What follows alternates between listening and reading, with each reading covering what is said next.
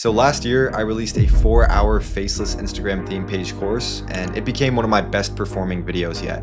It's helped thousands of people start or scale their own profitable Instagram business without having to show their face online or spend a single penny on ads. But since that course was released, a lot has changed. What worked last year isn't necessarily what works best today. There's new and improved ways to create viral content, more monetization opportunities, and updated AI tools which have made all this a lot more effective and efficient. And that's why I've decided to put together and release a brand new, up-to-date course which goes into even more depth than the last one. I'm giving you essentially everything you need to thrive in this booming creator economy, which is only getting bigger and bigger as time goes on. And I'm not just saying this, I'm speaking from my own experience. In the last year alone, I've grown over 2 million followers across my network of faceless Instagram pages, made multiple six figures, built an amazing team which handles most of the work for me, and built an inner circle of over 100 active members scaling their theme pages, all at the age of 22 years old. Look, Instagram has over 3 billion active users and 98% of them are just consumers. That leaves the 2%, the creators, so much opportunity to capitalize off this gap and supply the demand. And doing this is exactly how I went from working at an ice cream shop 3 years ago as a broke college student with no direction to building my own six-figure theme page empire, which allows me to work for myself, have complete time, location, and financial freedom, travel the world, give back to my loved ones, and overall live life to the absolute fullest. And just to be crystal clear, in this course, there's no fluff and no BS like all the other videos out there. It's very direct and very straight to the point. As you go through it, you're gonna learn everything from the basics like picking a profitable niche, to mastering the Instagram algorithm, to creating content that allows you to go viral consistently and predictably, to the most effective ways to monetize your page, and even how to automate and scale it. And also throughout this video, I'll be giving you everything that I'm actually using today, like the best websites and AI tools to use, AI prompts, growth strategies, the best monetization methods, and more, so you have the highest chance of becoming successful with what I'm about to show you. And I'm so excited this is finally live because I know it will genuinely help you out a ton with everything that I'm about to show you throughout this video, the same way it's helped me.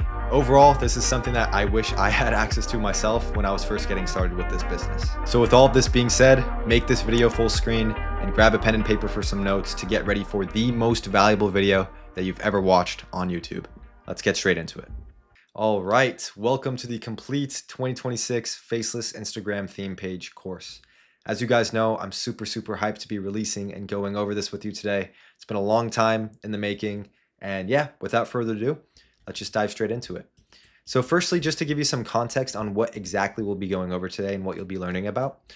First up, module 1 is my story and my journey. This is just going over the different milestones that I hit along the way, what that looked like for me personally on my journey.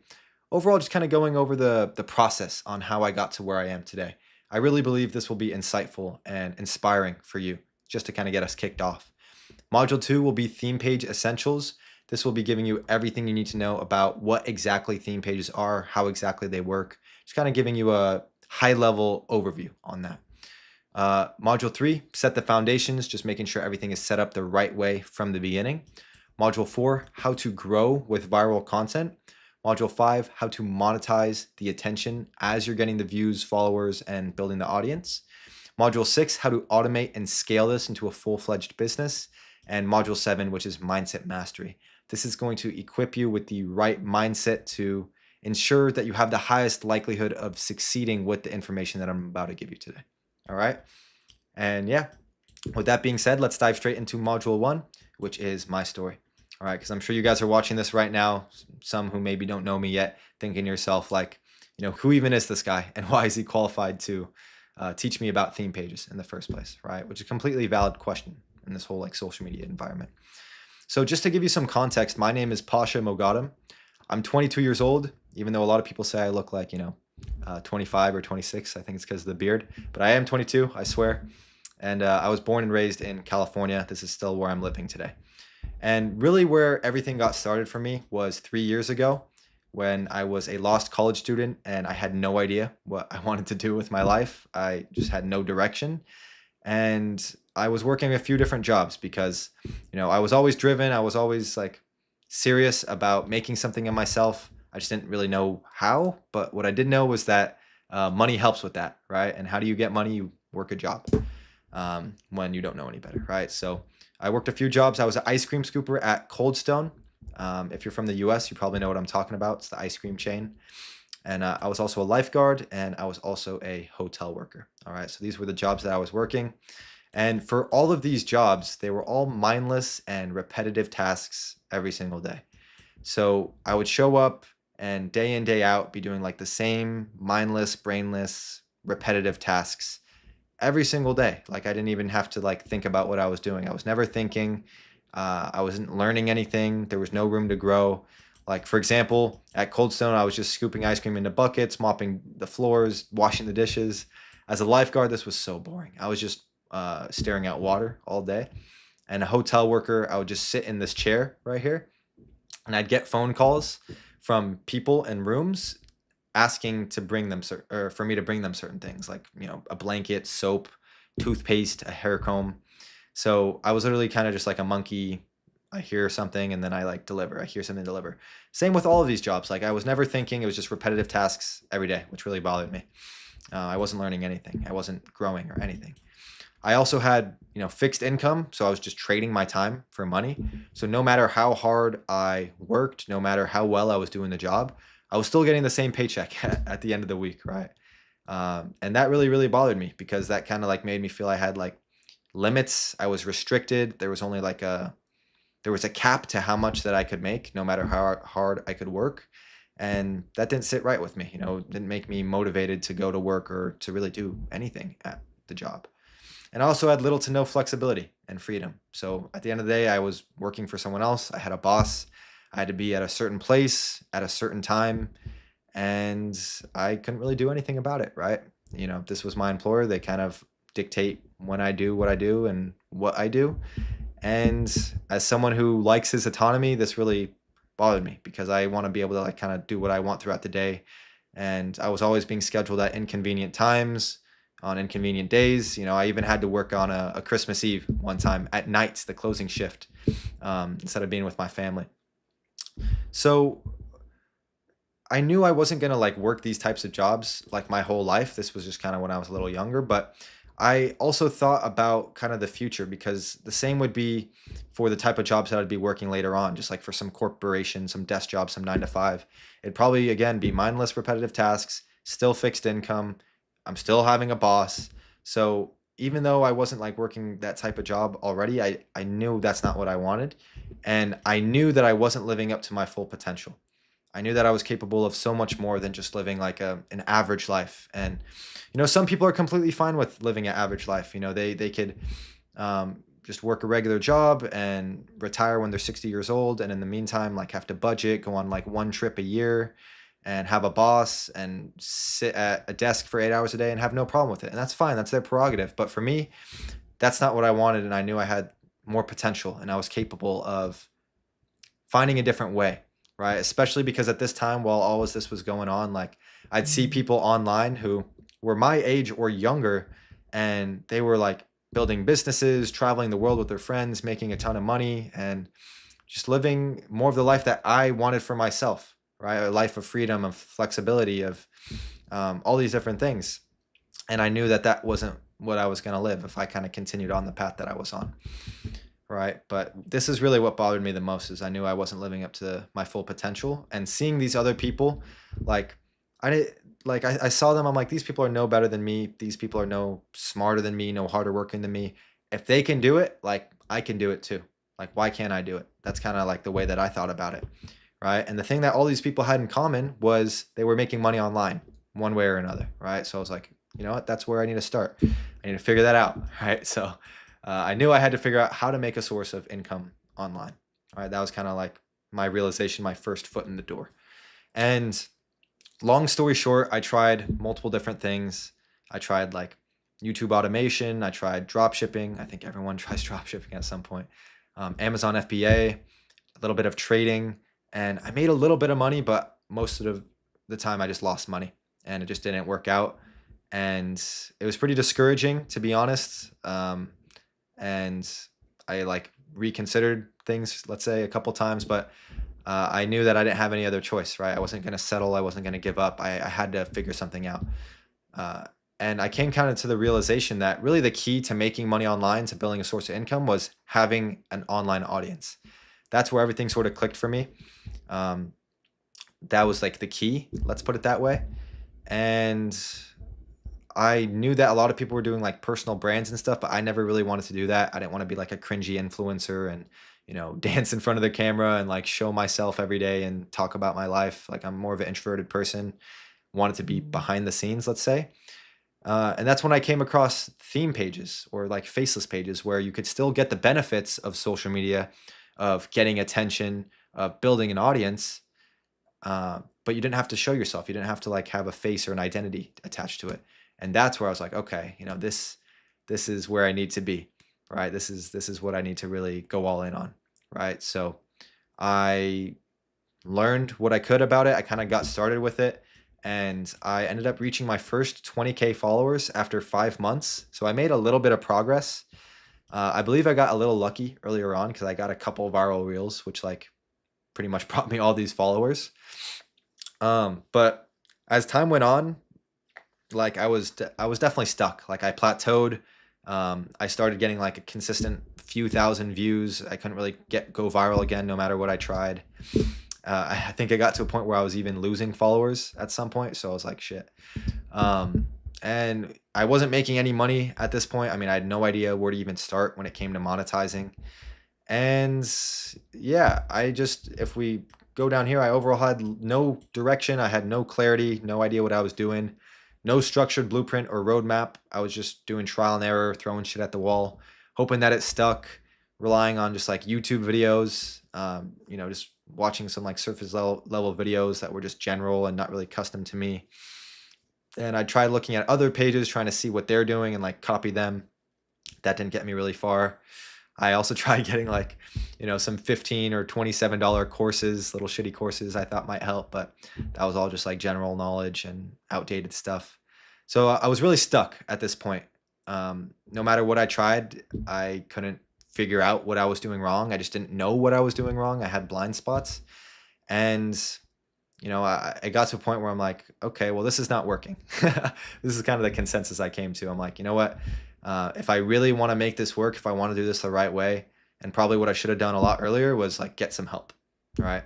So I didn't have to waste any more time trying to do this trial and error, which clearly wasn't working for me up to this point, right? So I seeked out some help, and this is when I decided to invest most of my money into my first mentor. So it was 2,500 pounds, which is like $3,300. And at the time I was like 19, maybe 18 and a half. And I had saved up like between 4 to 5,000 from the different jobs that I was working. So this was literally more than half of my money. So it was definitely a huge step. I was nervous. I was scared.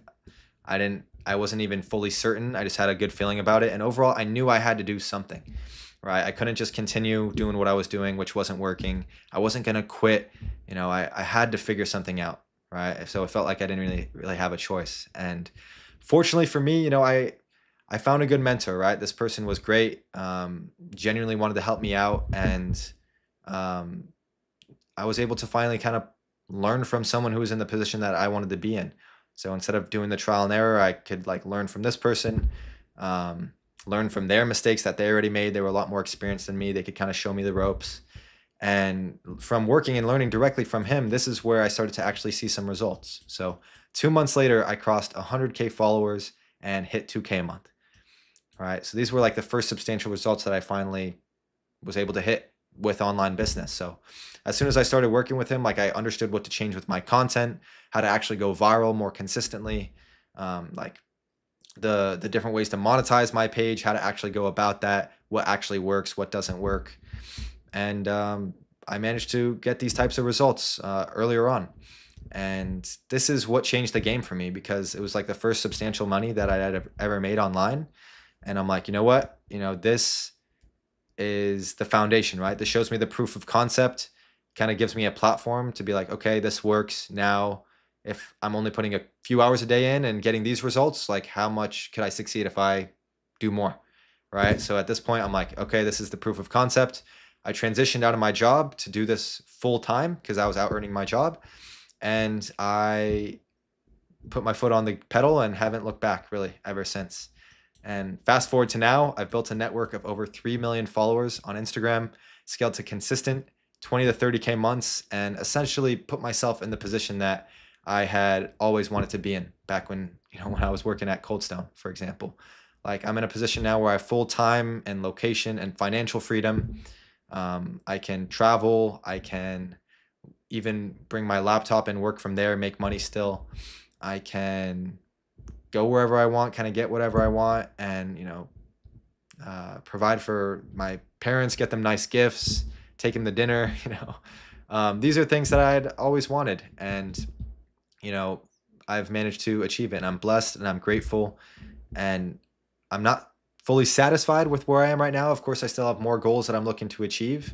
Although it's nice knowing that you set your mind to something and you achieved it, right? And I don't say this to say, oh, look at me, I'm so much better than you. Like, that's not why I'm saying this. I say it to hopefully inspire you, to show you what's possible, because I started probably not too different than you on the other side of the screen, just like trying to figure it out, watching different tutorials.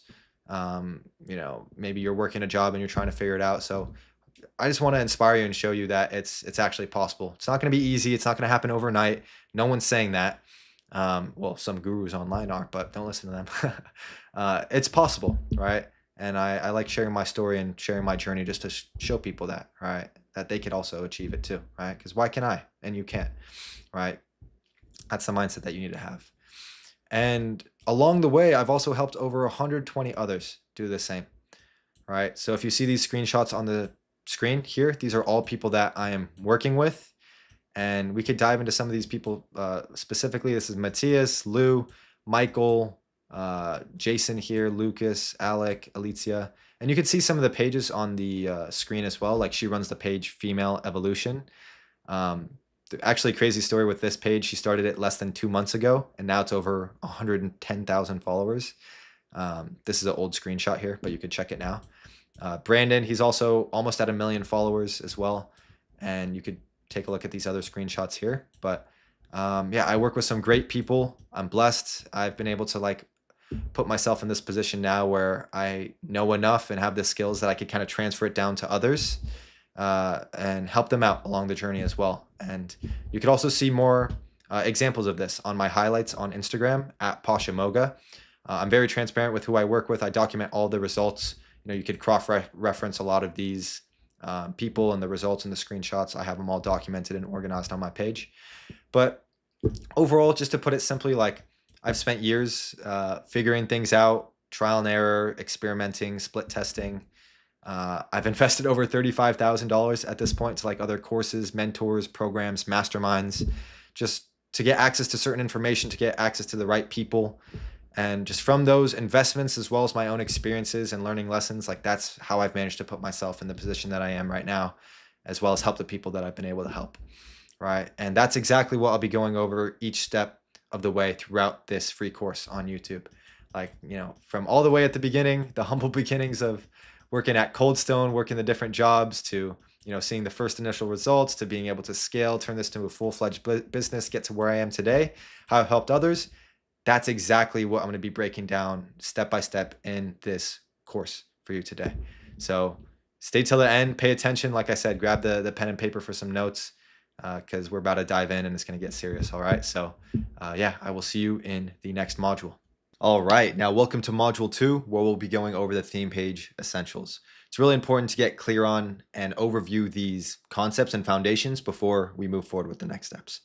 All right, so first and foremost, what exactly are faceless Instagram theme pages? Some of you watching may already know or have a good idea. Others may not. Regardless, it's super important to get clear on this. So theme pages are essentially pages on Instagram where the owner doesn't show their face or reveal their identity at all. It's completely anonymous. What these pages do is they focus entirely on a specific theme or topic or niche, right? And these could be any types of topics. It could be anything related to health, fitness, business, entrepreneurship, stoicism, mindset. There's all these different types of niches or topics, which we're going to go over in a little bit more detail in the next module. So some of these that you could see on the screen here, this is wealth. This is one of the most prominent theme pages on Instagram. And you could see in the bio, it's very descriptive of what the page is about. the leading source of all things business, tech, and news. So anything to do with wealth, money, business, you could see from these pinned posts here. Netflix wins bid war about Warner Bros. Richest people who have ever lived, the most expensive things humans have created. So anything that has to do with like money or wealth or news or updates or business or tech, this is the page for that, right? So that's kind of like the topic or theme that this page revolves around, right? This one here, ChatGPT tricks. So this is all about AI and more specifically like with ChatGPT, OpenAI. So all the content, whether it's like posts, reels, any type of content coming from this page revolves around this topic. And then this one's also a different type of AI page, right? Which posts anything that has to do with AI, right? And not ChatGPT focused, but just AI focused, a bit more broad. And yeah, for all of these pages, nobody knows who the owner is and it's completely anonymous.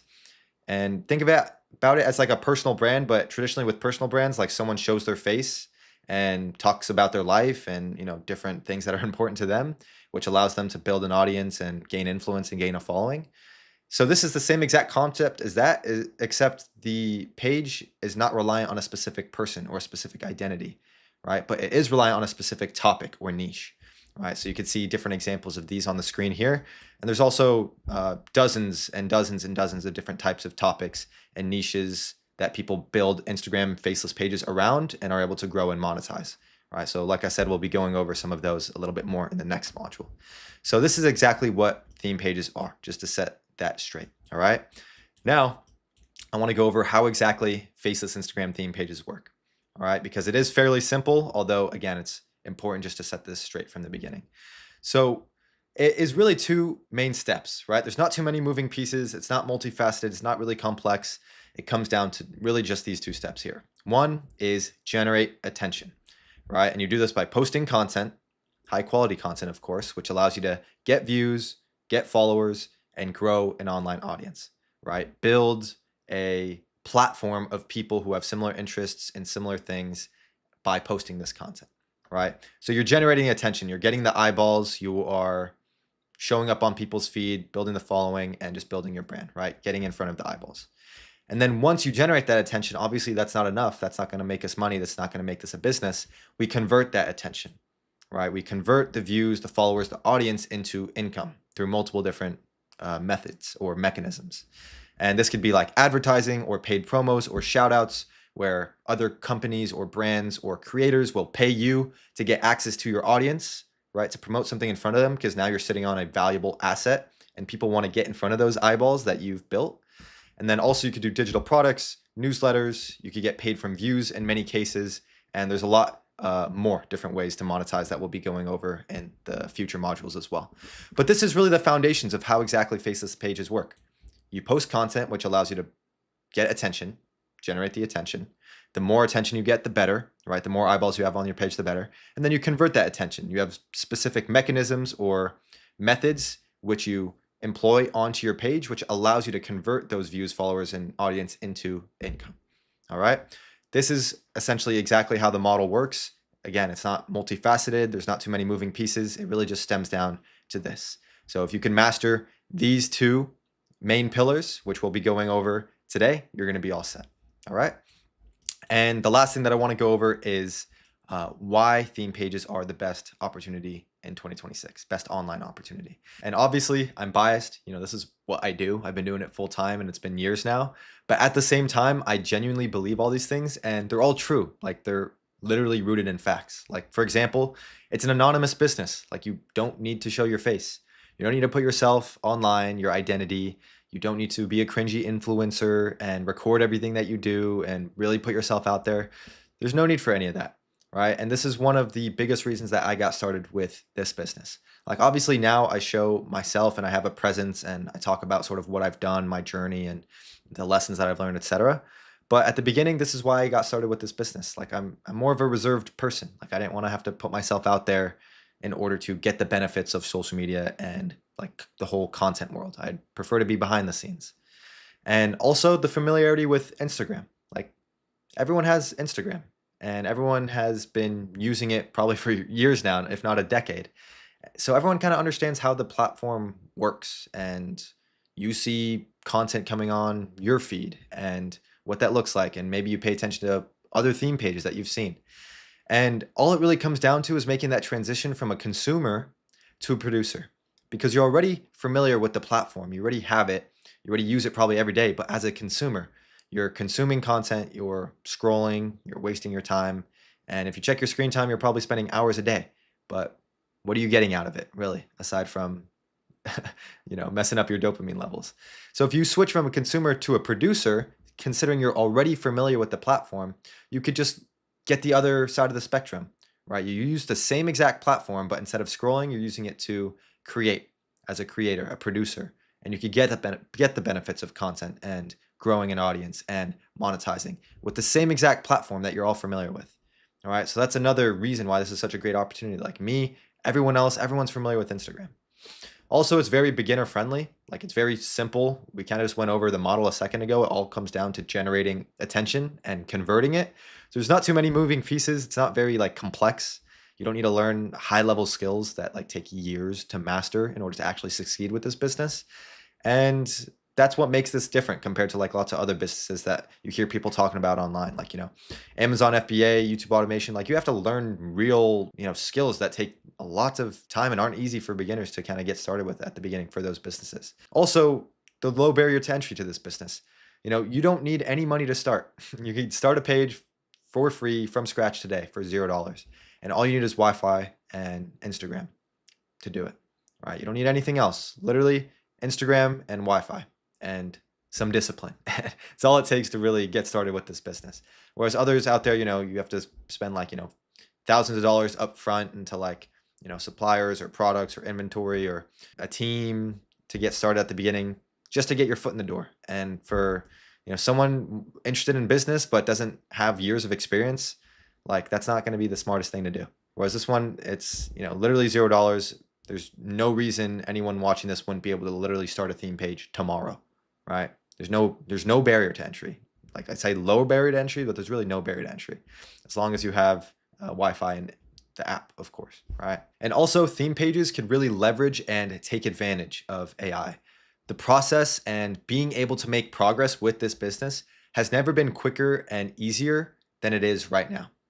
Now, I'm not saying that this is going to be super quick and super easy and no challenges at all, and it's going to happen overnight and that this is a get rich quick scheme. That is not what I'm saying. But what I am saying, which is true, is that this process has never been quicker and easier than it is right now.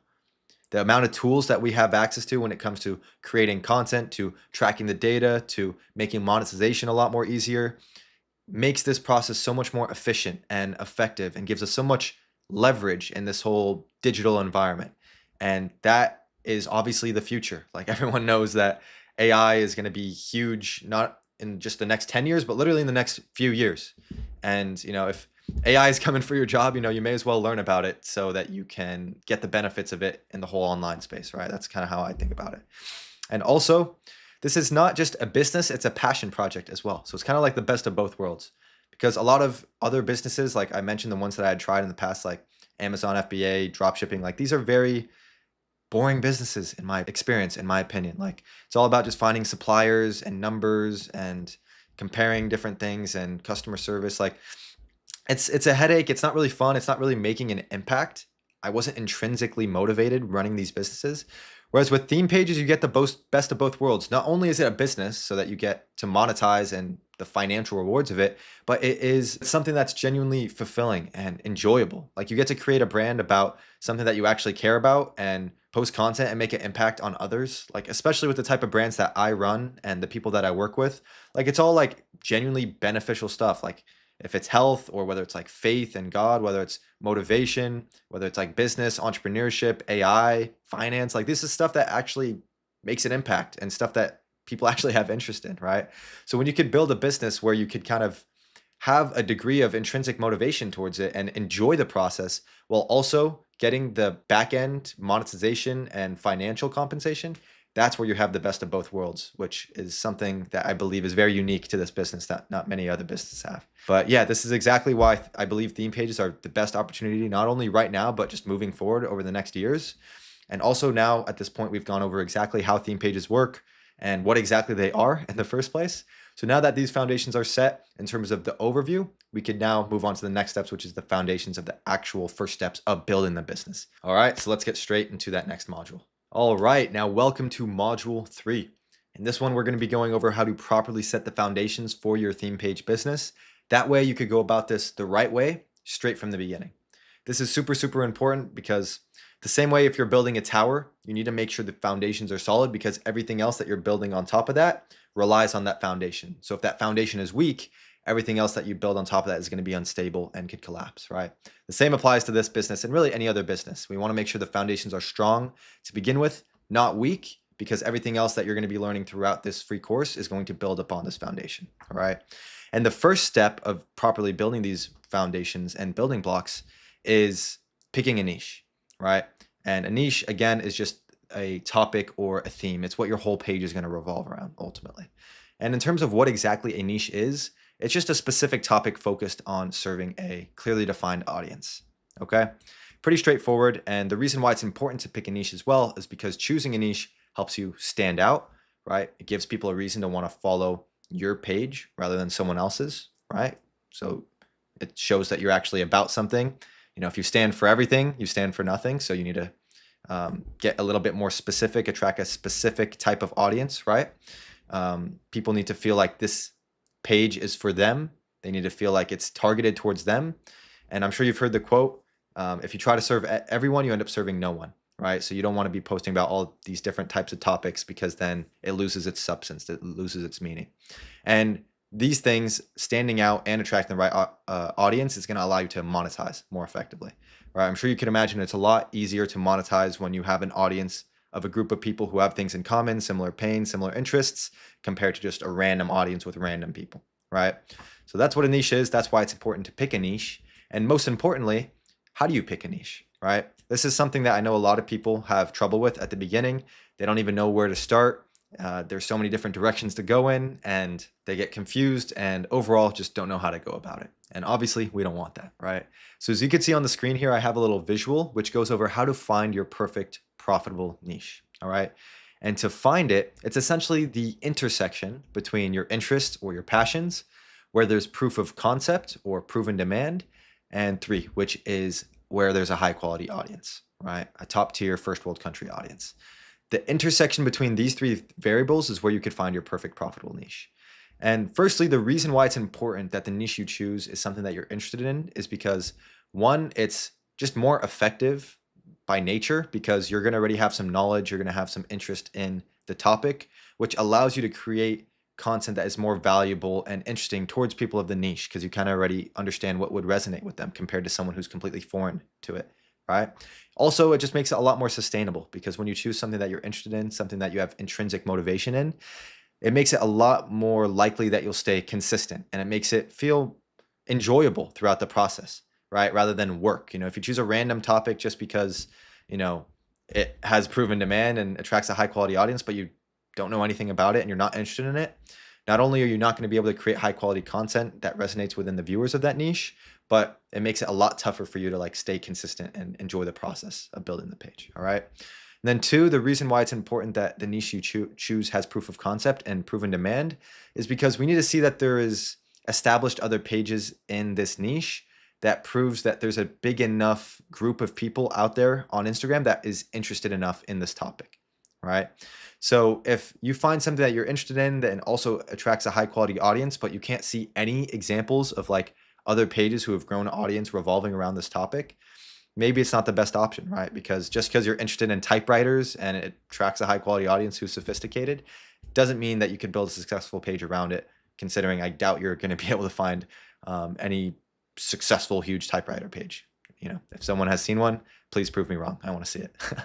And then 3, the audience quality. This is super, super important because if you pick something that you're interested in and also see that there's other pages who have proven that this works and that there's demand, but it attracts a low quality audience, people from maybe third world countries or people who are just more interested in being entertained rather than educated or learning anything, then it is not the end of the world. It just minimizes the monetization opportunities that you could get. So there's just less overall that you can do with it. All right.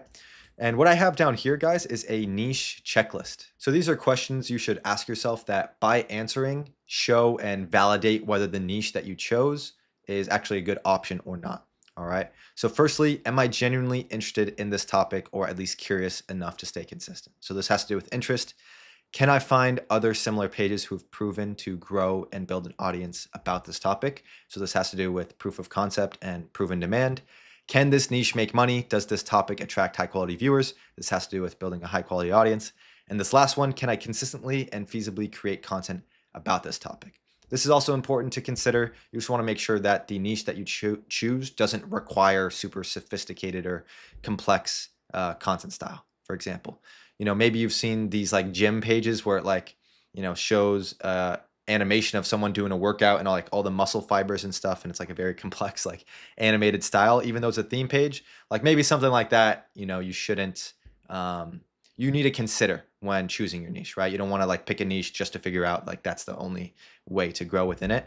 But keep in mind, most niches, you're not going to have to worry about that. Most content styles are actually very, very simple and easy to recreate, but just something to keep in mind. All right. And if you can check each of these off, you are good to go. All right. So you want to make sure that each of these are checked off because these have to do with the 3 variables that we discussed earlier when it comes to picking your perfect profitable niche. All right. Something that is really important as well that I want to go over before we move on is the difference between entertainment focused niches, which attract low quality, low intent audience versus value focused niches, which attract high quality or high intent audience. All right. So for example, some examples of entertainment focused niches are like memes or pranks or car crashes, catching predators. I'm sure you guys have seen those pages, etc. Like pages like this, even though, for example, you might be interested in it or it has proof of concept, proven demand, there's people clearly interested in it as well. It doesn't attract the right audience, right? You're just going to attract like no specific audience. It could be from like 13-year-olds all the way to like 80-year-old grandmas. And they just want to be entertained and they don't have any intent to like learn. They're just low intent audience. You don't want to build any audience like that. Like I said, you could still technically build these pages and there might be some opportunities for you to monetize still, but it's just going to be a lot less compared to the opportunities that you'll get if you build a value focused niche. All right. And a lot of people always ask me like, what niche that I suggest to them. And I don't like just giving people specific niches, even though I'm happy to give suggestions. I want you guys to go through this process and this framework of picking your profitable niche, right? Really thinking it through. But some examples of value focused niches are like finance, investing, AI, business, stoicism, fitness, health, mindset, faith, etc. So these are all niches that have proof of concept. They have proven demand. They attract a high quality audience. The only thing left is you just want to make sure that you're actually interested in said topic, right? So that is exactly how you can pick your perfect profitable niche.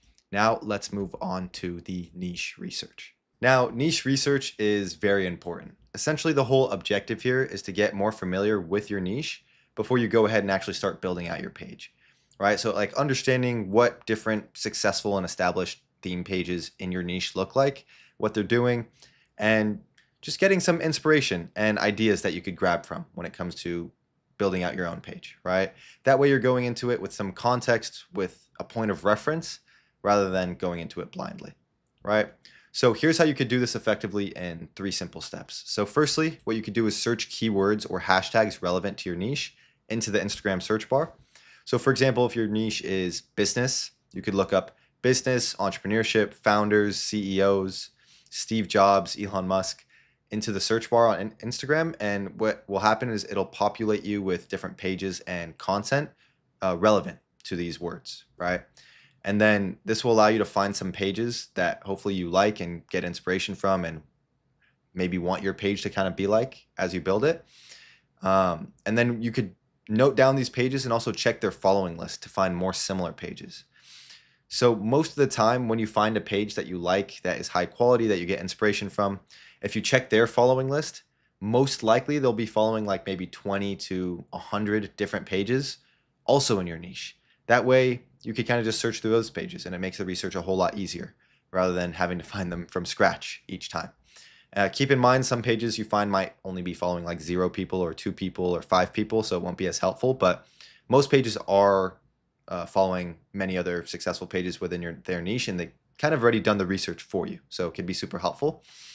And then also keep in mind, over time, Instagram will understand your interests and present you similar content in your feed later down the line, right? This makes the whole research process a whole lot easier. That way, all you have to do is go into your Reels feed or your Explore feed, and you're going to see other pages in your niche, just like that, right? So once you find these pages, what I suggest you do is create 3 separate lists and note down the pages that you find into first a list of small pages, 10 to 100K followers, medium pages, 100 to 500K followers, and big pages, which is 500K plus followers. So organize them into these different categories of sizes. And then what I suggest you do after that, the most important part here, is check stats of each page on socialblade.com. This is a free website, a free tool, which essentially how it works is you could just type in the username of any Instagram page and it will show you the statistics of it. It'll show you just the most simple stuff, like how many followers they're gaining per day, how many they gained over the last 14 days, the last month, how many times they're posting per day, just any other helpful information that you can take so that you can filter out the dead pages, right? So if there's pages that you find that are like losing followers or they're like barely growing, you might want to just like filter those ones out. You don't want to be keeping your eye on them. It won't be helpful. And just reorganize this list to make the fastest growing pages at the top, right? So that you could take all the different pages that you found through your research, organize them into these lists. And then once you do that, you could also organize them from the fastest growing to the slowest. And those ones that are in like, the top 10 of the fastest growing, those are the ones that I suggest you keep your eye on the most, because obviously they're doing something right and you could take some inspiration from that, which can help you build out your own page. All right. And also what I suggest you do is once you have this, list of top pages, fastest growing ones, analyze them, right? Because like I said, they're doing something right and there's something that you could learn from them. So just take a look. What's their username? What's their logo? What's their bio? Like, what's their color scheme? Is it like a black and white color scheme? Is it like black and a different color? Is it, just pay attention. Like what colors is it? What does their branding look like? What kind of positioning do they have? What type of content they're posting, how often they're posting, what their captions look like, etc. Overall, just kind of evaluate and analyze these pages. It's going to be super helpful when it comes to building out your own page. That way you're kind of educated going into it. You have an idea of what works, what the biggest pages are doing. Again, that way you're not going into it blindly. All right. And I'm going to emphasize this really quick right here. Do not skip this phase. I know some people do because, they may think of it as like boring or taking extra time and, just unnecessary research, but that's not the case at all. This is actually a foundational step here, right? This is going to really set the foundations the right way so that when you do go ahead and build out your page, you know what you're doing and you have an idea of what other successful pages look like rather than going into it blindly, right? So don't skip this step. It's important, okay? Now, let's move on to profile optimization here, okay? And really the main objective is to maximize follower conversion rate, okay? So think of your Instagram profile as, this is the analogy I like to use, like an Amazon sales page, right? When you click on an Amazon sales page, a company has listed that, and their whole goal is to convert as many viewers of that product into buyers as possible, right? And your goal as a theme page is very similar, but it's to convert as many viewers of your profile into followers as possible, right? So if you think about how Amazon does this, like they have their product images, they have the name of the product, they have a description of the product, the customer reviews, etc. These are all different elements that are supposed to be there to persuade you to go ahead and buy the product, or try and persuade you as much as possible to buy the product. Whereas with your theme page, you are working with different elements here to convince and persuade the viewer to follow your page, right? To actually want to be a part of whatever you're building. And these 4 elements are the username, the logo, the bio, and the SEO name. And if you see SEO name and you don't know what that means, hang in there. It's very simple. You'll see what I mean in a second. But these are the 4 elements that you're working with. So you want to optimize each of these as much as possible. That way you convert as many viewers of your profile into followers as possible. Because if you don't have an optimized profile and like your username doesn't look as good as it could be, your logo isn't as professional as it could be, your bio is, not doing what it's supposed to do, then people will be clicking on your profile and you'll be losing out on these followers, right? And we don't want that, right? We want to convert as many as possible. So yeah, let's dive straight into the first element here, which is the username. So here are some rules of thumb to keep in mind. So ideally you want the username to be short and sweet. You want it to be easy to remember. You ideally want to avoid any periods or underscores or numbers, and also aim to avoid any grammatical errors, right? You just want a clean, high quality, original username without, any extra stuff or grammatical errors, any of that, right? And you want it to be memorable, okay? In an ideal world, you can follow these rules here. In reality, it is not going to be the end of the world if you can't follow each and every one of these rules. Like if you have to make the name a little longer, if you have to add a dot in there. There's plenty of successful pages who have grown an audience and have done well by making a name or having a name like that. But just ideally aim to avoid it, right? See if you can. Okay. Now, I also want to go over a professional username format that can kind of get you some ideas and get the ball rolling for you when it comes to creating or landing on a available high quality username, right? And the format or the formula is just as simple as 2 keywords, okay? So the first keyword, you want it to be relevant to your niche. So if we're sticking with the business niche, some examples are like entrepreneur, business, CEO, founder, capital, scale, owner, visionary, etc. You could also just get some synonyms of these words here to find other similar words to get more creative. And then the second keyword could be a noun or an adjective which aligns with your brand. So for example, network, collective, empire, mogul, elite, edge, lab, club, society, nation, hub, kingdom, etc. And then again, you could find more synonyms if needed. And what you'll aim to do is combine them together to see what looks or sounds good, right? So, entrepreneur collective or business kingdom or scale nation or visionary society. Like just plug and play with the 2 keywords and see what sticks, right? See what looks good. And also keep in mind, most names that you try at first aren't going to be available. Most of the ones that people think of off the top of their head, someone has already thought of that, but be patient and keep trying until you find available options. And I assure you, I've built enough pages myself and have worked with enough people to know that there's always great available usernames still out there. No matter what niche that you choose, as long as you're patient, as long as you try to get a little bit creative and you keep kind of testing and plugging and playing and seeing what's available, you will be able to land on a good one. I assure you that. All right. And also what we could do is we could utilize and leverage AI to do the thinking for us, right? That way we don't have to waste time brainstorming too long for this step here, right? So what you could do is use this prompt that I have on the screen. I'm building a premium faceless Instagram theme page in the blank niche. And then I'm not going to read the rest off here, but it just gives it some of the rules that I discussed earlier. You could also kind of tell it to, what sort of tone that you're looking for, what else you're looking for. You could just continue prompting it and see what it gives you, right? And if you want access to this prompt, that way you could just simply copy and paste it. Follow me at Pashamoga on Instagram and just DM me the word GPT and I'll send it to you. That way you could just copy and paste it. All right. And then when you use this, keep in mind, obviously the first batch that it gives you, maybe those aren't going to be the best. Maybe those are great, but they're not available.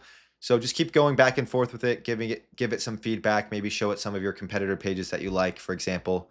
And I assure you, like I said, you're going to be able to find a good available one in no time. All right. Now, also just to give you some examples of good usernames and bad usernames, good ones would look something like this: natural circle, Nero globe, female evolution.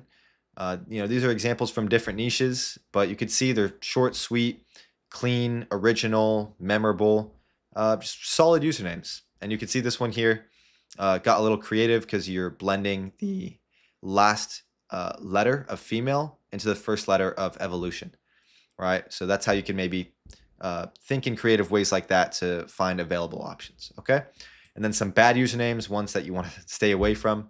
Don't want yours looking anything like these: healthy underscore mind underscore 2.0, discipline.master1, the motivation hub 627. Like you could see all of these, they just don't give off that professional, high quality aesthetic or vibe to the page. And we don't want our viewers to have that sort of perception of our page, right? We want to be a high quality professional brand. So that's why you want to avoid like the underscores and the numbers, etc., or keeping it or having it too long like this. So the last thing that I want to go over regarding usernames is the proper way to check username availability.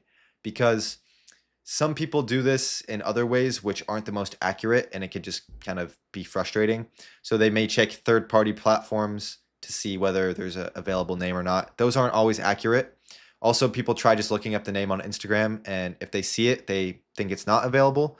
Whereas if they don't see it, they think it is available. But that's not always the case for many other reasons. So here's the right way to do it, right? Save you some headache. So just click the name at the top of your profile, then click Add Instagram Account, then click Create New Account, and then type in the username that you ideally want. And if it's red, it means it's not available. It's already taken. Whereas if it's green, that means it is available, right? And then you can just go ahead and create the page from there. So this is the proper way to check it, the most effective way, rather than the other ways. Okay, so keep testing. You're probably gonna have to go back and forth a couple times to land on a green check mark here. But as soon as you do and you're happy with the username, go ahead, secure it, and we can move on to the next steps here, right? Which is actually gonna be step 2 of the profile optimization, which is the logo. And some more rules of thumb here: keep it clean and sleek, simplistic and minimalistic. Don't overcomplicate it, right? Super important. I see some people sometimes having super sophisticated and elaborate logos. They think that's what makes it better. That's not the case. The more simplistic, the better. Just like a simple, bold, small, simple logo. All right. And just to get you started on this as well, get the wheels turning for you, here are some professional logo formats. So the most common ones, the ones that you'll probably see when doing your niche research as well. So first is the simple symbol or icon, right? Some examples of this is like this. For Motivation Society, it's just like an M and an S in like a little icon format. And then Entrepreneur Archived, these are just literally letters of the brand, right? E and A, just put next to each other as a little glow effect on a colored background. Very simple, right? So this is just a symbol or icon type logo style. You could also do the username as text logo style. So some examples of this is like Business AI right here, where it's literally just the text, and then at the end there's like this little background behind the AI. And then this one, Millionaire Guide, millionaire up top, and then guide a little bigger under with a color. It's just as simple as the username. So that's another proven format. And then lastly, you could do both. So you could have a icon / symbol and the username together as the logo, right? So this is Female Evolution again right here, with like this little icon here with the text written out, and then Natural Circle, where it's like the text written out as the username, and then another icon or symbol to go along with the brand. All right, so these are 3 reliable, proven logo formats that you could get some inspiration from. All right. Now, something that's also important to keep in mind is color psychology. So what you could do is reference this little chart here, because colors subconsciously stimulate different feelings and emotions within people, which is kind of interesting. Like for example, blue is trust. That's why like all the financial type of platforms and social medias are blue. Like Stripe is blue, PayPal is blue, Facebook is blue, LinkedIn is blue. These are things that elicit trusts and security within the customer, right? So it's very interesting. I suggest taking a look at this when deciding kind of like your brand colors and what colors to include in your logo, for example, just to kind of make sure it all aligns and makes sense with the type of page that you're trying to build and the niche that you're going to be in. Okay. Outside of that, in terms of actually creating the logo, you could use Canva. It's a free tool. I'm sure a lot of you guys are already familiar with it. And they have templates that you can kind of work off of, which are very helpful to create a high quality logo. And also you could use AI, of course, all reliable, right? And then there's another prompt here that you could use and kind of just adjust it to your liking. I'm going to zoom out here so you could take a screenshot if you'd like. But AI is very, very, very good actually of creating logos, especially if you prompt it the right way. And it's very time efficient as well, right? That way we don't have to waste any time. So this is a good starting point. The same with the username. Maybe it's not perfect straight up off the bat and you have to like, give it some more context and tips, and it'll just give you some more examples, and just keep going back and forth until it gives you something that you're perfectly satisfied with. All right. And now I'm also going to go over a quick tutorial showing you both of these ways with Canva and ChatGPT. So let's get into it. All right, what's going on, guys? I'm going to show you how quick and easy it is to cook up a high quality logo with AI in literally just a few minutes. All right, so you can see I've got ChatGPT opened. I went ahead and copy and pasted that prompt into ChatGPT and pressed enter.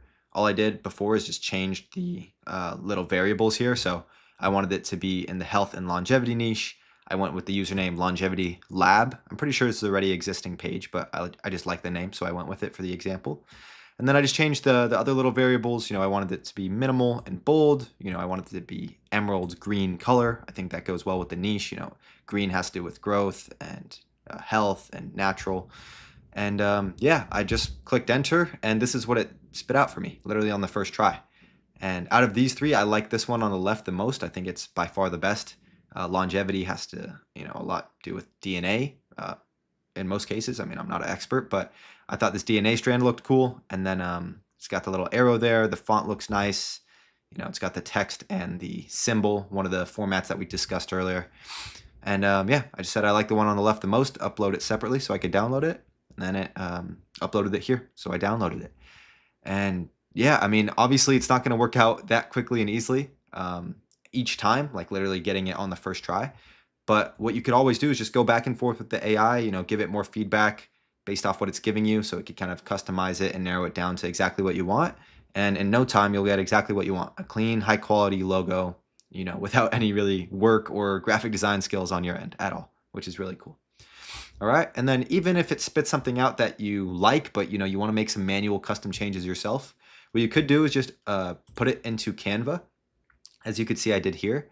And let's just say, for example, you want to make like a little change, such as the color, for example. You could go up to color, and maybe change the color, make it something like a little brighter, something that pops up against the black background a bit easier. And yeah, you could just kind of play around with it and see what you like the most. But that's another way you could make it even more custom towards your own liking with some manual changes, is starting off with AI. Maybe it gives you exactly what you want, great. Or maybe it gives you really close to what you want, and then you could just go into Canva, finish off the job. But also, if you guys want another way to do it outside of just AI and making changes, you could just do it from Canva directly. You could just click on create a project, and then you could just type in like logo, for example. Let's just go with that. And then let's see, it's going to give you a blank template here, and let's just go health. Let's see what template it gives us. And then you could just scroll. You could see what options, it gives you a bunch of like little templates here that you could work off of. And it's just a good starting point, right? Because obviously if you don't have graphic design skills, it's hard to have a starting point. But let's just say you like this one. You could just click and change all the variables yourself. So let's just say we want to go with Longevity Lab. Maybe this looks a little small. You want to make it bigger, something like that. And also maybe the color, you don't like this other color. You want to make it something like this. And yeah, as simple as that. You could download that, or you can, change the background, for example. If you go with the black background, maybe you want to make this one a little bit lighter, like this. And then boom, you've got another high quality logo in literally just a couple minutes. So that's another way to do it as well. Maybe you could try both, come up with like a few different drafts or samples and see which one you like the best from there. But yeah, guys, just wanted to demonstrate how easy it is and how quickly you could come up with a high quality logo for your theme page. And yeah, that's about it. Give it a try, and I wish you best of luck. Okay, so now that you know how to create a high quality logo with AI or Canva very quickly, I just want to quickly go over a couple different good examples of logos and bad examples before we move on. So these are good ones here. These are all just the simple icon/symbol type logos. Just very simplistic, minimalistic, not overcomplicating it like I mentioned earlier. So these are good examples to get inspiration from, whereas these ones, not so good. All right, so like this one, there's just too much going on. It just doesn't look professional. There's like, the letters here, and then there's two different icons, and then there's a white ring, and everything's very big. And this one here, it's just kind of small text here, and the blue little icon above it It's just not a bold type icon. It doesn't stand out. If you're looking at this logo from, a small little corner on your screen, which is where most people see your logo, you're not even going to really know what you're looking at. And this one right here, it just doesn't look good. The symbol is too big. It's got this like little line through the H, and it's kind of off-centered with the second circle here. Just not ideal. All right. Also too much going on. So here are some good examples to get inspiration from, and these are some bad ones to hopefully try to avoid. All right, now let's move on to the third variable of profile optimization, which is the bio. Now, the bio is a lot more important than most people realize. And if your bio isn't optimized, you're going to be missing out on a lot of followers that you could have had otherwise if it was optimized. All right, so here's how to optimize it. So you want to make sure it's clear and concise. So you don't want there to be anything that's unnecessary in there or like fluff or filler. Eliminate all of that. You want to make sure it's specific and targeted, so not generic. Typically 3 lines long. Include emojis or icons typically at the beginning of each line. I'll show you what that looks like in a second. Also, you could use a line or a little dot here to separate each line. And also make sure that each word begins with a capital letter. All right. Again, it's not the end of the world if you don't follow all these guidelines here. Like, for example, a capital letter one, or whether you use this or this. But you definitely, regardless, want to make sure it is clear and concise, specific and targeted, and typically 3 lines, especially if you're starting from scratch. Okay. And of course, we've got another AI prompt that you guys can use here.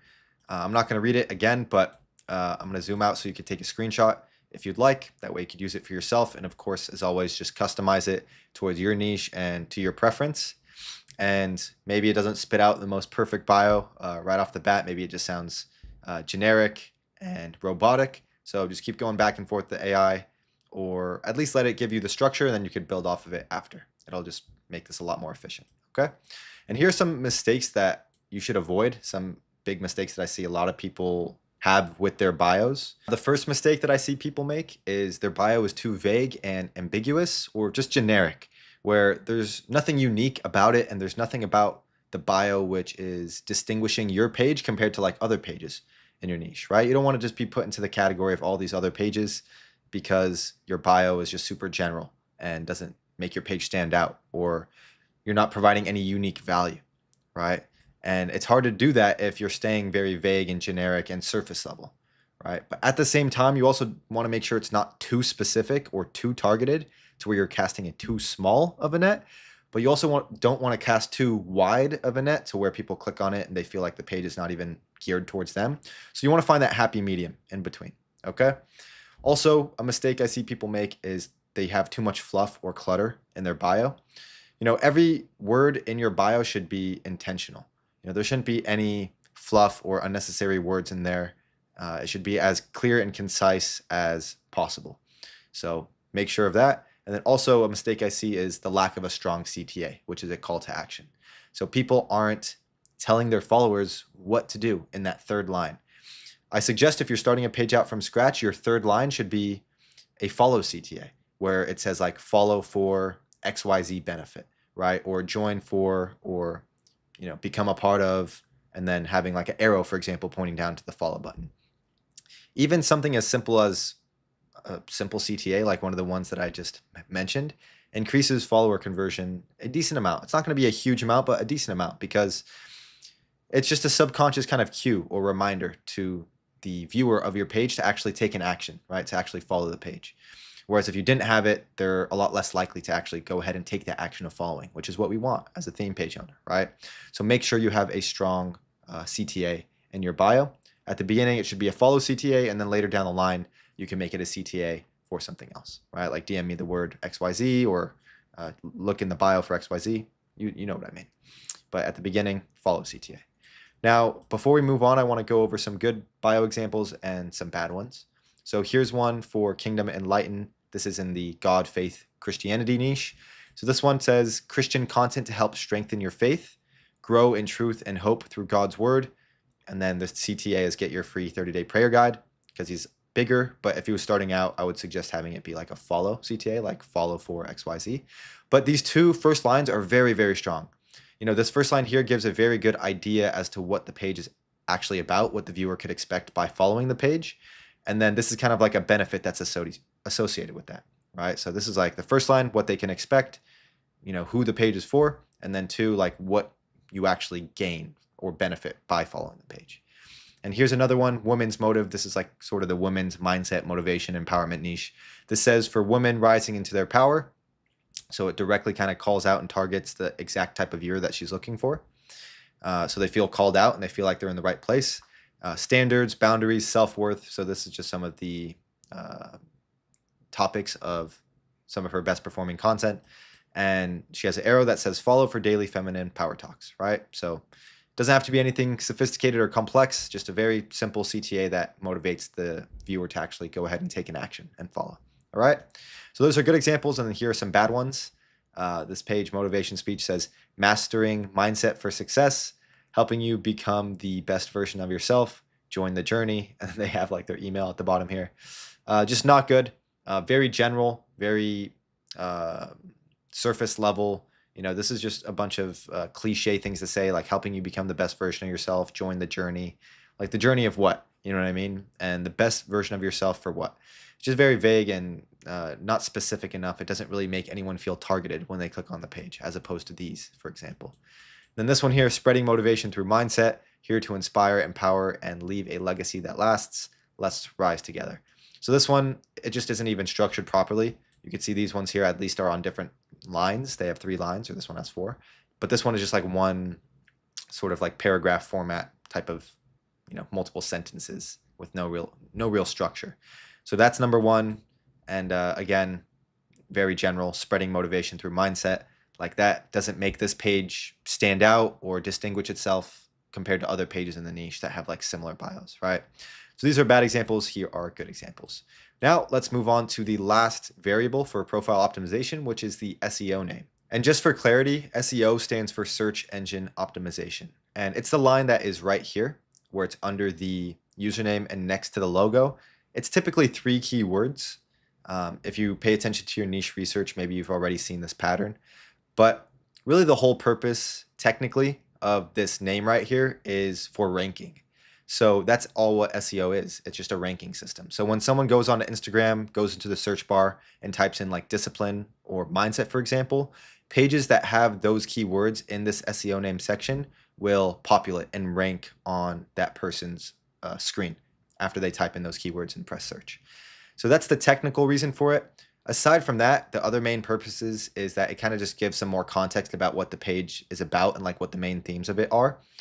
So this is like a motivation page, and here it just kind of clarifies that discipline, mindset, motivation, and then you have the bio kind of on top of that to give more clarity. And also, this is probably the least important of the 4 profile optimization variables that we've gone over, because most of the followers that you're going to gain and the biggest way people find your page is through the Reels feed anyways, right? Like from your content rather than people typing in search terms, right? So it could bring in some extra followers and give your viewers an idea of what they can expect about what your page is about and like what they'll see when following, but it's really not that important. But at the same time, you don't want to get it wrong. You want to get it right. So here are the main SEO name formats that you could get inspiration from. The first one is what I had suggested earlier, or what I mentioned, which is the 3 keywords. So this one's like a motivation page. So their keywords are inspiration, mindset, success. This is like a neuroscience page. So it says neuroscience, brain health, psychology. And just again, for context, if someone were to type in brain health or psychology or neuroscience in their search bar, maybe this page might pop up towards the top, for example. All right. Next up is the username plus 1 to 2 keywords format. So this is where you literally just kind of copy over your username first and then follow it by 2 more keywords, or 1 or 2 more that relate to your niche. So like this one here, or this one where it says mindset Bible, and then there's a line that says motivation. So this is another format. And then the third one is literally just the username. So you can see this page, 11 Stoic. The SEO name just says 11 Stoic and has like this little trademark copy and paste symbol. And then this one, Entrepreneur Archive, literally just has the name Entrepreneur Archived here.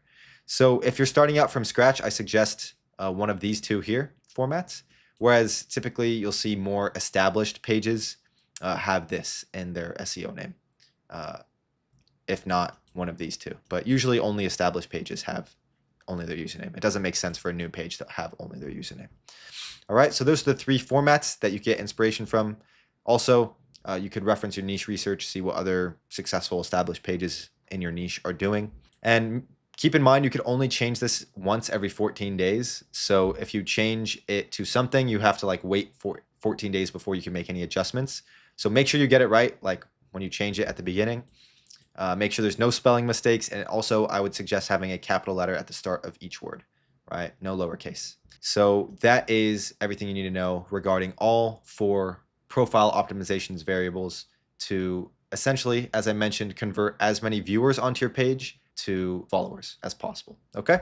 So now that we've gone over that, let's go over how to properly warm up your page. So at this point, you've picked your niche, you've done the research, you've created your page, branded it, optimized the different variables of your profile. And now it's important to make sure that you actually warm up the page properly and that you send positive signals and green flags to Instagram and the algorithm to get you prepared for the next steps.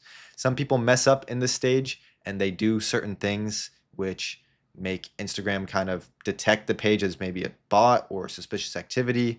And these are not things that you want to have happen to you in this stage, right? To get yourself ready for the next steps. So I'm just going to go over the key points just so you know what to be aware of and kind of what to do in this stage once you actually create the page and how to warm it up properly.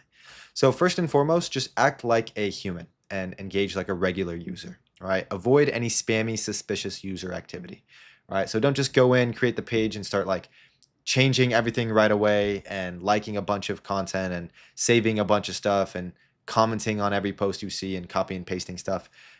This should be common sense. Just don't do that because Instagram might detect your page as like some sort of bot or spam activity. And we don't want that, right? We don't want that.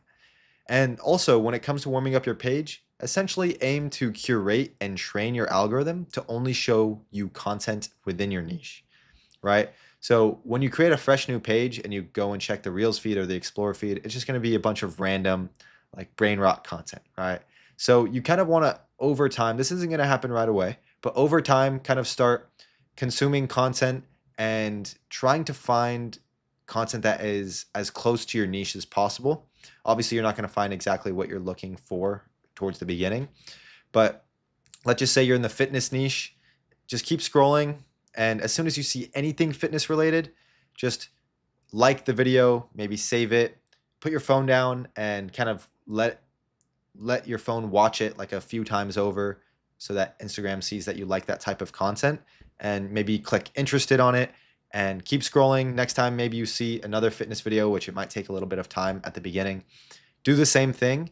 And what's going to happen over time is Instagram is going to get a better idea of like what your preferences are and what type of content you engage with, what type of content you want to see. And it will begin populating that type of content on your feed, right? So again, this is a process that doesn't happen overnight. It typically takes like a few days to a week to really get this down. But this serves 2 main purposes. So one, it gives Instagram a better idea, obviously, of your interests and what you like and what your preferences are. That way, when you begin posting, Instagram already kind of knows what you're interested in and will most likely share your content to a group of people who have similar interests as you, right? That way you could potentially get some initial traction or engagement off the bat once you make your first posts, right? So that's kind of one of the main purposes here. The second major purpose is it's going to make research a whole lot easier for content. We're going to go over this into a lot more depth later down the line. But once you populate and curate your algorithm to only show you content and successful viral pages in your niche, it just becomes very easy to dive deeper into the niche research, understand which pages are doing well, what content is doing well, and allows you to kind of see that every time you open your phone, like kind of on autopilot. That way you don't have to go out of your way each time and like struggle to find these things, okay? So those are the 2 main purposes, to create and train your algorithm. And then also just make sure to wait 1 to 2 days before posting. You don't want to create your page, change everything, and then start posting within like a couple hours. Not smart. That's just kind of unusual new account behavior from Instagram's perspective. So just log in, engage like a regular user, try and curate your feed to show you more content within your niche, and then just wait a couple days before you actually officially begin posting. Okay? So again, these things might be common sense to some of you, but also I see some people make mistakes and send red flags and bad signals to the Instagram and the algorithm beginning. So you want to avoid that. Just make sure that you follow these steps here and you'll be good to go. Okay. And then the last thing here is to optimize your settings. At this point, we've gone over how to optimize your profile. That way you could convert as many viewers to followers as possible. But now it's time to optimize the settings because there's a few different little toggles and configurations that you want to make sure are done the right way from the beginning, just to make sure everything's set up as like a proper theme page before we move on to the next steps. All right. So the first thing here is to switch to a creator account. All right. Because when you create a new page on Instagram, most likely it's going to be as a personal account. So you have to actually go and change it to a creator account yourself. And here's exactly how to do it. So first click on the 3 lines at the top of your profile, the little hamburger icon here. Then click account type and tools. Then click account type. And then you'll see this blue text right here. Click professional account. And then you'll see this little pop up. Click next. Then click switch to professional account. It's also going to ask you to choose one of these little categories here. It really doesn't matter what you choose because you could make sure it's not displayed on your profile anyways. All right. So click switch to professional account, then click creator account. All right. Not business account, but creator account. This is what you're going to want as a theme page. Okay. So that is how you switch from a personal to creator account. Very simple. Just follow this process. Now you also are going to want to make sure that you're uploading content at the highest possible quality onto Instagram. Again, this is very simple. Just click on the 3 lines at the top of the profile, then find media quality, then just make sure that this is toggled on. Upload at highest quality, just make sure it's toggled on, okay? That way when you're actually beginning to post content, it's uploading at like the highest resolution possible for Instagram, right? And the last step here is to turn on 2-factor authentication, okay? Just to make sure that your account is secure, it's protected, and that even if somehow someone got access to your login details, they can't actually compromise your account because you have this 2-factor authentication on, right? It's just good practice as a professional creator on Instagram. So you're going to want to click the 3 lines at the top of the profile again, find Accounts Center, then click 2-factor authentication, and then choose your preferred method. My preferred method is just an authentication app.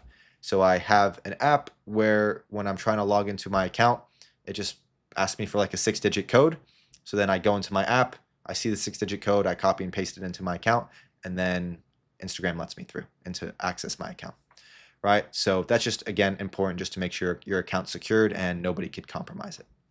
So yeah, that is everything that you guys are going to need to know regarding all the foundational steps for building your profitable Instagram theme page business from scratch. Now we're going to move on to the next module, which is going to be a lot more exciting and more geared towards growth and content. So yeah, I will see you guys there. All right, now welcome to module 4. This is going to be a big one.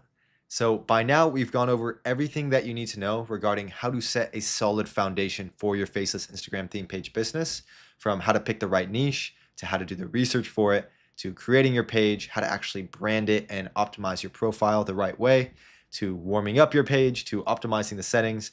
But now it's time to learn how to actually grow and go viral with content on your page, right? This is the stuff that's going to actually bring in the views, the followers, allow you to build an online audience and get in front of that attention, right? So super, super important.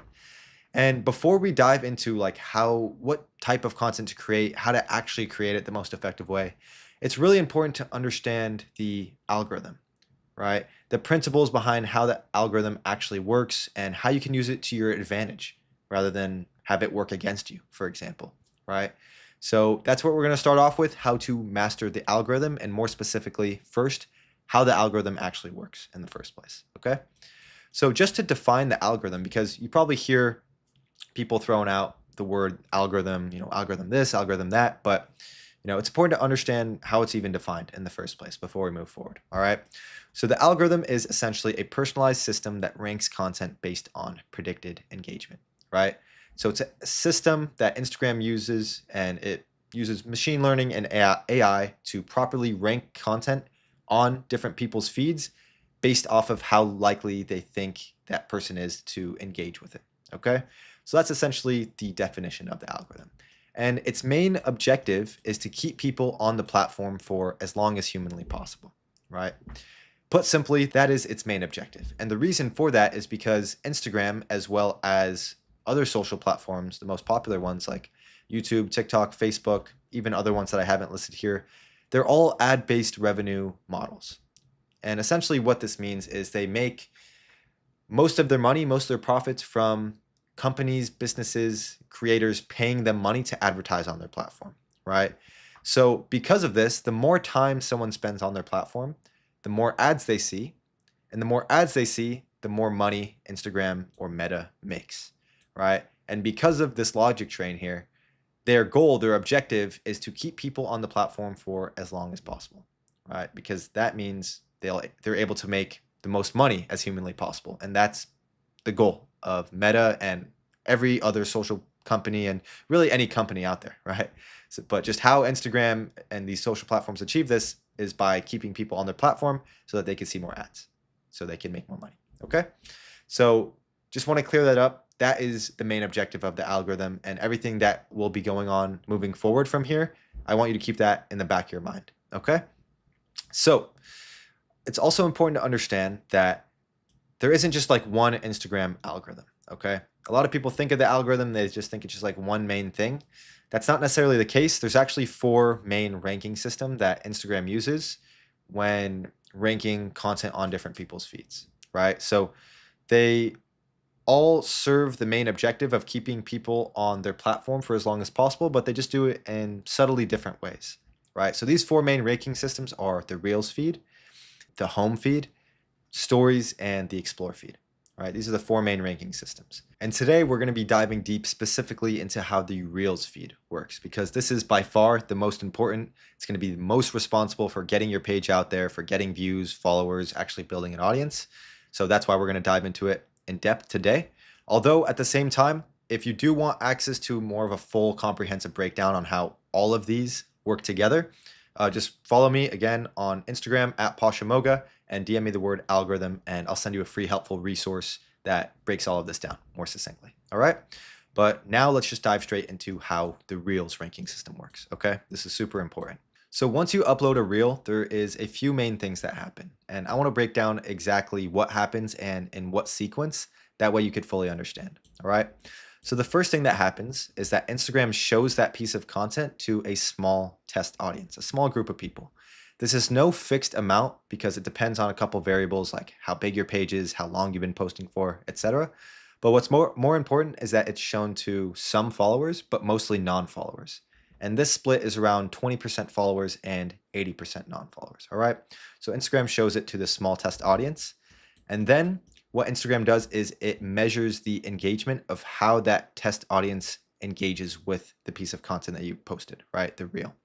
And what it looks at specifically when measuring the engagement is a few different tiers of metrics, right? Tier 1, which are the most important, is watch time. As we discussed earlier, it's the most important, keeping people on the platform. Completion rate, so people that actually, the percentage of people that finish the reel, watch it all the way through.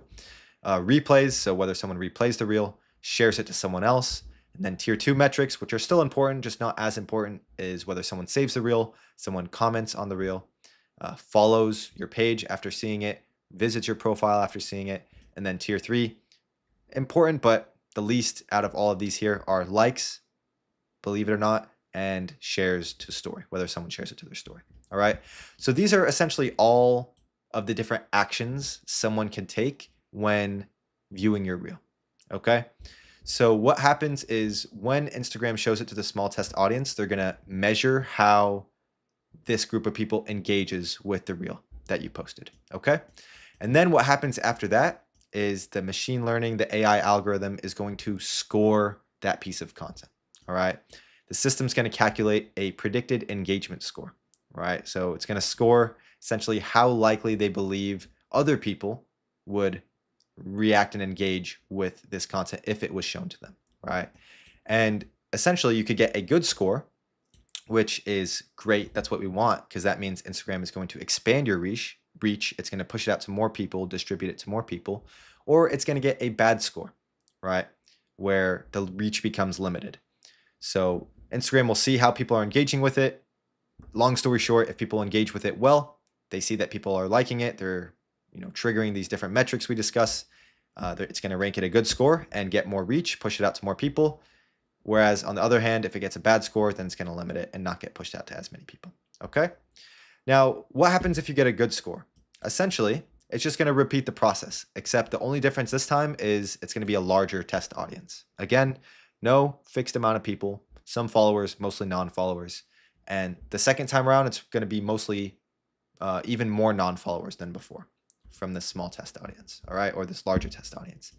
And then again, it's going to measure the engagement, see how people react and engage with the piece of content, this new audience. And then from there, it's going to score it. And if you get a good score, it's going to expand your reach. It's going to push it out even further. And if it gets a bad score, it's going to limit it and not get pushed out anymore. All right. And then again, if it gets a good score, it's literally just going to keep repeating this process over and over and over again. And that's how you see people get viral reels. It sort of compounds, right? It just keeps on, the algorithm keeps on pushing your content to more and more people as long as they see that the people they're showing it to are engaging with it and are actually watching it and are sharing it, etc. Right? And then as soon as it sees the score start to fall down and not go as high, then it's going to limit your reach. Okay? So that's essentially the sequence of events of what happens when you post a reel. Okay? Now, the whole idea here is that every reel must earn the next batch of views, right? Because Instagram is going to give your content a chance. It's going to show it to a group of people.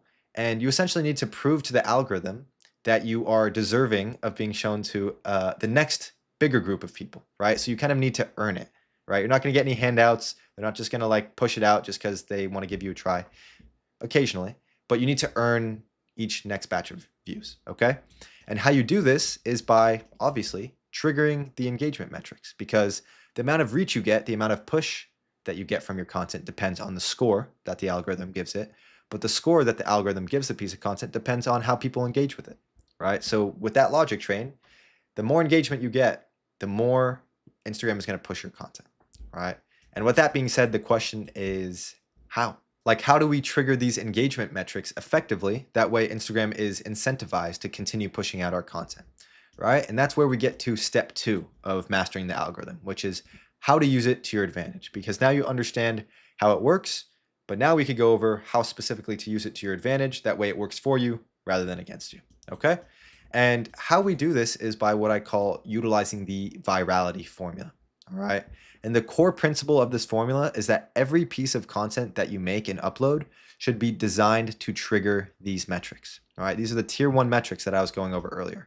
Watch time, completion rate, replays, and shares. These are the most important. If you could trigger these ones, really nothing else matters. If you could prove to the algorithm that you keep people on their platform, that people are actually completing and watching the reel that you upload fully, that people are even replaying it, and that people are sharing it to others, which means you're bringing other people onto the platform, Instagram is going to love you for that. And they're going to continue pushing out your content even more. Okay, now let's dive a bit deeper and get into more detail on how we could actually trigger these different specific metrics. Now, the first and most important thing that your content should do is hook the viewer, to grab their attention. Your content should serve as a pattern interrupt, right? This is so important to understand as a concept, because when someone is scrolling on Instagram, they're in a zombie-like scroll state. Think about it. If someone's scrolling, they're not really thinking, it's mindless, it's autopilot. So the first 1 to 3 seconds of them coming upon a reel is the most important, because that's going to determine whether they just quickly swipe and go to the next reel or whether they continue watching. And if you could grab them within the first 1 to 3 seconds, they're a whole lot more likely to continue watching and potentially even finishing the reel. And what that's going to do is trigger the watch time metric. And that's what we want, right? So the whole objective here is to stop the scroll instantly. So important, right? The most important metric right here. And how we execute this depends on a couple things. One, it depends on our niche, right? So it's important to understand that pages in different niches post different types of content that work best within that niche, right? So the type of content that works best in like the fitness niche might look different than the type of content that works best in the health niche or in the entrepreneurship/business niche. So because of that, how you actually execute on this step here with grabbing their attention is going to depend on the content style that is best for your niche that you end up going with. And obviously we haven't got there yet. We're going to dive deeper into that later down the line, how to actually like find the right content style and go about that. So I actually suggest circling back to this step once you do get clarity on your content style, because you'll look at this from a different perspective. But I just wanted to point that out as sort of like a precursor before we dive into this, just so you're aware. All right. But for example, different ways on how you could execute hooking in your viewer, grabbing their attention, and doing a pattern interrupt is a text hook, a subtitle hook, any sort of visual movement, some sort of sound effect, starting the clip mid-action. And these are just some examples here.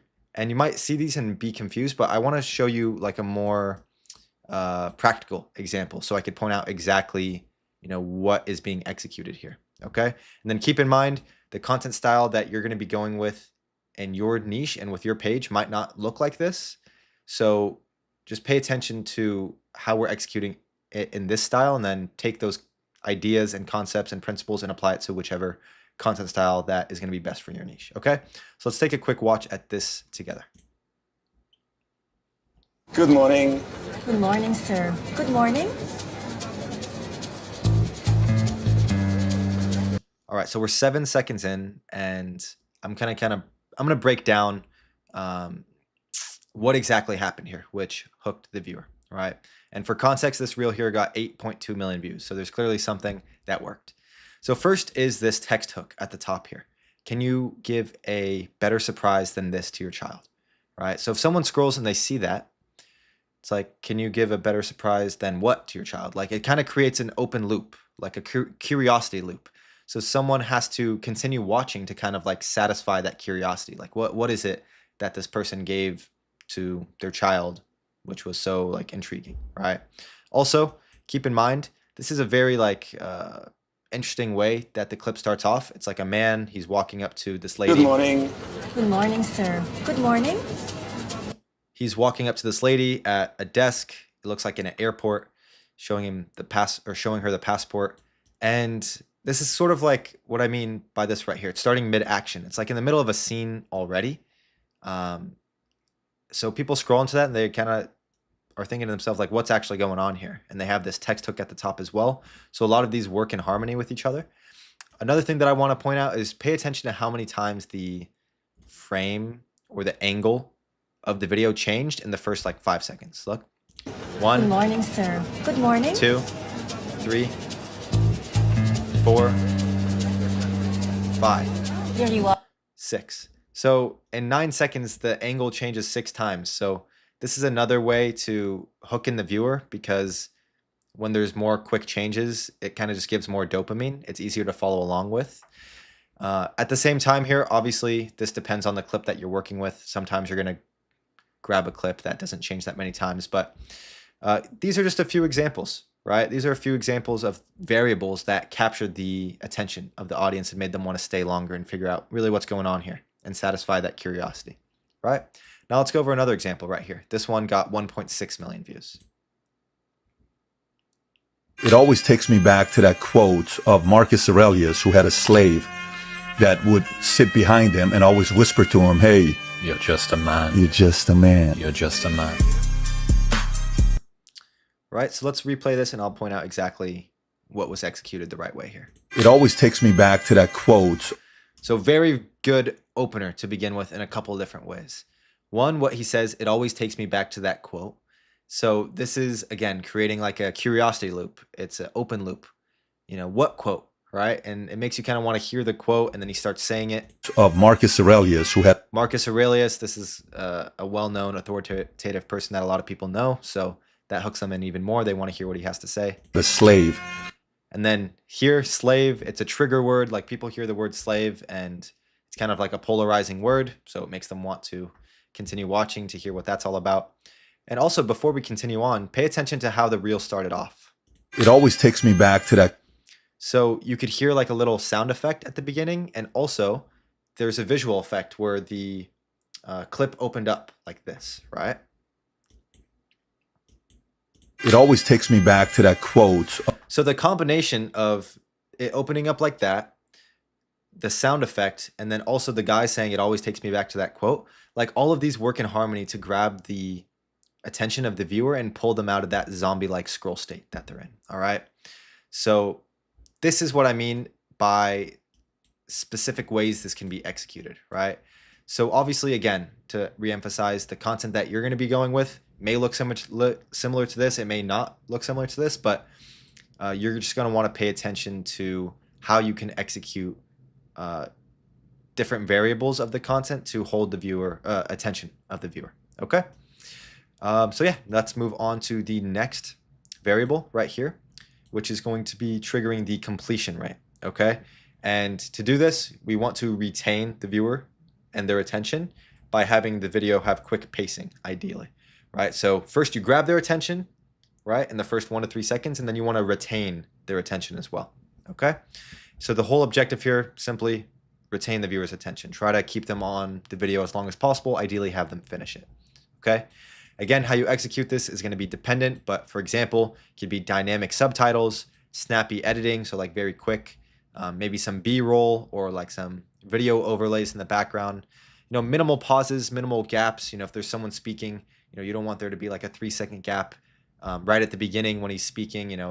It's just gonna tempt people to want to scroll away if they're not getting that immediate dopamine. Storytelling, that way kind of people are hooked into whatever story is being told and they want to hear how it finishes. If you could build tension within the reel, and kind of like suspense to make someone want to kind of figure out what's going to happen. These are all different ways that you could execute retaining the viewer. Okay. So again, here's another example. This is from one of my pages. Got 7.6 million views here. So let's take a watch. When my oldest brother died, my other 2 brothers pulled me to the side. And I forget this, I'm walking into the hospital.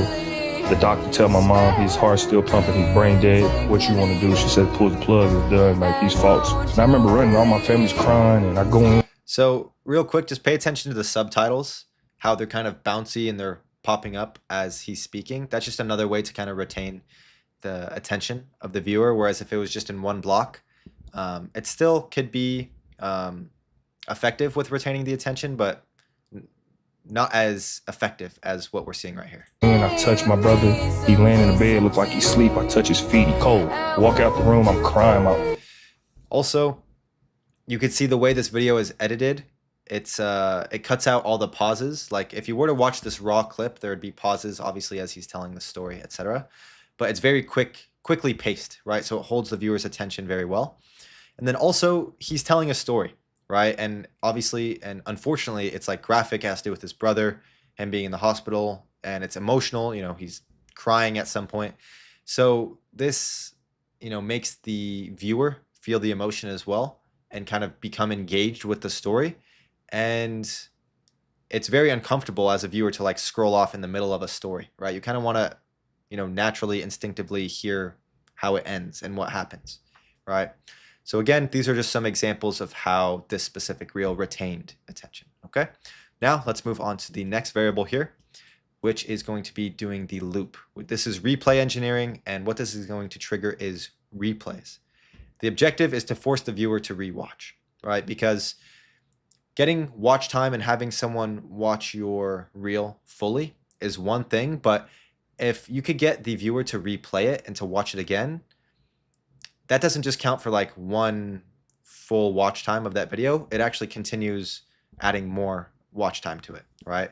So someone could watch the same video like 3 times, and that's the equivalent of like 3 other people just watching it once, right? So if we could get people to not only watch it fully, but replay it, then again, that contributes to the watch time, keeps people on the platform more, and we're going to get pushed further, okay? I'm going to emphasize this again. How you execute this depends on your niche, but you could have a seamless ending to beginning transition, which I'll show you in a second here, a circular story structure, or maybe an ending that's like sort of a wait what ending, where it's maybe unexpected, catches people by surprise, makes them want to like rewatch and watch it again just to get some clarity. So here's an example of that. This one got 3.7 million views. I just want to make a lot of money and tell people money is not everything for this life. First you want to make a lot of money though, right? Yeah. That's crazy. I just want to make a lot of money. So pay attention to what happened here. So first off, the video faded in from black. So it goes from black and then it fades into the video. I just want to make a lot of money. And right? And then if we go towards the end, That's crazy. it fades out. And then what Instagram does is they automatically replay it once it finishes. So it's a very seamless viewer experience. That's crazy. I just want to make a lot of That's what it would look like if someone was just scrolling and watched the video. It fades back out and then fades back in again.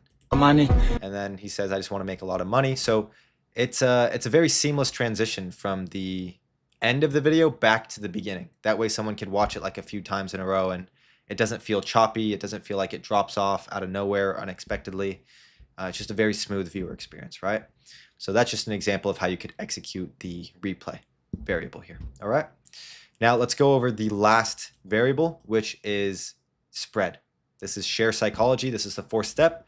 And the whole point here is to trigger shares. And the objective is to incentivize the viewer to share the reel, right? Because as I mentioned earlier, it's one thing to hold people onto the platform and to have them watch the video or maybe watch it a couple times. It's a whole different beast if we could get someone to share our video to someone else, because then what's happening is someone else is going to see that someone shared a video with them. They're going to open Instagram, watch the video. And what do most people do when they do that, right? They don't just watch the video and then click out and go to whatever they were doing. You know, Instagram is designed in a way where when someone opens the app, they're probably going to stay on the app for a little bit because it's, you know, it's very dopamine inducing and it's very, it holds your attention, the app, right? So essentially what I'm trying to say is if you could prove to Instagram that you could also bring people onto their platform, now, you know, Instagram is going to make more money because the person that you brought onto the platform or the dozens or thousands of people that you bring onto the platform from your video are going to also spend more time on the platform making Instagram more money, right? So that's why it's so important that your content is shareable, okay? In terms of how you could execute this, again, depends on the niche, depends on the content style, but you could have a relatable element in the content, an identity element, like X understands this. So, you know, maybe if you're in the business or entrepreneurship niche, you could post a reel about that. And, you know, maybe the person is thinking in their mind, yeah, you know, this is very niche for entrepreneurs and business people. Like they could relate to that. They understand that and they could send it to maybe their entrepreneur friend, for example. It's maybe something that's useful information, maybe a fun fact or a polarizing element, something that is maybe controversial, makes someone want to share it with their friend or into a group chat or something. So here are just some different examples of how you could execute this. Now let's take a look at a tangible one. This was 1.3 million views. Marijuana was the second worst thing to accelerate aging. The worst thing was having schizophrenia. But the second worst thing, it surprised me, quite frankly. It was worse than alcohol. It dulls, slows down nerve cell firing. So if you have a business... So to break down kind of what's going on here, this guy is like clearly some sort of like expert or professional in like the medical field. And he's kind of like educating the listener on something about marijuana. And because of this, it kind of serves as like a fun fact and something that's educational, something that maybe people would want to share with like a friend, or like this is the type of reel that like your mom would send you, for example. So that's an example of how this is executed, right? So now just to summarize everything we've gone over and to put it all together, here is the virality formula, the 4 steps, all right? 1, hook the viewer, grab their attention, stop their scroll in the first 1 to 3 seconds out of their zombie-like scroll state. 2, once you have their attention, retain it, right? Keep them engaged, keep supplying them with dopamine so that they could watch as much as possible or even stay to the end. 3, ideally have them looped back into watching the video again. That way you're getting more watch time. And 4, having your content be shareable. That way people share your content, bring other people onto the platform, leading to more watch time for Instagram and to more money. If you implement all of these things, Instagram will love you for that and will reward you for that by pushing out your content more and more, right? And that's what we want. That's how we're going to get more views, more followers, build a larger audience a lot more quickly, okay? So that is the virality formula, right?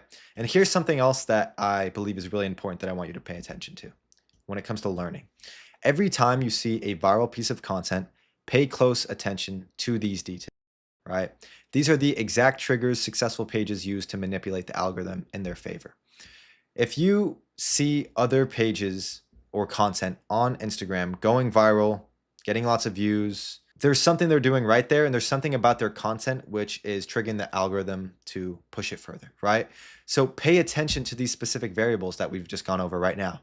When you see a specific reel, sit there and ask yourself, what made people stop scrolling, right? What grabbed their attention? What emotion did it trigger in the viewer? Why did people watch the video to the end? What made people share the video or comment on it? What are they commenting? How can I repeat this in my own unique way, for my niche or for my page? And what's going to happen the more you do this, the better you're going to be able to recognize patterns, right, of what's actually working. This is one of the most important skills that an Instagram creator can have, pattern recognition. And this is also something that you're going to get a lot better at over time, right? Because if you can recognize the patterns of other viral, high-performing content on Instagram, of other pages in your niche, and you could see exactly what they're doing and how they're manipulating the algorithm to their favor to go viral, and you're starting to notice patterns there and things that you could repeat yourself, that's when things start to become a whole lot easier, all right? So the more often you sit there and you ask yourself questions as soon as you see a viral video, the better you're going to get at this, all right? And now, since you have a much better understanding of the algorithm, how it works, how we can actually use it to our advantage to go viral, it's time to go over content, how it works, how we could create it, etc. Let's dive into it. Now, first and foremost, let me emphasize this. Content is king, all right? Content is king. What I mean by this is the content that you post is by far the most important factor for growing on Instagram. Every other factor is irrelevant if your content is poor quality. For example, sometimes I have people reach out and ask me like, hey, Pasha, my reels aren't performing well, right? Is it because I'm posting at the wrong time? Should I post at this time instead? Or, hey, I'm using these hashtags. Like, what are your thoughts? Should I use different hashtags? Or, hey, I'm scheduling my reels, not posting them manually. Is that why my page isn't doing well? And then I look at their content and it's not good quality. It's trash. Like, no one would watch these videos. And here's the thing. It's not that those other variables don't matter, right? Like, sure, having the right hashtags, posting at the times where your audience is most active, and fun fact, scheduling versus posting doesn't make any difference. Those things can help, but it's not going to be the make or break, right? It's not going to be that determining factor that determines whether your content goes viral and does really well, or if it doesn't, like just because you didn't use the right hashtags, for example. What does matter, what is the make or break, what is the determining factor is whether your content is good quality or not, whether someone would actually watch it, okay? So that's the most important thing. Don't look and listen to all these little quick fixes that maybe other people on YouTube are talking about. Oh, this viral hashtag strategy is gonna make you blow up. That's not the case, right? Those are quick fixes and it doesn't address the root of growth, which is the content, okay? So I just wanted to clear that up off the bat. Now let's continue on, okay? There's a real simple growth formula, okay? It's very simple. A good niche plus high quality content plus consistency equals growth. It's that simple, right? Picking a good niche that has proof of concept, that has demand, posting high quality content that relates to that niche, to those viewers, to that audience, consistently over a long enough period of time, right? Staying consistent every day leads to growth. There's nothing else to it than that. It's that simple, right? Obviously, we could dive more into how to make the content high quality, right? Yet, this is all it comes down to, right? There's no other external uncontrollable variables there, okay? It's just simple. Don't overcomplicate it. I see so many people overcomplicating it and making it a lot more complex than it needs to be. It really just comes down to this, all right? If these are solid and rooted, you will grow, right? And you'll grow really well. Now, with that being said, let's dive into more context about specific content strategy, right? What that looks like and how to think about it, right? And the main thing here is to not reinvent the wheel, okay? Do not reinvent the wheel.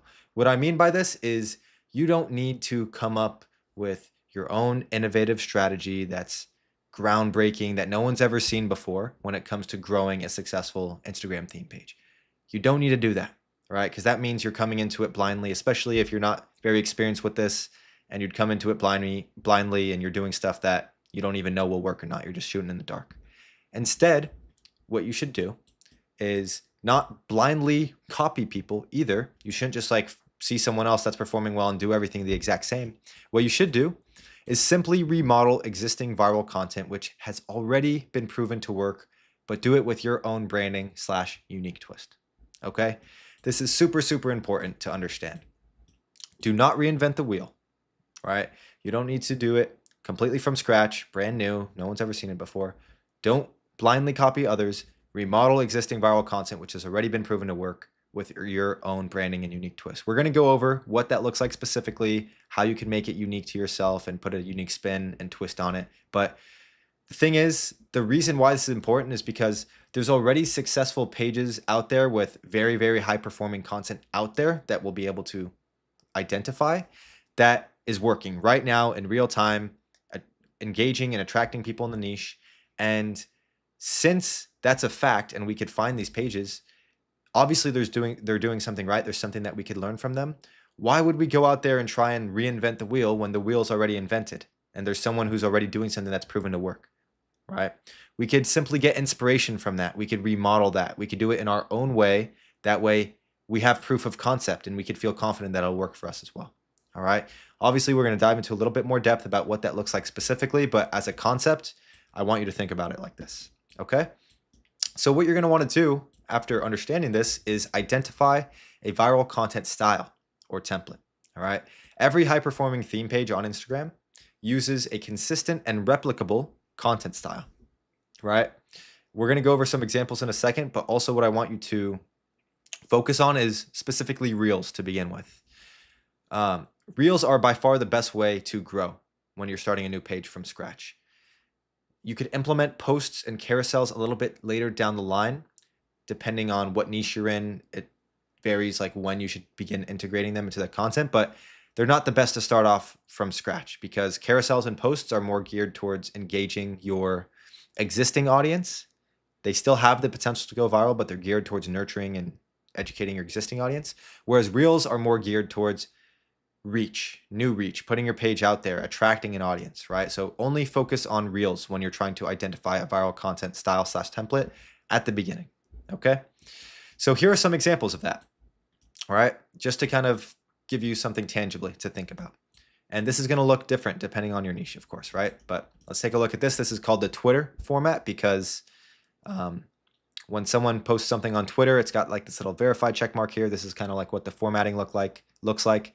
And it has like a little text and then like a clip, for example.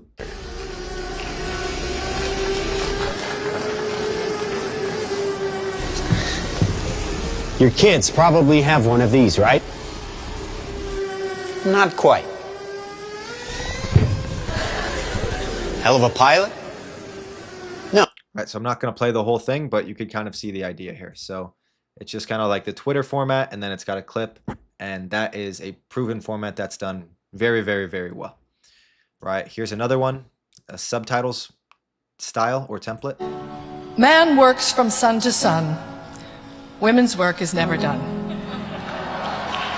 Very simple, just someone speaking with subtitles coming up with background music with a little logo here. And this one is a subtitles with hook. So it's similar to this, but it's just cropped a little bit more, and there's actually a text hook at the top here. One of the things that really hurt Apple was after I left, John Scully got a very serious disease. I've seen other people get it too. So that's another style. And then we've got this one here. This is more different from what we've seen so far. These are all like text-based or subtitle-based, whereas this is like a quote style.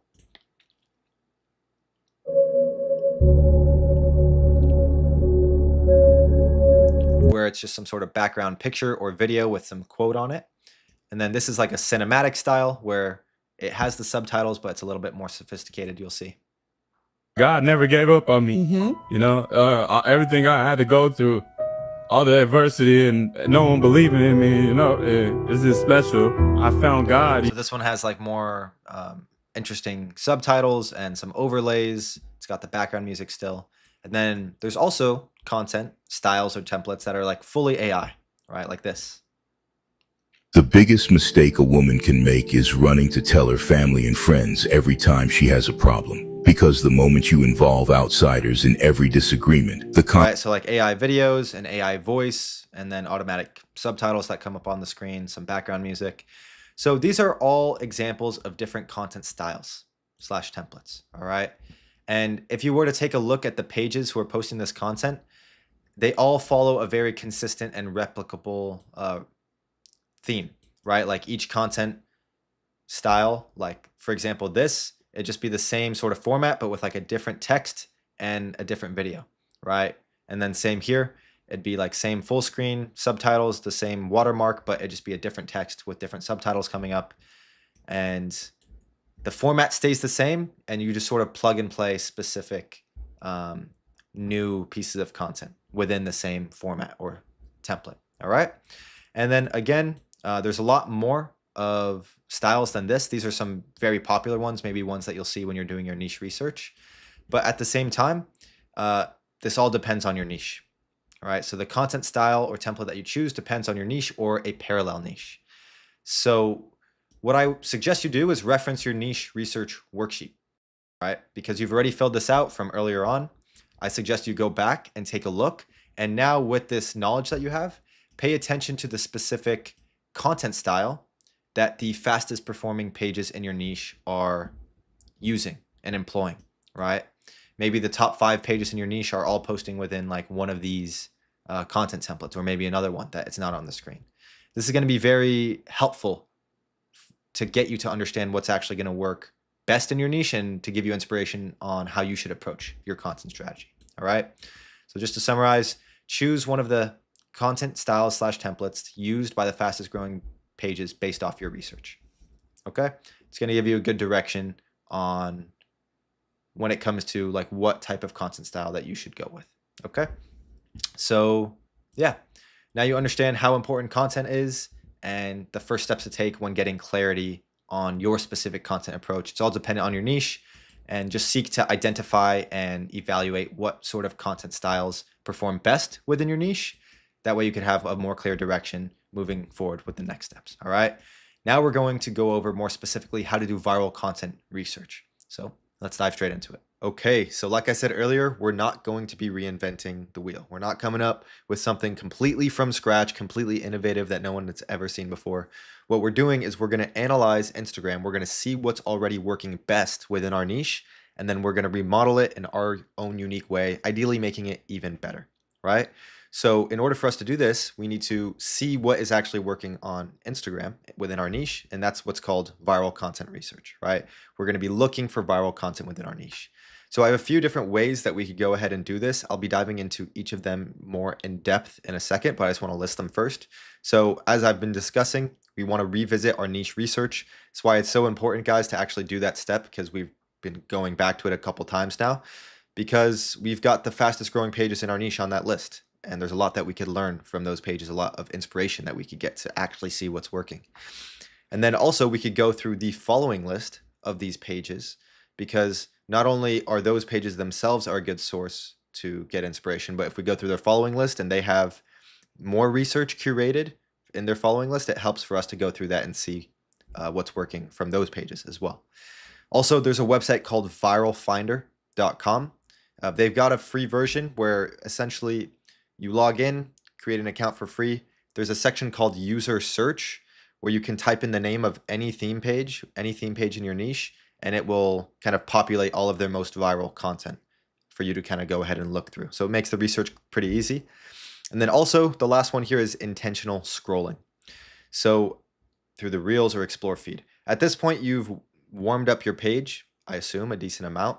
So hopefully Instagram is starting to populate and show you viral, high-performing content within your niche. So if you go onto Instagram and you're very intentional about what you're doing and you're not wasting your time and scrolling and getting distracted, but you're actually just going and kind of looking through some reels, seeing what pops up, you know, which pages are posting these reels, checking those pages, what viral content are those pages posting, or maybe checking the Explore feed, trying to find some other pages. It's a very effective way to do research because it's more automatic, let's say. Right? Like you can just pull up your phone, go straight to Instagram, and boom, you're going to see a bunch of inspiration already. Whereas the other ones are sort of more manually going out of your way and finding inspiration. All right. So here are some of the main ways that you can do this viral content research effectively. And just to show you an example of what that would look like, I'm just going to move over here. I'm going to go to a niche research worksheet. So this is from a different page in the parenting niche. So you can see this is a Google Sheet here. I've got to look right over this. There's some pages in here, and this is how they're organized into the fastest growing. This is kind of like how you benchmark the highest performing pages against each other, kind of see what they look like, the branding, etc. Now, if we go to the fastest growing pages here, what we could do is we could just type in these pages on Instagram, and considering they're growing very well, there's something that they're doing right. So if we could go onto their page and kind of look through their high performing content, obviously we're going to find viral content there. That's going to be a great source of inspiration. And then, like I said, once we find a page like that, for example, we could go into their following list, and most likely they're going to be following some other high performing viral pages in the niche. Like here's another theme page. Here's another one. Here's another one. And it just gives us another source to look through just to find some more options. All right. Also for Viral Finder, it's very simple to use, so I'm not going to dive into it here. And then also intentional scrolling. This is pretty self-explanatory as well. Just open your phone and begin scrolling a bit. All right. So this is the different ways that you could get that inspiration and see what's working best within your niche. Now, how do we actually determine what specific content to remodel, right? So that comes down to viral content selection. So here's where we're seeing all the inspiration, and here's where we kind of narrow it down to figure out what exactly we should be remodeling. Okay. So here's some criteria for you to help you out. So you want to look for content that has at least 500,000 views. Obviously, the more the better. If you could find ones with millions consistently, that's going to be even better. Also, you want to look for good engagement, right? Because again, views aren't everything. Engagement matters more, actually. So you want to see that the piece of content actually has a decent amount of likes, comments, shares. The specific engagement rate is just going to depend. There's no set rate, but you want to look for between 2 to 5%, let's say, for likes. So if a reel has 100,000 views, you want to see that it has at least 2,000 to 5,000 likes. And for comments and shares, you want to look for at least 100 comments and at least 1,000 shares. All right, so that's the criteria for the engagement. And then also, you want to make sure that the content that you'd be remodeling is posted within the last week. All right, and the earlier the better. So this is a mistake I see some people make, is when they're doing their research, they see a reel that's gotten millions of views, good engagement, but then it's posted 6 months ago. All right, and that's not the worst thing in the world. I'm not saying it's impossible to go viral by remodeling a piece of content that's 6 months old, but it's less of an accurate indicator as to what's working right now compared to content that is going viral recently, right? So if we see a reel that's gone viral a couple days ago and we could quickly jump on it and remodel it, make it even better, put our own unique spin on it, the likelihood of that going viral for us as well is going to be higher compared to if we grabbed one that was months ago or weeks ago. All right. It doesn't mean you can't ever do that. You could test it and see how it performs for you, but it's a higher likelihood for you to go viral and perform well if it's earlier. Okay. So within the last week, you should aim for.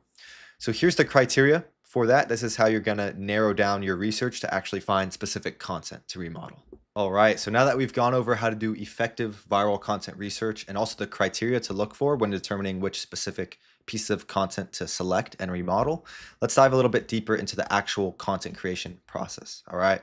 First and foremost, obviously, each content style / template has a different content creation process, right? So if we scroll up a little bit here and we take a look at the examples of the different templates or styles that we went over earlier, some of them are pretty similar to one another, but others are completely different, right? So these three up here are a bit similar because it just is a clip, and then some have text at the top and are more cropped, whereas others are just full screen, and then some have maybe more fancy editing, whereas the quote style is pretty much completely different to these, and the AI style is also different. So because of that, the process is going to be different, right? So keep that in mind. It's going to depend on your niche and the style that you choose. And because of that, unfortunately, obviously, I can't break down each and every single style on Instagram because there's dozens and it would take hours. So I can't do it in this free course, but I can break down a few. All right. And this is a very, very popular style. It's one of the most high performing styles on Instagram, is these three here. Okay. So you could see that they're all kind of similar in a way. So if you know how to make one of these, the subtitle style, which is what we're going to be going over, you can easily recreate these other styles as well, right? Because if you do this, all you have to do is kind of crop the clip a little bit more and put some text and this Twitter formatting above. Very, very easy, right? So you're just going to learn the foundations of this subtitle style. So we've gone over how you could actually find the specific let's say, piece of content that you want to remodel or the specific clip. But then the question is like, how do you actually get the raw source or the original source of that clip that is unedited? Because when you follow this process here, you're going to find edited clips. Now, and if we want to remodel it and put our own spin on it, we have to find the original source, right? So here's exactly how we can do that. So I'm back on Instagram here, and the clip that I'm going to be remodeling for the sake of this example is this one right here. It's like this health page. This one got 3.5 million views, and the engagement is quite good. The only thing, just keep in mind, this was posted a little while ago. So I'm just doing this video for the sake of the example, but again, make sure that you're choosing more recent clips, ideally. All right. So let's listen to this real quick. Stronger your thighs are, the stronger your quads are, the longer you live. Crazy fact, the single most important. Right. So we're going to find this original clip or the source of this clip. So the thing is here, almost every single original source is on YouTube. All right. YouTube is going to be a very, very helpful place for us to find these original sources. Now, then the question is like, how do you search it up properly on YouTube? So towards the beginning, it might be a little tough because maybe you don't know like what this person's name is and you don't know what to search up. But keep in mind, if you check their captions, oftentimes people are putting like the specific source in the caption. So I could literally just copy and paste this into the YouTube search bar and it's going to show me the video. But also if they don't have it here, you can like look through the comments. Maybe someone is also wondering what his name is, and then someone replies, and then you could just look up that and podcast and you'll be able to find it. And then also what you could do another way, like another method, is literally take a screenshot of like one of the angles in the set here, and then upload that screenshot into Google Lens, and Google Lens will use its AI to kind of like identify which podcast this is and like which video it is. And that way you could just look it up on YouTube after that, right? But in this case, it's right here. So I'm just going to copy and paste this, head over to YouTube. And then I already got it up right here, but what I'm going to do is literally just copy and paste it in the search bar up top, press search, and then boom, it pulls it up right here. All right. So I'm going to click on it. Life than anybody thought. And So you're saying brain. And you can see that this video is like 40 minutes long. So obviously we don't want to watch the whole 40 minutes just to find like this small 30-second clip here, right? So here's what we're going to want to do in order to speed that up. So if you go and look here, you just want to look at the text that he's saying on the screen right here. So like, thing you can do, the single greatest correlate for preserving brain health and body health, right? So let's just keep that in mind. We could actually go to the transcript on YouTube. So we go down here, it says show transcript. And then what we could do is search through that transcript. So I'm just going to say brain health, right? So here's that part of the clip. And this is how it starts, I believe. Let's see. There's a lot more to do. Yeah, so on brain aging, the single most important thing you can do, the thing about greatest. So this is like the part that we're going to want. So what we would do at this point is click here, and then you'll see clip. Correlate for preserve. And then, this clip's a little bit odd, how in a sense that like 30 seconds into it is when there's a part of the clip that is used in the actual video that we saw on Instagram, but then like 15 seconds before that is kind of added on later, right? So it's just a bit unorganized. So what I'm going to do is just like side of it, clip up to 60 seconds here. Longer. Right? Obviously, for the sake of the example, I'm not going to like find the exact time frames, but you're just going to want to find, when you're doing it, the exact time frames of the clip that you saw on Instagram so that you could get the exact time frames from this clip on YouTube, right? And then what you could do is just, you got to give it a title. So I'm just going to type something random. Then you press share clip, and it's going to, I'm just going to do it right here for the example. It's going to give you a link. All right. Now, at this point, you have the clip. So you could go over to this website called loader.to and literally just paste the clip here. And it's going to allow you to download the clip. That way we could drag it into our like editing software after, right? So keep in mind, loader.to is a very, very powerful website, because if you look up other websites for like YouTube to MP4 converters, they don't let you download YouTube clips. They only allow you to download the entire video, right? Whereas this video is like 40 minutes long, so we don't want to have to download the whole video just for this short snippet of 1 minute. Instead, with loader.to, it allows us to download the 60-second clip that we made ourselves, right? Keep in mind that some YouTube videos that you find might not have this clip option here. I think it's something that whoever posted it has the option to turn on or off, but most of the clips that you find, you should be able to press this clip button here, right? But on loader.to, unfortunately, my Wi-Fi is a little slow right now, so it's not really, it usually should be instant, but you'll see that now it's downloaded, so I could just press this.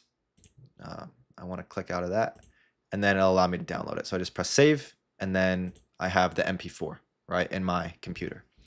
Now, another thing that I want to go over is a neat tool called Filmot, right? So this is something that you could use if you're having trouble finding the original source on YouTube, because a lot of people say maybe they have struggles with this, especially at the beginning, like, right? Because maybe, again, you don't know this person's name or what to look up on YouTube, and you're having trouble finding the specific video. So Filmot is something that you can kind of use to get around that. And essentially what it allows you to do is find specific YouTube videos based off of a transcript. So if we go back to the video and kind of listen to what he's saying here. And body health, leg strength, thigh muscle mass inversely correlates. So earlier he said like the single most important thing that you could do, right? So let's just type that in. The single, yeah, I've already done this, so it's going to populate here. And then the YouTuber is this guy here. So we have the option to put this in because we know him, but if you don't need to. Filmot can still find it. And then let's just do this, search automatic subtitles. And then it's going to do its thing, and then boom, the video shows up right here. Right, so if we had trouble finding it on YouTube by ourselves, we could use Filmot, and that allows us to find it a bit easier. All right, so now we could click on this video, open it up, and then boom. The single most important thing. So now at this point we have our clip and it's cut. It is the exact sort of time frames that we need. Now we can begin remodeling the clip to our own unique style, put our unique twist on it, and put our own spin on it. All right, so let's dive straight into that. We're going to go into a quick video editing tutorial for how you could turn this clip into an actual postable, uploadable piece of content that could go viral. Okay, and then keep in mind, again, this is just going to go over like the subtitle format, but other types of content styles or templates, you would go through the video creation process a little bit differently. Some you could use more AI than others, right? But this one we're going to be using, you'll see it'll be CapCut or Premiere Pro. And then there's other similar ones as well, but those are the two main ones. All right, so I'll see you guys in that breakdown.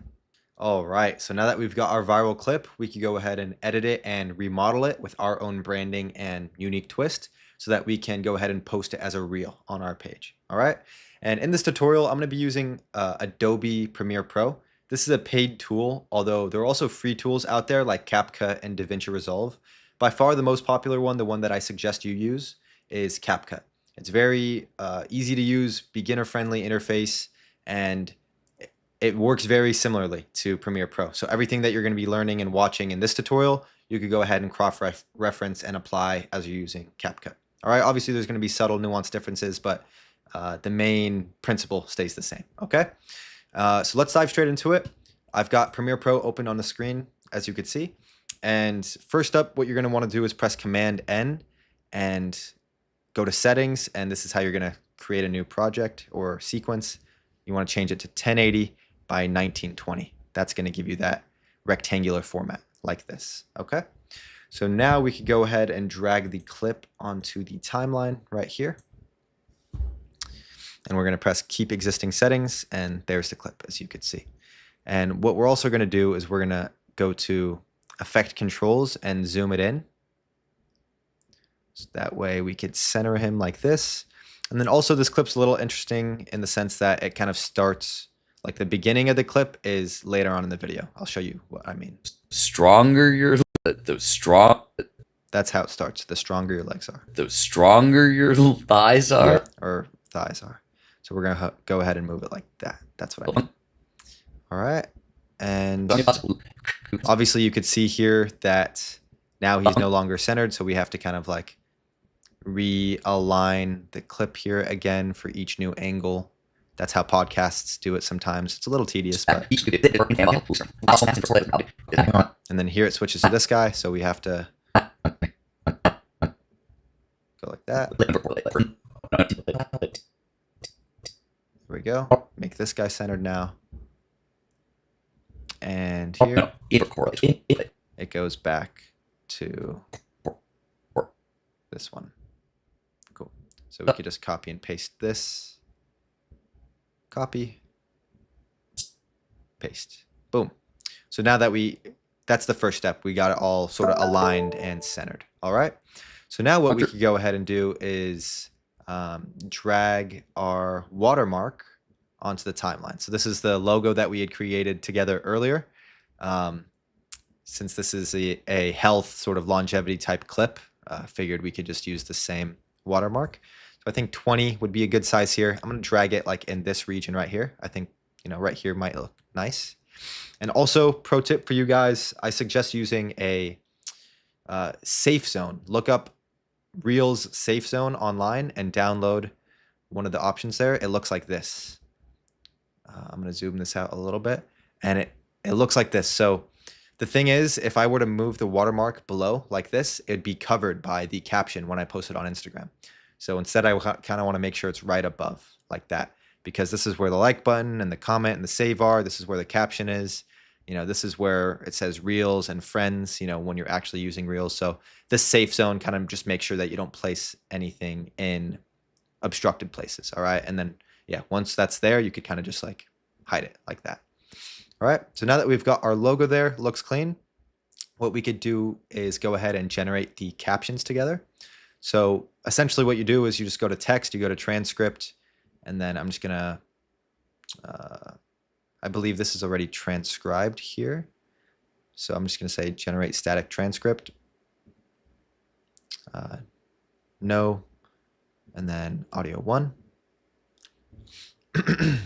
So AI is going to go ahead and generate this transcript here. And what I like to do is remove the commas and periods. So I just type in comma here, replace all. It just replaces it with nothing, so it removes it. And then periods, replace all. So now that we have the transcript, we could go ahead and generate auto captions. All right, so let's just press create captions right here, and then press captioning preferences, or right here, captioning preferences. It was stuck there for a second. Typically, you want to go to around 22 characters and change the lines to single rather than double. And then, I have, preset styles, but I'm not going to create one, or I'm not going to use one here, just to show you guys like the process from scratch. So you could see here now the subtitles are generated. It looks like this. But these subtitles look like shit, right? So we want to change that. So go to graphics, and then click the subtitles, go to graphics, properties. And what we could do now is kind of adjust the style of the subtitles to look a lot more nicer. So here I'm going to use a font called, let's just say, what can we use? Jill Sans Bold. I think that looks kind of decent. I want to make it a little bigger so we could see it. I don't really like that one, actually. Maybe we could use Gotham Black instead. Yeah, that looks nice. And then you could click this. It'll put it in the middle of the screen just like that. And then also what we want to do is kind of go to the shadow area. This is where we could get a little bit more meticulous. And if we zoom in, you'll kind of see the effects of what I'm doing here. I just want to make the shadow a little bit darker behind it, so it makes the white text easier to read. So there you go. You can see it's intensifying there. Obviously don't want to do it too intense, but something like this I think looks pretty nice. All right, so now we can zoom back out, and we've got the subtitles just like that. I think it looks a little strong, so I want to make it less intense. There we go. Boom. And then what you want to do is press this right here. This will make it go to each, because right now, if you were to look at all the rest of the captions, they're all the old one. We don't want that. So instead, press this, all captions on track, and now each of them are the same. Okay. And the thing is here, it's a little lower. So what we're going to want to do is just go like this, highlight all of them, and then go to graphics and titles, press upgrade caption to graphic. And now we can go ahead and move these captions to be on the same sort of height as these ones here. So we just want to move them a little lower, little higher now, just like that. Cool. And we're going to want to copy this over onto these, and now they're all the same size. The stronger your thighs are, the stronger your quads are, the longer you live. Crazy fact, the single most important thing you can do, the thing about greatest correlate for preserving brain health and body health. So you see we've got the subtitles now on the screen, although you can see that there's some mistakes, so we're going to want to go ahead and manually correct those.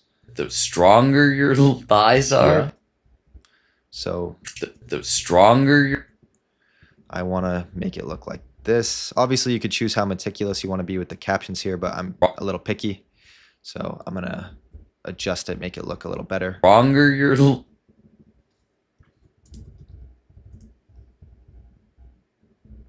The stronger your thighs are, the stronger your quads are. Your quads are. And then here he goes, the stronger your quads are. The stronger... Stronger your quad...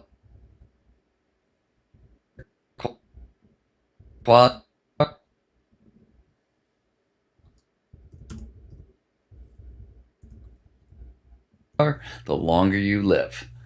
Crazy fact, the single most important thing you can do, the thing you can do,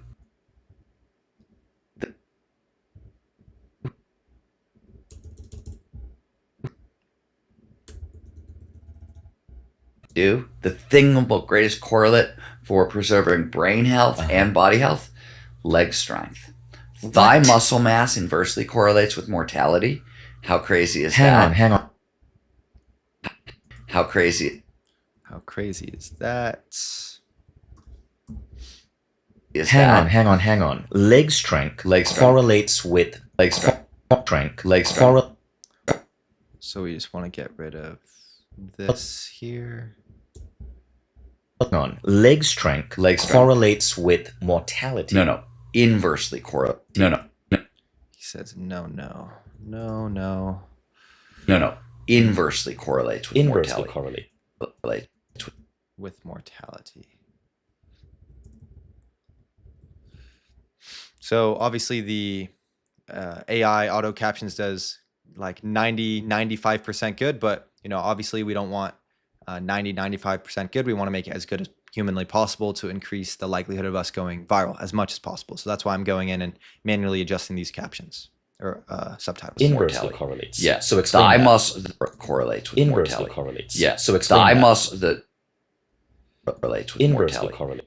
correlates. So I think this is where it ends actually, right here. So we could go ahead and shorten this up, and that's it. Now we kind of have our fully edited clip. It's got the subtitles, it's got the watermark here, the framing is right. Each time the guy who's speaking is in the middle. And now what we could do is add a little background music on it to make it more engaging. So I'm going to drag this one that I kind of already pulled up here. The stronger your thighs are. So this is a lot louder than we want. So let's make it a bit quieter. The stronger your thighs are, the stronger your quads are, the longer you live. Crazy fact, the single most important thing you can do, the thing about greatest correlate for preserving brain health and body health, leg strength. Thigh muscle mass inversely. And just like that, we have our viral clip. And this obviously falls into the category of the regular subtitle reels that we were discussing earlier. Although there are more adjustments that we can make to kind of make these into subtly different formats. But first off, obviously there's little changes that we can make here to make it more unique to our own style. So for example, instead of having like the watermark here, if you don't want it, what you technically could do is make a username or text-based watermark rather than a logo watermark. And that would look a little something like this.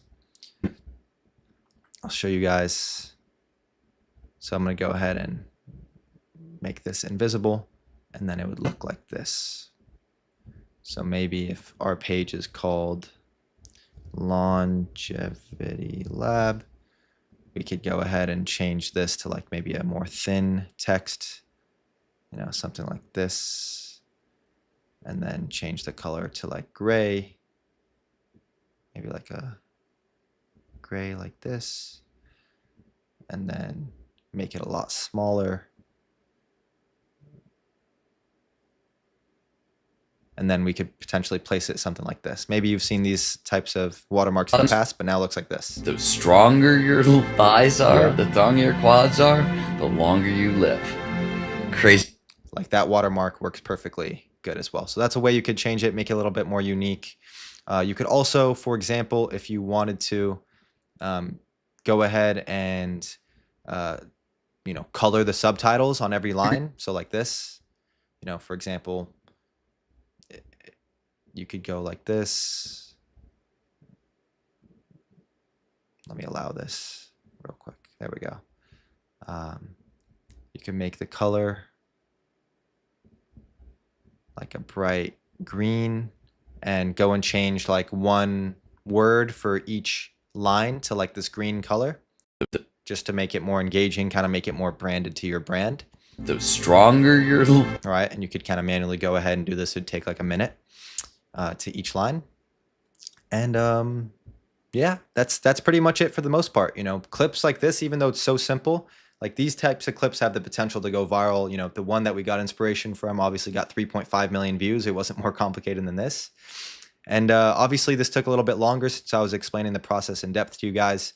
But you could bang out these clips in like, you know, 5 minutes, 5-10 minutes. You know, obviously at the beginning, it'll take a little longer. You have to get into the rhythm of it. But, you know, once you get good at it, you know, you could bang them out. All right. So as I said, you know, this is just the traditional subtitle format, but also what you could do, for example, is like this. You know, maybe you want to, let's go ahead and shrink this clip a little bit more. Maybe we wanted to make it like, you know, something like this, where it has like the black on the top and bottom, and then we could like, you know, make the hook at the top. It would look something like this. Let me go ahead and drag that.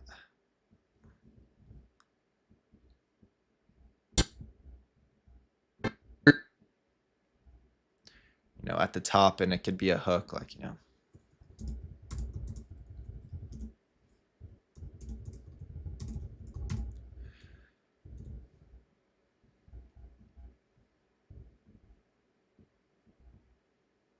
This is another type of format. This is like the, you know, subtitles with a text hook at the top. And then also, you know, if you wanted to, you could technically do it into the Twitter format as well. You just have to make things a little bit smaller, reformat them, and then like have the logo and the username up here, similar to the one that we had looked at earlier. But yeah, that's why I wanted to break down this one as a tutorial, because once you kind of understand these foundations, you can remodel the piece of content in a few different ways, depending on which format you decide is going to be the best based off your research and what you believe and can see is performing the best, right? But yeah, that's pretty much the whole process. I'm going to go back and make some edits here so we could go back to the original way it looked, like this, right?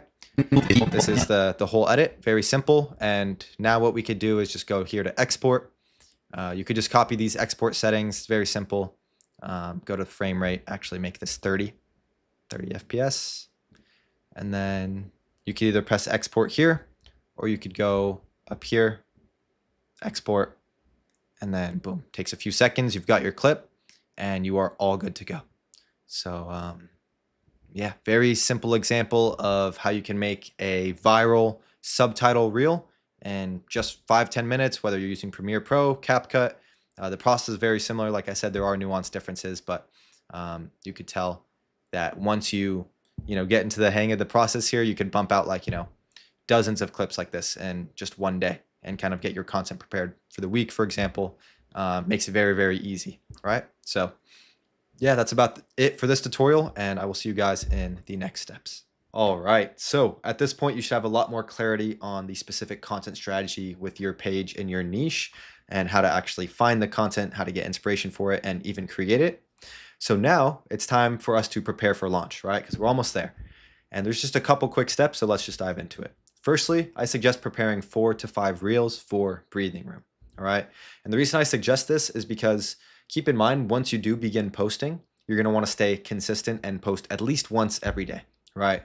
And if you're just creating it the day of, you're kind of on the back foot, and things could come up and you might miss your post, and that's just not good. Whereas if you have 4 or 5 reels, or even just a couple as breathing room kind of on the back burner, then it just gives you a head start at the beginning. You could be ahead of schedule and make sure that you could stay consistent moving forward. All right. On top of that, I also suggest kind of reviewing your own content and making adjustments before you make your first post, right? Think about it like this. You don't want to have a rough draft as your first post on your page, right? Because you don't want to give the algorithm the impression that your content isn't that good and doesn't keep people on the platform straight from the jump, right? So make sure to post like a final draft piece of content as your first piece, so that way you could develop a stronger relationship with the algorithm at the beginning. It's kind of like a first impression if you think about it. Now, with that being said, you don't need to be a perfectionist and overthink it, but make some optimizations or adjustments after your first time creating one, or ask a friend to review it, or someone who's experienced that you may know to review it, and they could give you some feedback. You could make the adjustments and then post a final draft as your first one rather than a rough draft. All right, so that's number 1. Number 2 is then to create a caption template. All right, so just to be clear on that, every page has their own caption template. So for example, this page, Neuroglobe, if you check each of their reels, the structure is always the same. They just have a bulk sort of caption here, and then the bottom half, everything under my cursor is the same on each and every video, right? So the only part that is different is this. So that's kind of like the structure, right? And each page has a slightly different structure, as you can see with these screenshots here. The principle is the same. It's just some text and then something that's copy and paste off of each reel. But they're slightly different. Now, this comes down to having a caption template structure, essentially, right? And this is niche dependent. So some captions in certain niches are more similar, whereas others might be different. So I just suggest, taking a look at your niche research again, for example, seeing what captions on the highest, fastest growing pages there look like, just for some inspiration. But typically, this is a proven structure right here. It's 1, custom hook, 2, custom bulk text, and then 3, a copy and paste footer, right? Which is typically the follow CTA and hashtags.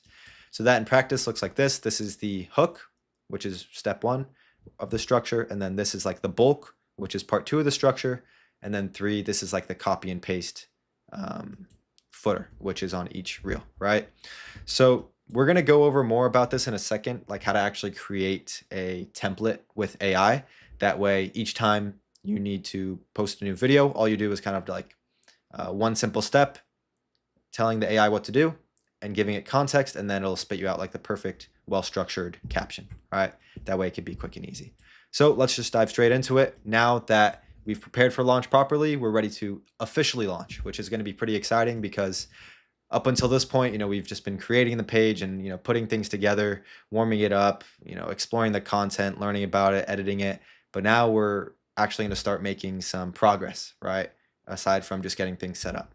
So that's exciting. Now let's just dive straight into it. So the first thing that you're going to want to nail down once you do launch is a posting schedule.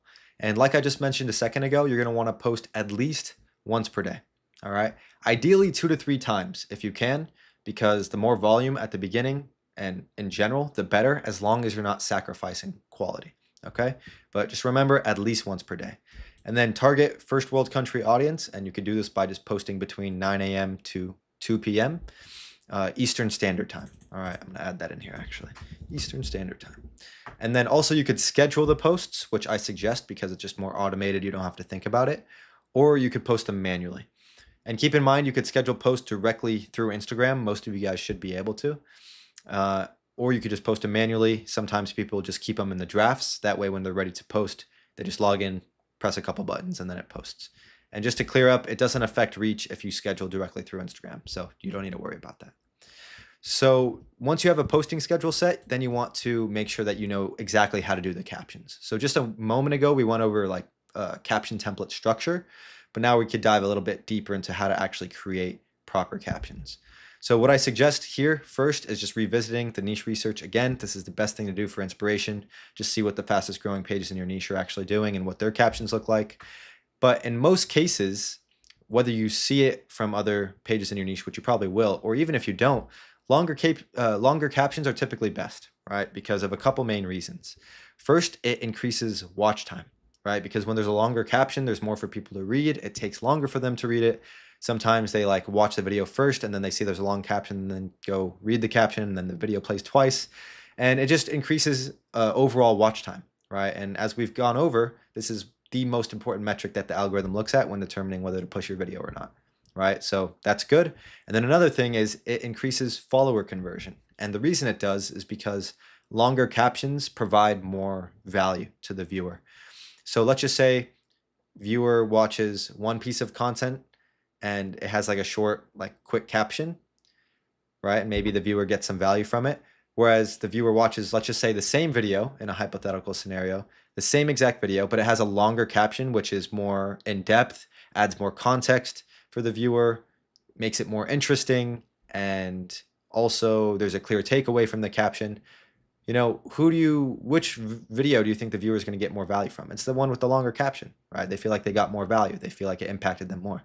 And because of that, it makes them more likely to follow you, right? Because the more value that someone gets from your reel or content, the more you impact them, the more likely it is that they want to see more of that content, right? So that's why long captions are typically best. Those are two main reasons.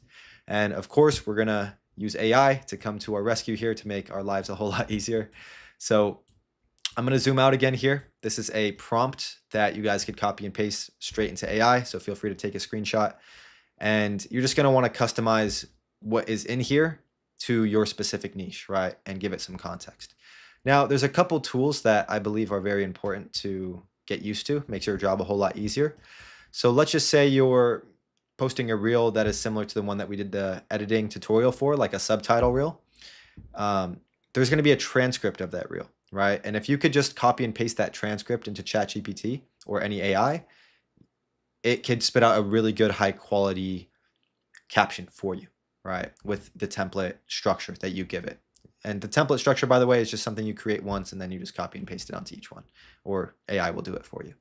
So these two tools, TurboScribe and Uniscribe, they do the exact same thing. It's essentially an AI transcripting tool, right? And they have free versions. They let you do 3 per day for free, all right? And all you have to do is just like, once you're done editing your video, just drag the MP4 into like TurboScribe. It's going to give you a transcript like a few seconds later. And then all you have to do is copy and paste that transcript into a new prompt, which I'm going to show you right here. Right. So here's an example. So let's just say you have this video. Darling, Give me the advice. Let's go. you cannot control or dictate. No. All right. So like a, woman's mindset type video. Right. So here's the caption for this reel. I believe this reel did very, very good as well. Got a few million views. So here's what you're going to want to do. So firstly, download the reel that you're getting inspiration from or the competitor one. Ideally one that went viral, has proof of concept. And then you're going to want to get the transcript from that reel using one of these tools that I mentioned and paste it into this script here or into this prompt. And then go to the actual caption of the same reel and then copy and paste it into this section of the prompt, right? Because what this is going to do, this prompt here, it's going to like pretty much analyze the structure of it. That way you could repeat it or make a similar one yourself. All right. So then once you do that, then there's this other prompt here. I'm going to zoom out so you could screenshot it. You're just going to want to use this prompt and customize it in a similar sense, right? So obviously here, you're going to want to put your specific CTA that you want to have in each and every one of your reels. Also, you want to do 4 to 5 hashtags, which we'll go over here in a second as well, and make the tone however you'd like it. All right. And customize whatever you need to here. But these 2 prompts should get you started. This one's kind of like mimicking the structure of a competitor or a high performing reel. And then this is making it custom to your specific page. That way, each time you go to create a new reel, all you have to do is copy and paste the transcript into the same chat that you've been chatting with the AI, and then they're just going to pump out a new caption that's ready for you to post with the whole caption template structure and everything. All right. So that's how you do this the most effective way, the most time efficient way. So now that we've gone over that, let's go over hashtags, because as I just mentioned here, you're going to want to have some hashtags most of the time in your caption template structure. And what I suggest is 5 hashtags, 3 general and 2 custom. So what I mean by this is, like, let's just say you're in the business niche. Like, your 3 general hashtags that you could have on every single reel is like entrepreneurship, business, and money, or businessmen, or entrepreneurship, or entrepreneur. Like 3 general ones, and then have 2 custom for the specific reel, right? Like, let's just say it's a reel about Elon Musk. You'd say business, entrepreneur, entrepreneurship, Elon Musk, Tesla, right? And then boom, that's your 5 captions. And then if it's one about Steve Jobs, you know, business, entrepreneurship, entrepreneur, Steve Jobs, Apple, right? And then boom. So that's what I would suggest for hashtags. Again, it's not too big of a deal here, so don't overthink it. You know, if the content is good enough quality, you don't even need hashtags. That's pretty much what it comes down to. All right, so with all of this being said, you're officially ready to begin posting.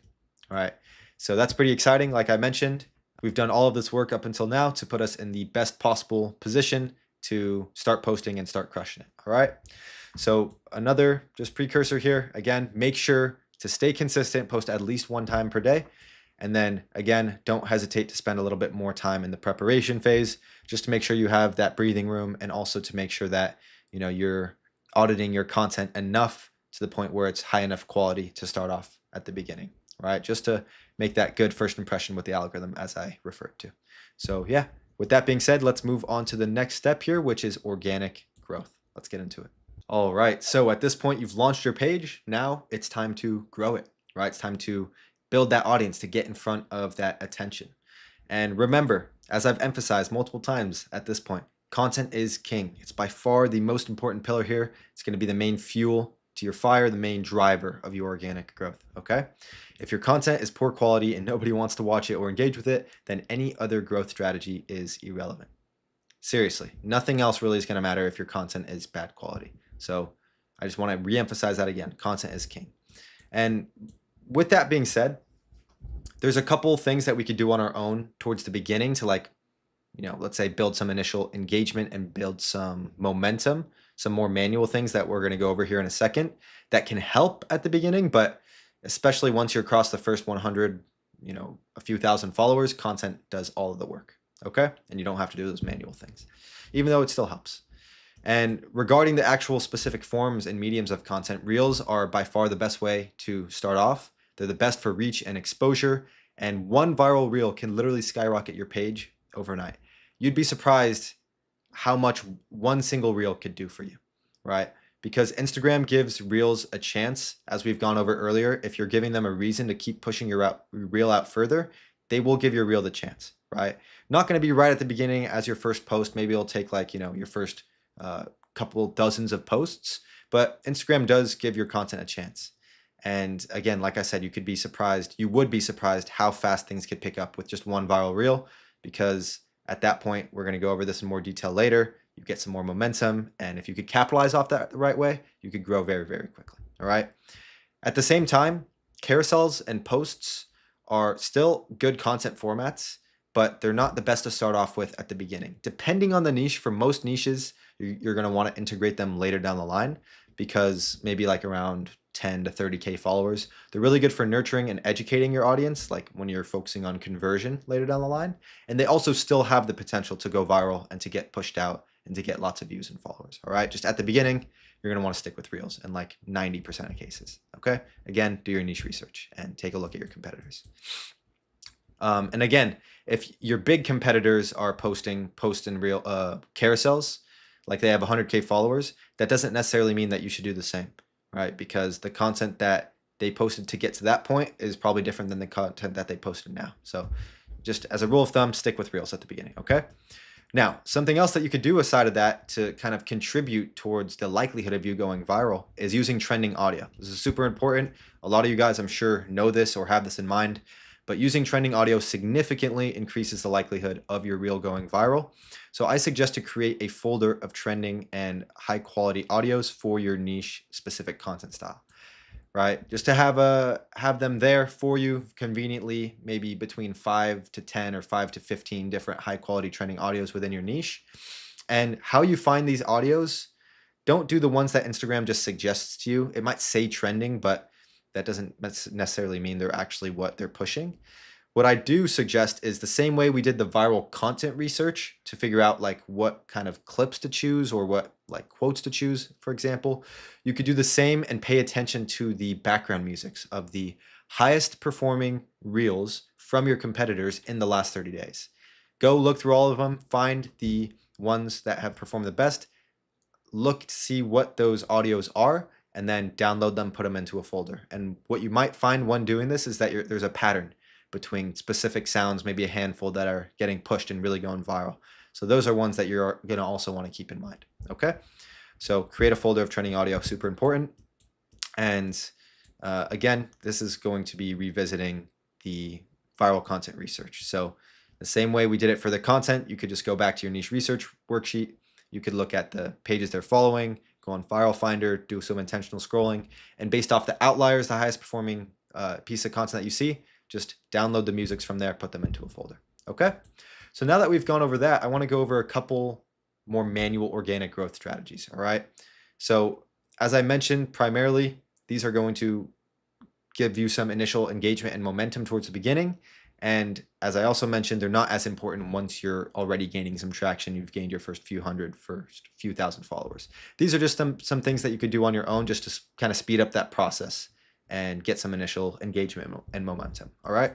So as a precursor, before we dive into this, there's some safe limits on Instagram for how often you can do certain actions, right? So this goes back to like some of the concepts from warming up your page, where you don't want to send any red flags or negative signals to Instagram about your account, right? So for example, if you were to go and spam like dozens of likes and copy and paste comments and DMing like 100 people, Instagram sees that as like suspicious user activity, irregular behavior, maybe bot activity, and they could like put some restrictions onto your page, and you don't want that, right? So here are the safe limits to keep in mind: 10 to 20 likes per hour, 5 to 10 comments per hour.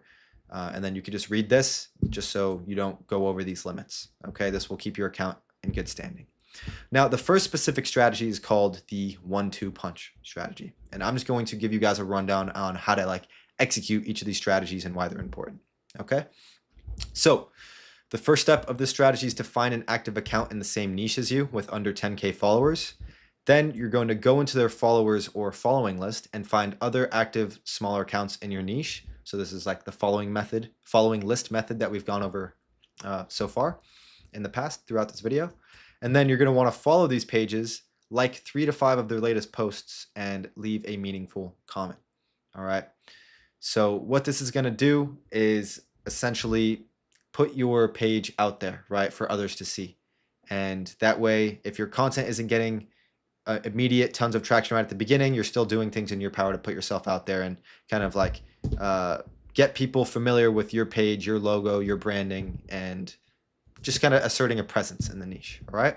So I suggest doing this 5 to 10 times an hour, especially right before and right after you post. That way, you know, people, this is what goes into the next point. This leverages the law of reciprocation. So when you go onto an account that's maybe a similar size as you and you like some of their videos and you comment, that other small account is going to see that and kind of feel obliged to do the same for you, right? This is the law of reciprocation. They're going to feel like a debt that they have to pay to you. So then if they see you post, they might like follow you and like and comment on your post. And if you've got like a few people doing this when you post, it's just going to start boosting some initial momentum and engagement for your videos at the beginning. All right. So that's why this is important. The next strategy is called the stealing followers strategy. All right. And here's how you do it. First, you find 2 to 3 large accounts in your niche, like between 100 to 500K. I suggest not more than 500K, or else this becomes a little bit more challenging. And then once you find these 2 to 3 accounts, follow them and turn their post notifications on. And then once they post, aim to be the first to leave a meaningful comment, right? So obviously sometimes you're not going to be on your phone when they post, but other times if you are and you see the notification, just click on it and try to be the first to leave a meaningful comment. Then what you could do is like your own comment with another account that you have, like maybe a burner, to give it a boost so that it shows up at the top of the comment lists. And it gives the opportunity for this comment to go viral, right? Especially if it's like a witty, interesting comment. Obviously, don't like spend 10 minutes thinking about it, but maybe something you think of after a minute. Something that could go viral. And the whole goal is to have it show up at the top of that comment list so that when anyone checks the caption or the comments, they'll see your comment there. And this could be powerful because if these pages have 100 to 500K followers, they've got lots of traction coming onto the page. It's just kind of like putting yourself where the attention is going, right? And I've seen pages gain up to hundreds of followers with just one of their comments popping off. Obviously, not every single one is going to do this. This is more rare, but it gives the opportunity for this. And also stay consistent with this strategy for a couple weeks just to see which page is giving you the most traction. Then just stick with one page, and whenever you're on your phone and you see the post notification, just feel free to click on it and try to leave a quick comment so that you can potentially go viral and just get some extra attention and follows. And the third organic growth strategy is going to be a shout out for shout out and real collaboration. All right. So just for some context to give you clarity on what this even is, a shout out for shout out is where you shout out someone else's page and that same person shouts out your page as well, just to kind of introduce each other to your guys' audience. And then a collaboration is actually a feature that's integrated within Instagram where you can post a reel and invite a collaborator and they could accept it and it'll show that you've both posted it as like partners, or they could invite you and you could accept it. All right. So I suggest reaching out to other accounts with a similar size following as you in your niche with like a similar content style and also ideally high quality content, and ask if they'd be down to do a shout out for shout out with you. And I suggest doing the same for asking about a real collaboration. As I mentioned, these allow you to tap into their network and vice versa. They tap into your network. Okay. This very simple. Just reach out to someone, and you don't have to think about it as very transactional. You could think about it as kind of like maybe developing a relationship as well, networking, getting to know some other people in the space and in your niche. Maybe you guys could have a chat and see if you could learn something from each other, for example. It'll never hurt to do those sorts of things, and it's optional at the end of the day. But then, yeah, after speaking with them, just ask if they'd be down for one of these. And if they're around the same size as you and the same niche as you, your guys' content is similar, there's really no reason why they wouldn't be down. All right. And then also, if you're like a few hundred followers, you might be able to reach out to someone with a few thousand followers, and maybe you'll get lucky and they'll be down to do it anyways. All right. So that's the third strategy. And then the fourth one here is comment replies. So I suggest that you guys reply to all comments that you get on your content with a additional question or comment. And then also you could pin your favorite comments. This is essentially just going to incentivize and encourage future engagement, right? So for example, imagine, you're the viewer and you see a reel and you comment on it and take the time to think of something, and you see that the person likes it and maybe pins it and people are replying to it. It incentivizes psychologically in the viewer's mind, and gives them a reason to do it again in the future, right? So that way you can maybe have some consistent people engaging with your content, which is what we want. And then lastly, what you could do is aim for opportunities to subtly start a debate in your comment section. This is going to drive some more engagement and boost your content in the algorithm. All right. So there's a couple different ways that you could do this. Number one, obviously don't rage bait too hard to where it's not, doesn't look good, but also feel free to stir the pot a little bit, right? Find clever ways to do this that are subtle. And then you could do this with your own theme page, or you could go in with a burner account and start some arguments in the comments, right? Because if Instagram sees that people are coming back to reply to comments, there's a, war going on in the comment section, that's just going to push your reel further. Okay. So those are the 4 organic growth strategies. And then just a couple more bonus tips before we move on is number 1, you're going to get access to professional insights once you hit 100 followers, right? So this is just sort of a tool that Instagram gives you on your account where you could see some details about your audience, like their location, the age range, gender ratio, their most active times, etc. So this is just helpful. You could see where your audience is from. Ideally, you want to see that they're from first world countries, developed nations. And then also you want to hope that the age range and the gender is matching, your niche and the type of people you're trying to go after, right? And then 2 is style consistency, okay? So once you pick a niche, you brand your page, you create your content style, stick with it at least 30 days, right? So once you start posting with a specific content style, the ones that we've gone over. Maybe it's one of those, maybe it's a different one. Whatever it is, stick with it for 30 days. You know, that's going to give Instagram enough time to like understand your content, what it's like, what type of people might be engaging with it, and they'll send it out to the right people and give it a chance, right? Whereas if you change it after just like a few days, just because you feel like it, you know, it's not even giving Instagram a chance to see what's going to work, right? So don't make emotional decisions just because you think something looks cooler or because you had one reel which flopped. It's important to give the algorithm enough time to understand your content and who to show it to. That way you can make logical decisions based on real data, right? So you do a proper sort of test period. After that test period, logically, you take a look, see what's working, what's not working, and then you make decisions from there, all right? Don't, you know, jump the gun too early and make decisions just based off irrational reasons, all right?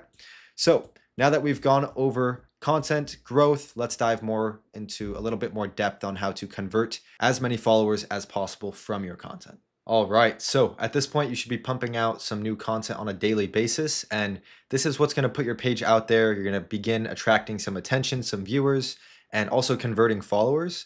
But there's also a couple things that we can do on our end in order to enhance that follower conversion process and just get more followers from the same amount of views that we're bringing in, all right? So there's just a couple things. Let's dive into the first one, which is the pinned comment method. So for this one, once you notice that one of your reels is beginning to get some traction, some momentum, is kind of blowing up and just performing above average, what you could do is go to the comment section on either your account or a burner account. And a burner account is just like another account that you have that you use to like and comment on your own content, and leave a comment similar to these right here. All right, so for example, this one, the best thing I did this month was follow this page. And then what you could do is go back to it and pin it. Right? Go and pin this comment and reply to it with a heart or something like this guy. Then this guy also dropped his own comment. He said, if you mess with these edits, make sure to drop a follow because we're cooking bangers every day. So obviously you can make it custom to your niche, but if this was like a health niche, just say, if you learned something new, make sure to drop a follow because we're pumping out new content every day, or, you know, spreading awareness about health every day.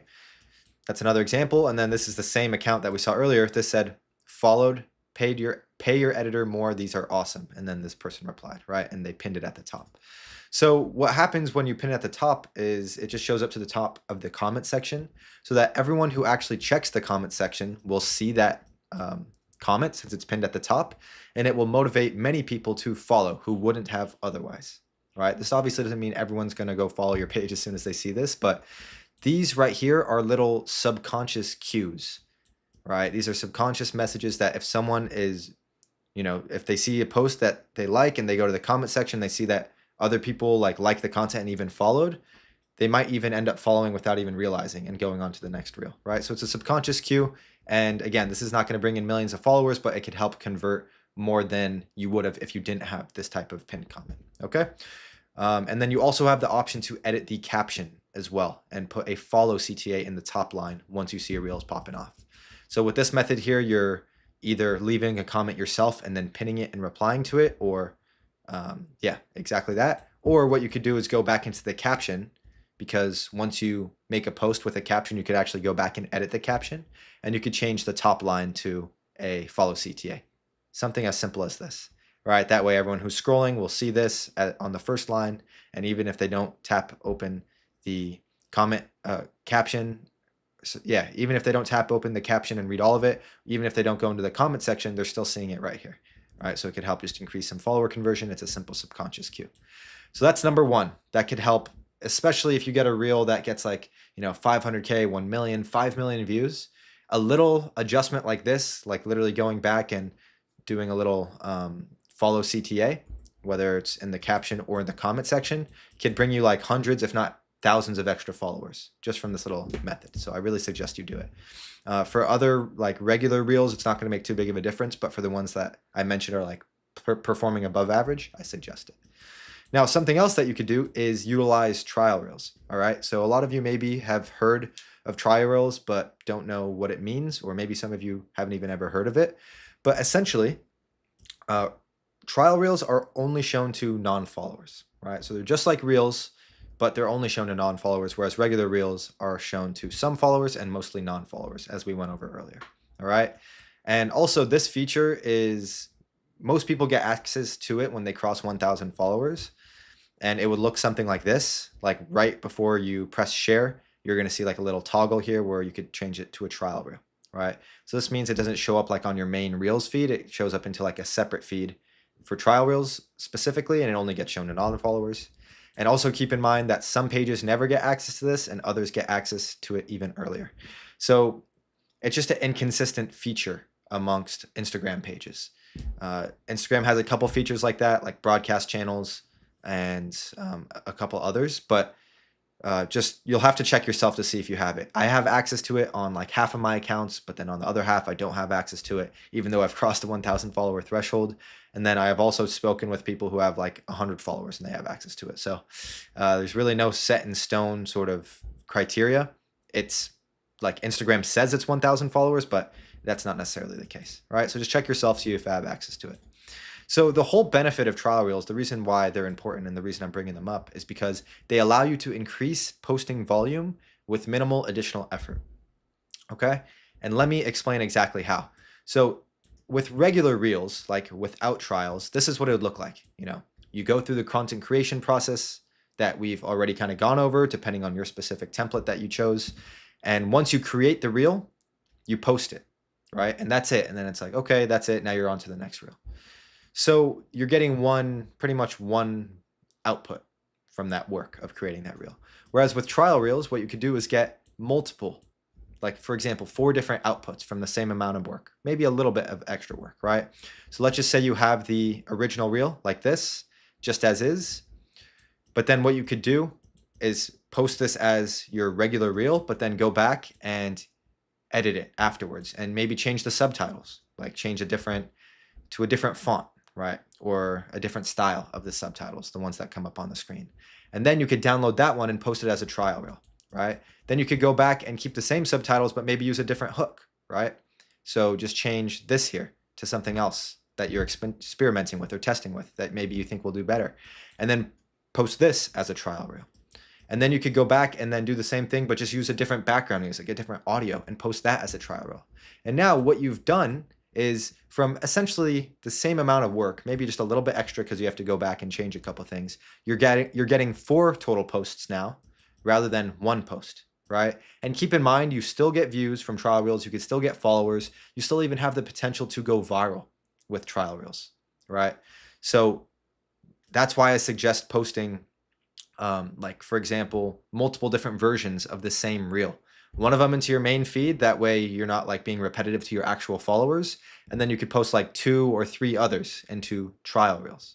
All right. By just changing little things. You can't post the exact same duplicate video as a reel and a trial reel, but it will let you change like little details like this. Right. So that way, by just a little extra work and going back and changing it and then re-downloading it, you now have like 4 different versions of the content rather than just 1. Right. So logically, you should be able to grow 3 or 4 times faster if you're posting 3 or 4 times more. Okay. And also, since you could easily isolate different variables, you could also split test and track the data to see what's working. Right. So for example, you know, these are different variables here, like different subtitles, maybe the font or a different hook. Maybe you could copy the same exact hook from a competitor on one and then like change it a little bit on a different one. Or maybe you could just use a different audio. And you could go back and like kind of look at all the data, which we're going to go over how to do in a second. And it will allow you to see what's working best, right? Because when you're testing multiple things, you could actually most likely find patterns on things that are performing better than if you hadn't tracked it. All right. So those are the 2 things that I suggest that you guys do in order to increase follower conversion, right? And just kind of speed up the growth process. It's the pinned comment strategy or changing the caption, and then the trial reels as well, right? So now that we've gone over that, let's go over how to double down, right? Because most people, when they're growing their page, they only get like maybe 1 viral reel and they get some initial momentum, but then it drops back down to like a few thousand views and they're barely getting any followers. And then they are right back to being stuck, to being complacent, right? We don't want that. We want for when we get a viral reel to immediately understand why it went viral and how to double down on it, how to capitalize off of it, right? By understanding why that reel went viral and doing more of it, right? Not copying it and just duplicating it, but doing more of what is similar to what has worked, right? What's been proven to work. So that's what we're going to go over right now. This is exactly how you double down. All right, so for doubling down, there's 3 main steps involved. All right, and those steps are 1, to identify outliers or reels that are performing above average. 2, to reverse engineer these reels and understand why they went viral, why they performed well, why they resonated with your niche more compared to like other reels. And then 3, once we understand it better, the different variables at play and how we could do more of it, then we double down and we do more of what's been proven to work. That way we could go viral more predictably and more consistently, right? Rather than just getting a one-off reel and not being able to do it again. Okay, so let's go to step 1, which is how to identify the type of content which performs best on your page. So this is all about obtaining data, all right? And what I want you guys to do is identify the highest performing pieces of content that you've posted over the last 90 days. Okay. So for example, if you've just started posting and you only have like, a dozen or a couple dozen reels up there, you don't really have enough data to work with, and maybe nothing's really taken off or performed yet. Right. So if you're in that stage, it's just all about volume, right? Post more and try to increase the quality of the content that you're posting each time. And later down the line, once you do have more volume, once you have like, several dozen posts up, then you kind of have enough data to work with. Maybe once you're above like 30, 35, above 40 posts, that's when you have enough data to work with. And at that point, you're most likely going to have some above average reels, some outliers. And that's when you could begin employing this process, okay? And I also want to clarify what I mean by highest performing, right? Because you might be asking or thinking to yourself, what does high performing even mean? Like what qualifies a reel as high performing? So here are the metrics that you essentially want to look at. It's the views, the follows, and the shares, okay? So views is the least important of these 3, but if you have a specific reel that's generating you significantly more followers compared to your other reels, or is getting significantly more shares compared to your other reels, that's what we want to see, right? Because that means, these are moving the needle. These are doing a great service to our page's growth. So that's what we want to track more specifically, is the specific reels that are outliers when it comes to the followers and shares, because that's what matters at the end of the day, more than views, okay? And you can look this up manually just by scrolling through your page and looking through it yourself, but there's a much more efficient way to do this, which I'm going to break down right now, how to check. Most people don't know that this even exists on Instagram. So first up, you're going to want to go to the hamburger icon in the top right of your profile. Then you're going to scroll and look for insights, click that. Then click on content you shared right here. And then what's going to happen is Instagram is going to give you a dashboard of all of the content that you've posted and allow you to filter it through time period and a specific metric, right? So for the time period, you could do in the last 30 days or the last 90 days, like last 3 months. And for the metric, you could filter it to how many follows that you got from the reel and how many shares that you got from the reel. Right? They have more options that you could filter through, but this is what I suggest actually paying attention to, okay? And it'll look something like this. So it'll come up with like a dashboard of your content listed out like this, similar to how it would look on your actual profile feed, but it gives you these toggles up here where you could press and select the time period. So I suggest doing 30 days or 3 months, and then sort and filter where you could sort by highest amount of follows or highest amount of shares, okay? And it will tell you. So this is very helpful because that way, we don't have to like scroll through it manually. We could kind of just like filter it and find exactly what we're looking for with these filters, right? It's the quickest way to do it. And then also once you do this, I want you to select 5 to 10 pieces of content to analyze in depth, right? So obviously, again, if you're in the earlier stage, maybe you only have like 3 outlier pieces of content that have performed above average and have done really well. So in that case, just analyze those ones in depth. Or maybe you're watching this and you've already posted, lots more. Maybe you've already posted like a couple hundred times and you have 5 to 10 pieces that have gone viral. In that case, perfect. Analyze those ones. No matter what number it is specifically, just figure out which pieces of content that you've posted have been outliers and performed above average, and then take those to the next step that we're going to go over right now. All right. So this is how you identify the viral content. And now once we've identified it, now we have to reverse engineer why these specific pieces of content performed well, right? So this is all about understanding and analyzing the data now since we've obtained it, right? With that being said, this is super important to understand. High performing content doesn't happen on accident, right? It doesn't happen on accident. Instagram didn't just like wake up one day and say, oh, you know, look at this guy, he posted, let's just push out his piece of content. That's not how Instagram thinks. There's always a very logical and rational reason as to why the content performed well. Always a reason, right? Not sometimes, always a reason. And it's our job as creators to understand the reason or reasons as to why Instagram pushed out our content, right?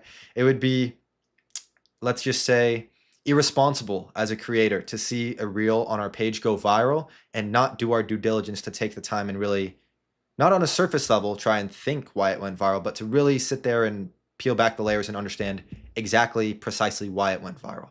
If we could do that for each piece of content that performs above average, not only on our page, but on other people's pages, it gives us that knowledge and that skill of the different patterns that contribute towards high performance for these reels, right? And how you do that, the most effective way is simply just by asking yourself questions about the reel, right? So for example, let's just say you post the reel, got 3 million views, thousands of followers, tons of shares, and this was an outlier on your page. You know, you should be asking yourself these questions about that reel.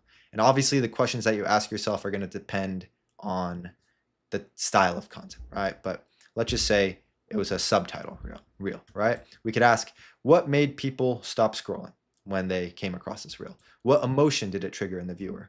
Why did others watch it to the end, right? Because if it performed well, obviously there's people, a good contingent of them who've watched a lot of it or to the end. What made people comment or share? And also, how can I repeat this in my own unique way, right? So these are examples of questions that you could ask. And keep in mind, as I mentioned, this does depend on your specific niche, content style, and content format, like whether it's reels, posts, or carousels, right? So these are pretty standard questions that you should be able to apply to yourself, but keep in mind you might need to like ask different questions depending on your content style, okay? But ones that you could always ask, for example, is like, what made people stop scrolling? You know, if a high performing piece of content is there, something about it made people stop scrolling. So understanding that is like one of the most important questions. So with that being said, answering these questions about your top performing content will help you better understand the why they performed well in the first place, right? Understanding this why is going to be so key, because if you could understand the why, that means you could do it again in the future, right? So seek to identify patterns, right? Especially if you have multiple high performing pieces of content at this point, you want to really understand what these outliers have in common, if anything, right? So there are always blatant patterns, not always, but sometimes there are, and you wouldn't have known unless you really analyzed and looked deep for them, all right? And we can do that ourselves, of course, but we've got to utilize AI, right? As we have been all the way up until now, AI makes our life a whole lot easier, a lot more efficient. And for example, it's a lot better at, you know, humans are better at lots of things, but AI is a lot better at like analyzing data, discovering patterns, and coming up with insights from it, right? So we want to utilize it. And here's what we could do. We could copy and paste all the questions and responses into ChatGPT and ask it to analyze them for any significant insights, right? So all the questions that we ask ourselves about the different pieces of viral content, we could then feed all of that data to ChatGPT, and then they can give us some insight with it, right? So here's a big boy prompt right here that you guys could screenshot if you'd like. Essentially, you're just going to give this prompt to ChatGPT or any AI and say, hey, you're acting like a senior Instagram growth strategist, analyze my top performing reels. And then what you could do is just give context about your page, your niche, your target audience, and then just paste in your analysis of the viral piece of content. And then it's just going to kind of identify the patterns, understand what's actually driving the high performance, give some insight, etc. All right. So this should be super, super helpful. I really suggest that you guys use this because, again, us humans are decent at identifying patterns, some people better than others, but AI always pulls through, or most of the time it does with this type of stuff. All right. So I suggest it. Now, once you have a deeper understanding of why specific pieces of content have performed well, you're able to do more of it and go viral more consistently and predictably. That's the whole goal, right? This is why we're doing this, because again, we don't want to be one of those people who just gets a viral reel and then we get some momentum for a few days. We're happy, we're seeing the numbers, but then it just fizzles out and we're back to like, you know, average reels, even below average reels, and things get stuck and stagnate again. We don't want that. We want to be able to go viral and then analyze it and then do it again and again and again and again. That's how you see these pages blowing up to like, you know, hundreds of thousands of followers, thousands of followers a day. You know, it's because they know how to do this. All right. And this way, we're not just guessing, we're simply taking the data that Instagram gives us on exactly what performs well and what our viewers and followers want to see in real time. And then we're using the insights from this data to double down on what's been proven to work. All right. So that's key. That way, we're not just like irrationally, emotionally making decisions on like what we think might perform well. We're simply taking a look at the data. We're taking a look at what Instagram has told us in real time has performed well and what our audience wants to see. We're evaluating that data and we're making logical decisions based off of it for what we could do in the future. That's how you go viral consistently and predictably. All right. So now that we've obtained all of the data, we've analyzed it and understood it. Now the question is how we can employ this properly for our specific page and our specific niche to double down and do more of what we've seen to be proven to work, right? So this comes down to replicating the content, okay? So just to summarize, doubling down means strategically replicating what's been proven to work without becoming too repetitive, all right? So you don't want to just copy and paste the same thing over and over again and like, make your audience bored and, to the point where they could like expect what each of your reels is going to look like. We don't want that, but we do want to take the pillars and the elements and the concepts of the high performing reels and strategically replicate these in a way where it isn't repetitive, right? That way we get the best of both worlds. We're doing more of what's been proven to work so we could go more viral, but we're also keeping our audience engaged and happy and not spamming them, right? So now that you've analyzed your high performing content and better understand what caused the result, you could replicate it over and over again, right? Now, it's also really, really important to double down fast, right? Act with speed. Speed is very important. And when something works and you're seeing it works, it's going viral, it's performing really well, you want to exploit that window before momentum dies down, okay? And the reason this is important is because there's something called the momentum window on Instagram. It lasts between 3 to 14 days.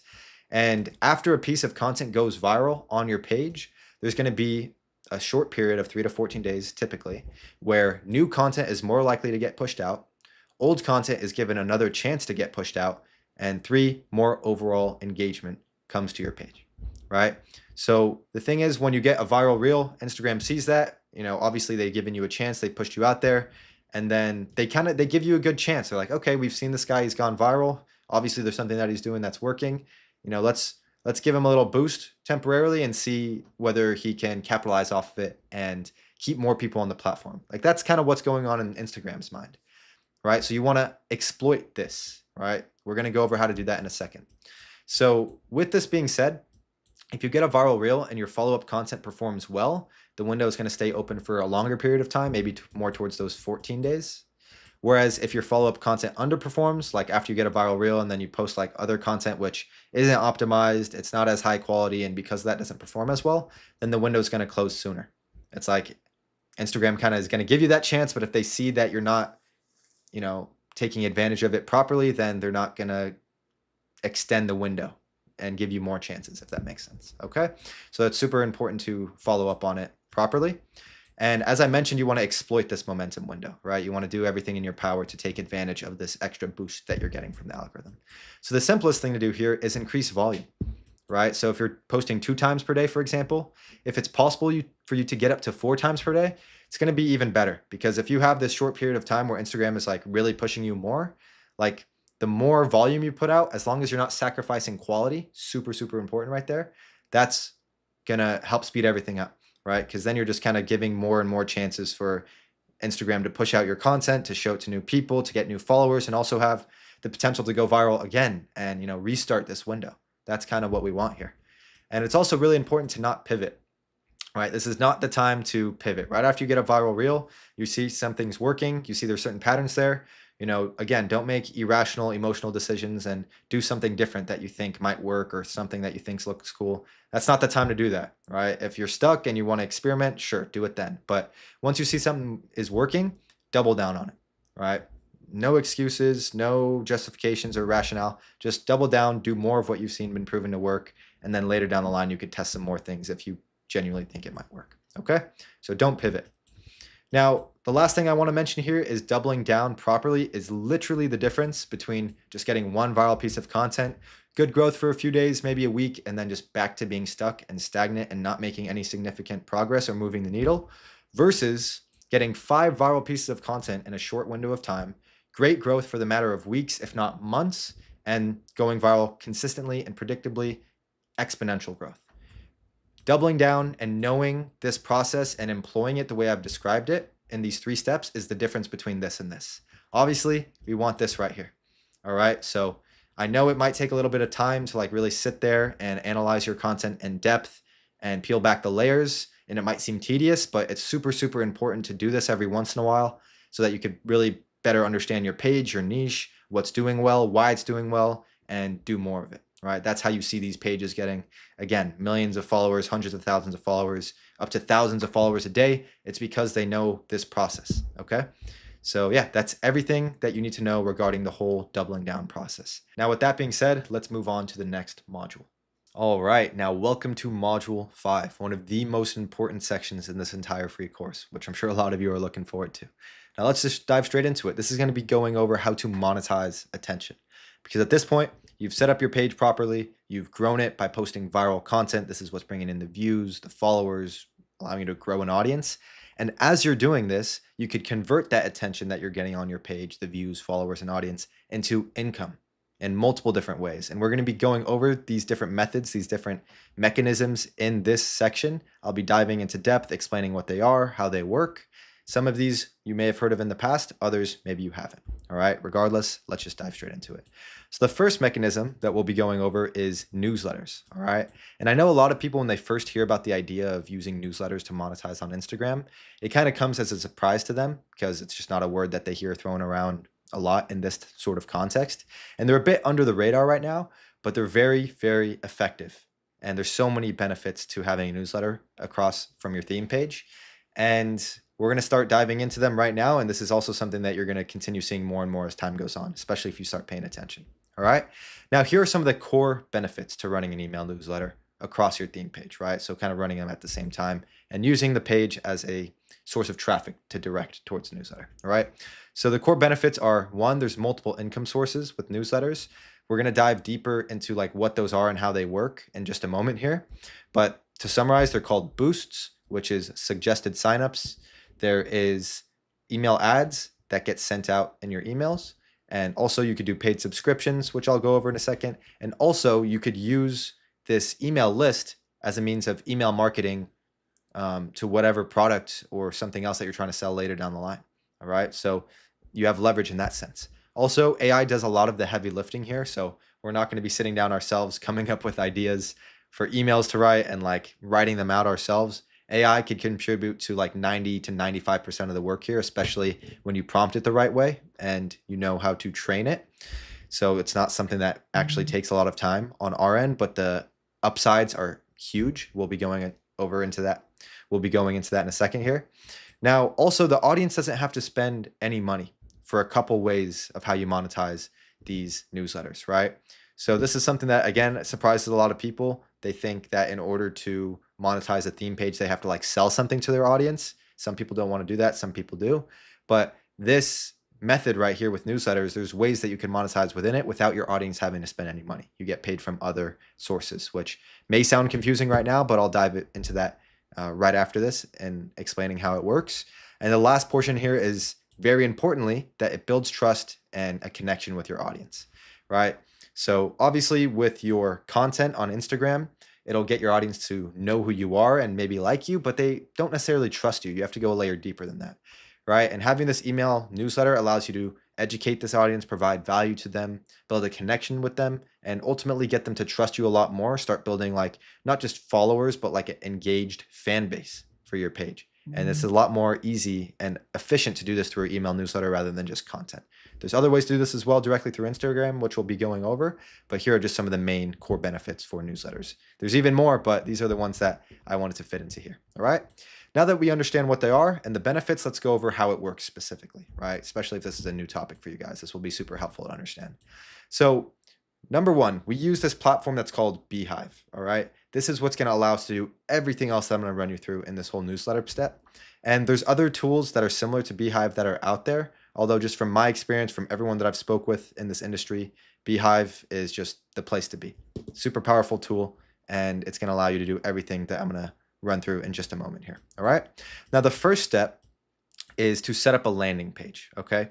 So this is an example of what one would look like. this is essentially just the place that your viewers go to submit their email, right? And I'll explain in a second how this is going to be the most effective way to do it. But you can see this page right here. This is Kingdom Mentality. This is actually one of my clients. His name is Brandon. So when you see his bio, there's a link. And if you click that, it brings it to this landing page where it just says, you know, get your free XYZ and join to also receive XYZ. And then you put in your email here, right? Now, this is another client of mine, Alicia. You know, you could see she's in the women independence niche and women empowerment niche. And if you click her link here, it brings you right here. And I'll explain why they're giving away something for free in just a moment here.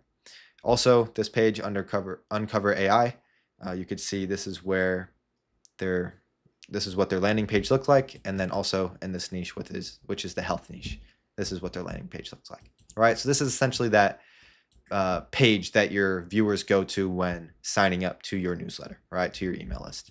Okay, then the next thing that you're going to want to do is set up monetization. All right, and you do this again all through Beehive, right? So you set up the landing page through Beehive. They have a web builder. It's very easy to use. And you also set up monetization through Beehive, and they connect Stripe as the payment processing. All right. Now, I don't believe every single country in the world has access to Stripe, but if you're in a first world country, you're all right. And even some other second, third world countries have it as well. But this is how this is the best option to connect it with for your payment processing in Beehive. All right. Now let's dive a little bit deeper into the specific monetization methods to set up within Beehive. So the first one to understand is what's called boosts. All right. These are called email boosts. And this is where you could get paid by your viewers signing up to suggested newsletters after signing up to your newsletter, right? So this is one of those methods that the audience doesn't have to spend any money in order for you to make money, right? Because you're getting paid by these other newsletters who pay people like you in order to drive extra traffic to their newsletter, all right? So I know that might sound a little confusing, but let me just break this down, all right? So back to Brandon here. Let's say he's promoting his newsletter, or in fact, he's promoting a free prayer guide, right? We're going to go over, again, the reason why he's doing this in a second. So then people click on this, they put in their email, they press submit, and then they get prompted with some recommendations here, right? It says Kingdom Mentality also recommends these newsletters, and the audience has the ability to select these one by one or even press subscribe to all, which is super helpful. And what happens if they do this is you'll get paid between $1 to $5 per suggested signup, right? And again, the viewer isn't paying you. These newsletters have a budget and they are willing to pay people like us to drive extra traffic to their newsletter, right?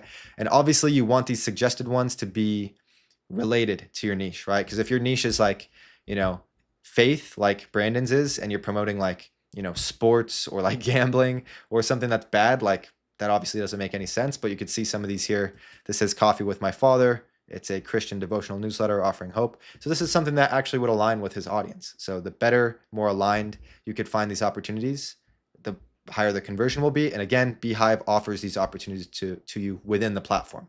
So you don't have to go and reach out to these other companies in order to suggest them. Okay. So $1 to $5 per sign up. And then also if someone subscribes to all of them, I mean, you can make, it allows you to select like 5 to 6. Right? So you can make, you know, 10 to 20 bucks just from one person, which is crazy. Now, keep in mind, this is a verified subscriber, right? So not just like some bot email. And also here's an example of what another one looks like. So you go here, you sign up, and then you see suggested signups, right? So that's sort of the boosts monetization method. That's just one. The next one is sponsorships and ads. All right. So this is another one where your viewers don't have to spend any money on you, and you could still monetize. So essentially these are little like ad placements within the emails themselves. So with the newsletter, you'll likely be sending like an email a week or twice a week. Again, AI will help with all this work.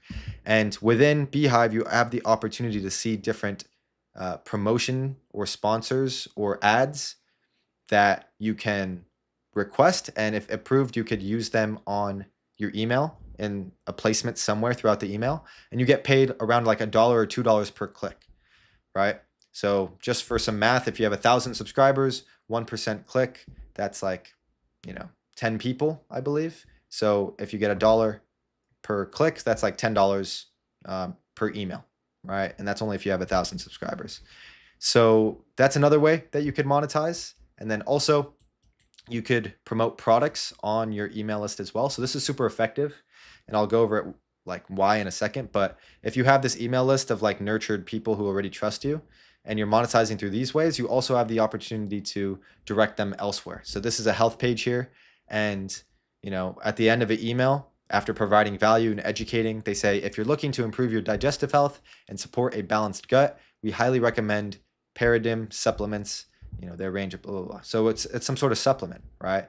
So I assume this is like some sort of product that they get affiliate commission for, right? It's an audience that actually solves the problems of the audience, okay?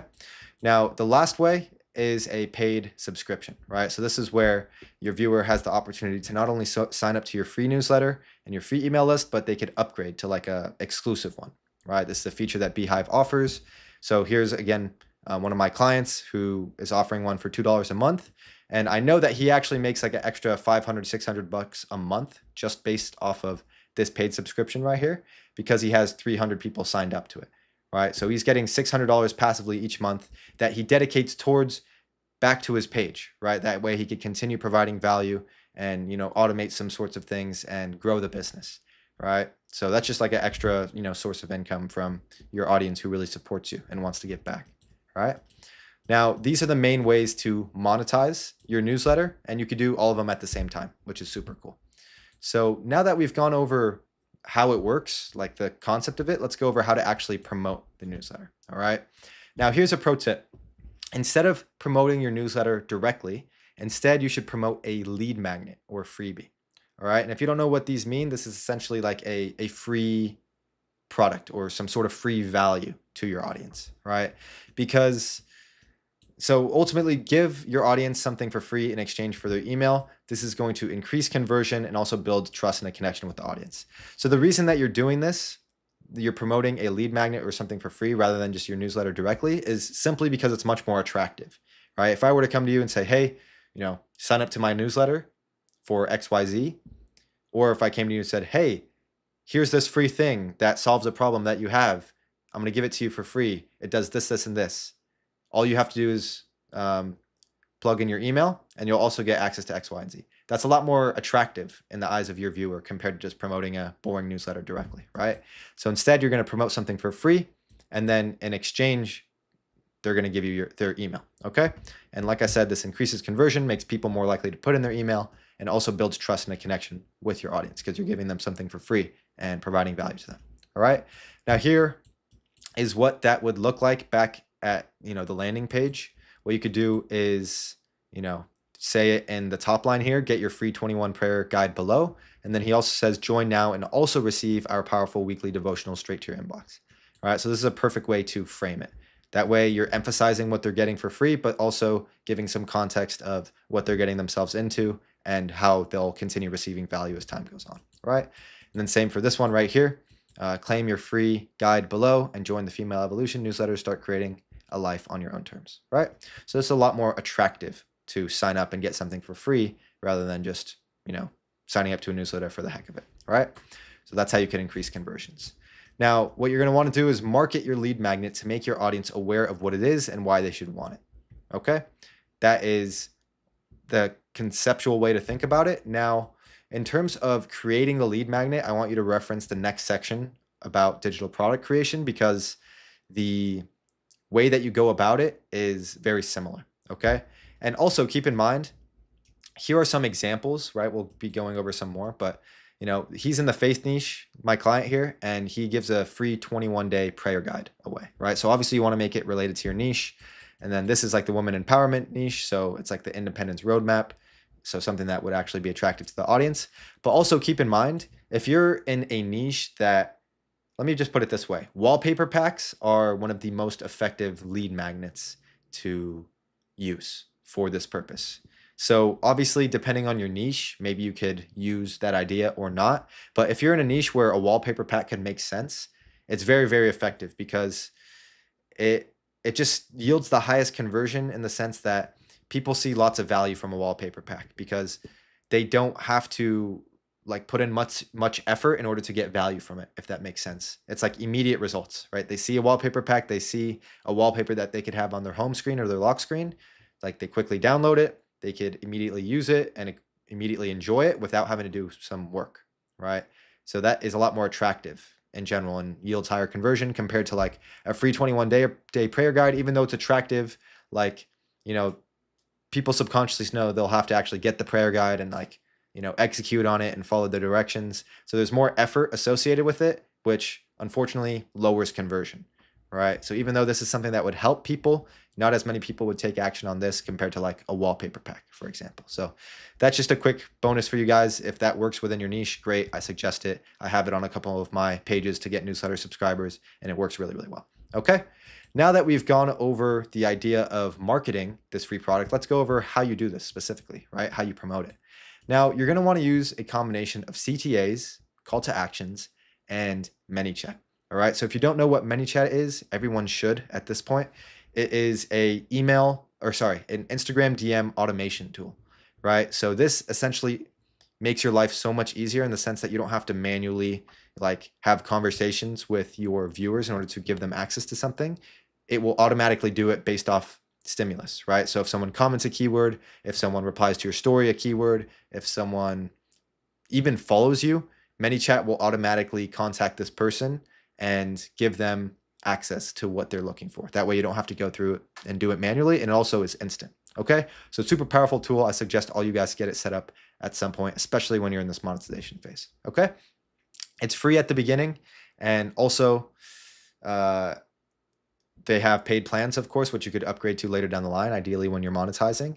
And also, I didn't mention this earlier, but with Beehive, again, you could start for free at the beginning, but also there is a paid plan that you'll upgrade to once you start actually monetizing with their features. Okay, but here are the specific ways that you can do it, how you could actually drive traffic and promote your lead magnet, right? So Reels CTAs, Carousel CTA, link in bio CTA, new follower message, broadcast channel CTA, and story sequence CTA. Now, you might be seeing this and be a little bit confused, so let's just go over a couple examples. So if we look right here, this is a reel from Female Evolution, the page that we were just taking a look at. And, you know, as soon as this reel started going viral and performing, you'll see that she actually employed the edit caption strategy, where she went to the top of the caption and said, comment guide, and I'll DM you my free checklist to start building life on your own terms. And what you'll see is a ton of people in the comment section commenting guide. Right now, if ManyChat is set up properly, it will contact them once they comment guide and send them, for example, hey there, click the button below to get the link to my free guide. And you could customize this message however you see fit, even this button right here. And then once they click get it now, then it takes them to this landing page that we already set up. So all they have to do in order to get access to the free guide is just put in their email, and boom, they get access, and, you know, also more value in the future from your newsletter. Okay. So that is just an example of what the workflow would look like. So keep in mind, like if you have a reel that goes viral and you have this automation set up and you tell your audience to comment keyword, you might find hundreds or even thousands of people commenting your keyword and checking out your free product without you having to do anything, without lifting a single button. Because content is like a machine that works for you 24/7, and automation is an AI tool which also works for you 24/7. So, you know, you don't even have to like do anything to get people signed up to your newsletter. So this is really where this starts to become high leverage. All right. Now, another way is the carousels CTA. So again, carousels are something that most people get into once they start growing more. But if you're at a stage where you're implementing them, this is something that you could do. All right. So let's just say you start off a carousel and you just keep it the regular content that you usually post. As the last slide, what you could do is have some sort of graphic that in this case says comment amen, and we'll send you our free 21-day prayer guide plus weekly devotionals, right? And then if you check the comment section, you'll see, again, plenty of people commenting amen. And you could also set up the automation to even respond to each person, which is pretty cool, right? It, you know, increases that relationship with your audience. And then again, once they comment amen, they'll get an automatic message like, here is our free 21-day prayer guide that you asked for. To claim it, just click on the button and enter your email address when prompted, and we'll send it right over to you. Right? Then you click claim my free guide, and it takes you to the landing page. Okay? So here's another example of the workflow and another way you could drive traffic. Okay? Another one which is really, really powerful is the new follower message. Okay? So every time you get a new follower, what Instagram can do is contact the person. It doesn't have to be immediately. You can make it like 5 minutes, 10 minutes, a few hours, but it will contact the person, and it could say something like this. Yo, what's up? Welcome to Motivation Society. I want to give you a completely free gift as a thank you for following. Want to check it out? They say yes, send it over, and then it will send them something like this. You could customize it, of course. Here's our free exclusive wallpaper pack. It's stacked with high quality wallpapers for your favorite NBA players. To claim it, just XYZ, right? Access here, and then it takes them to the landing page. Okay. So each time you get a new follower, it could send them this, and you could automate driving traffic, right? So again, think about the scale of this. If you get a viral reel and you start getting thousands of followers a day, thousands of people are getting this message a day, and a certain percentage of them are actually converting and joining your email list and signing up to the boosts, like you could grow this newsletter and you can start monetizing, like again, completely passively, just with this system that works for you. Okay. Now keep in mind, obviously you want to be careful when contacting like a brand new viewer because it's a first impression. So this is why we're not wanting to sell them on something right off the bat. Like imagine following someone and immediately they're reaching out and saying, hey, want to buy this product? Of course we wouldn't, right? They're brand new. They haven't built any trust. But if you're giving to them something for free, it's actually great. It's a good first impression, right? Like think about it. Like if you just follow a page and they reach out to you saying, hey, welcome to this movement. I want to give you a completely free gift as a thank you. It's like, it's actually a green flag rather than a red flag. So that's why I suggest it. And also there's other ways like, obviously having the link in your bio, broadcast channels, which we'll go over a little bit later, also posting it on your stories. These are all things that you could get set up, and all of these work together, right? All of these work together in order to just get new email signups, right? You see, it's all leading to the same place. So again, I'm sure you can imagine the scale of having all of these work in unison, especially as you're growing and going viral and having lots of momentum. I mean, you could drive a lot of traffic to the newsletter. Okay. Now, here are also just some screenshots. I want to include some screenshots for each monetization method that I'm going over, just to kind of bring the receipts and show that I actually know what I'm talking about and I've done this. So here are just some screenshots you could see from some earnings and some payouts from Beehive to see that this actually works. All right. Now, again, I don't want to show this and say like, oh, you could expect these results right away. That's not the case, but this is just to show you what's possible and inspire you. Okay. Now that we've gone over the first method, which is newsletters, let's dive into digital products. Now, when it comes to monetizing with digital products, this is something that is typically more well known compared to monetizing with newsletters, for example. You may have seen other people talk about these in the past or seen other people actively selling digital products online.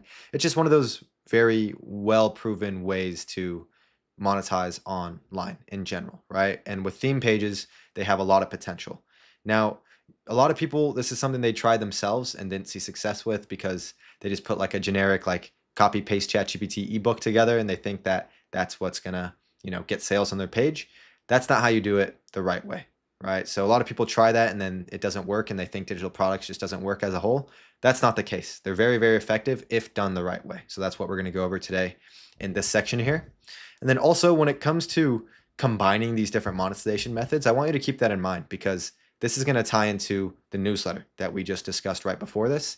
And also in general, these different monetization methods that we'll be going over in this module, you could mix and match them and you could be running them and actively monetizing with multiple sources all at the same time. You're not restricted to just one way of monetizing, which is really great. Now let's go over the specific core benefits for digital products, all right? And then we'll dive into how it works. So first off, the very high leverage. And when I say that, I mean in the sense that you could put your time and energy into creating something once, and then you could sell that thing, which actually is valuable, which actually provides value to your audience and solve their problems, right? Not some crap product. And you could sell it unlimited amount of times, right? You create it once, you could sell it once, 10 times, 100 times without you having to do any extra work, right? Because it's digital. It gets distributed digitally, right? And you don't have to do any of the extra work. And then also in terms of the profit margins, again, you could just continue making sales and you don't have to worry about the headaches, which is my next point here, which is like holding inventory. You don't have to worry about delivery and customer service and logistics, anything like that, like you would with physical products. It's just all digital. You have an online store, you have an online product, and it's distributed digitally without you having to touch anything or do any work. So it removes the headache element. Also, AI does the heavy lifting, like 95% of the work here. Obviously, we don't want to just slap together like a crappy copy and paste AI product, but if you know how to prompt the AI the right way and how to actually give it substantial direction to create something of value, it could be very effective and actually contribute to solving problems for your audience. So then the question is like, how do you do that effectively? What prompts do you use? And what structure to have it? So that way it actually provides value, right? And AI could help out with a lot of that. And then also, you could start for $0. So you literally don't need any money to start monetizing off of digital products. All you need is a payment processor, like again, Stripe, PayPal, there's all these different payment processors, and like an online web store. And some of them are paid, don't get me wrong. Fun fact, if you have Beehive, it hosts the newsletter and you could sell digital products there, which is crazy. But then also there's other platforms that we'll go over in a second here that allows you to sell digital products literally for free without you having to pay any money, which is pretty cool. So there's no barrier to entry here. Now, since you understand digital products and I guess why they're important and the type of benefits you could expect, let's go over how they work particularly, right? So there's a 4-step process that allows you to build and monetize off of a high quality digital product, right? And that's to ideate, validate, create, and promote. All right, that's the 4-step process. So get the idea, validate it, make sure it's actually something that your audience wants and needs and would solve a problem for them, and create it, put it together, and then promote it. Make people aware of it and interested in it so that they want to buy it, right? Now let's go into each of these steps in a little bit more depth. So first off is ideate. Now the whole objective of this step here is to understand your audience's problems, pain points, and begin brainstorming ideas for solutions, right? So you kind of want to look outside for this step here. You want to get feedback and recognize patterns and really understand your audience and why they followed you and what type of value you could provide for them, right? And you understand the value you could provide for them when understanding their pain points, what they're struggling with, and how you could solve that problem, right? And you could do this by posting stories and getting feedback like here, where it's like you could post like a open-ended question. What's something that you constantly struggle with when it comes to XYZ, right? Something geared to your niche. And literally just hear out your audience, see what they're telling you. And also something like this, like an open-ended question, why do you follow, and then the name of your page. And then you could better understand your audience and why they're even there following you in the first place. And this information is super, super valuable, right? This is probably one of the most important steps of the process, because if you like get an idea and you create it and take all this time to like promote it, but the idea was never that good to begin with and wasn't something that people wanted and needed, then you're going to waste your time with the other steps, right? So you definitely want to hone in on this step and make sure that you're beginning with the end in mind, right? So here are like some story examples to get feedback. You could also read your comments. Some of them are just like, brain rot and don't add any substance, but some of them may actually be very insightful. So you could take a look at your comments, and it allows you to tap into, the mind of your viewer or someone who is in your niche. And just kind of by looking at some insightful comments, you could really understand your type of viewers and your audience and what they're like and what they're feeling or thinking. You could also DM followers, like just reach out to them directly. And I don't suggest just asking them a question off the bat, like, hey bro, why do you follow me? I would suggest just like saying, hey, I appreciate you engaging, reacting with the content, maybe someone who liked one of your recent videos, and then wait for them to reply. They're probably going to be like, hey, awesome, thanks for reaching out. And then you could say, also, quick question, I'm not trying to sell you anything, but I'm just curious, like what, and then you could ask them a question, right? And this could help you better understand them. Obviously, you don't want to send hundreds of messages, but even doing this like 5-10 times could be super helpful. And then also you want to leverage AI with all of this data, all of this insight, all of this feedback.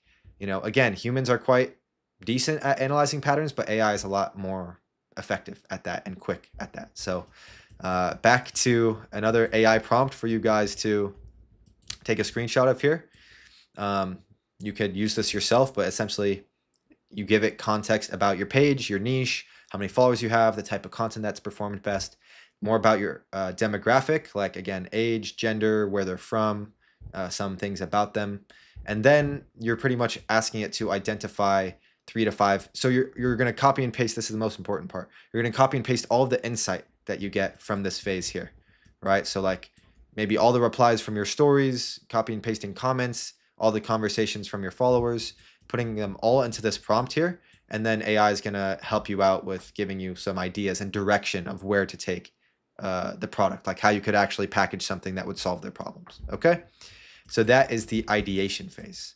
Now, once we have the idea, we have the general direction. Now we kind of want to validate it, right? We want to confirm that it's a valid idea, something that people in our audience would actually want and need and potentially spend money for, right? So then you could go to this phase here, which the whole objective is to really just test your ideas and get feedback from your audience. And then again, what you could do is post stories, similar to like the last part, You could DM the same followers that you already DM'd saying like, hey, I remember our conversation from last time. And based off of that, I have the idea of creating XYZ. What are your thoughts on this? Is there anything that you'd add to it? And just getting some more feedback about an idea. And then also you could research competitors.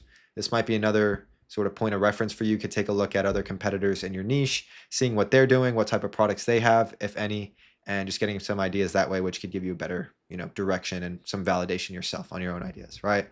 So you could ask a question on your story, like as a poll, would the XYZ with XYZ that you can XYZ with be valuable to you, and kind of just see what people say. What would help you more right now, XYZ, XYZ, or XYZ? This is how you could begin kind of testing and validating your ideas just to see genuinely what people are reacting to the most. Keep in mind, if you're like smaller and your engagement isn't that good, you're not going to get that many like responses on these types of stories. And in that case, may make sense for you to prioritize more the DMing followers part. But if you actually are doing this the right way and you're growing, you're getting the views, followers, then you should be getting some good engagement on these types of stories as well. Okay, so the whole step there is to kind of validate the idea in the direction that you have in mind.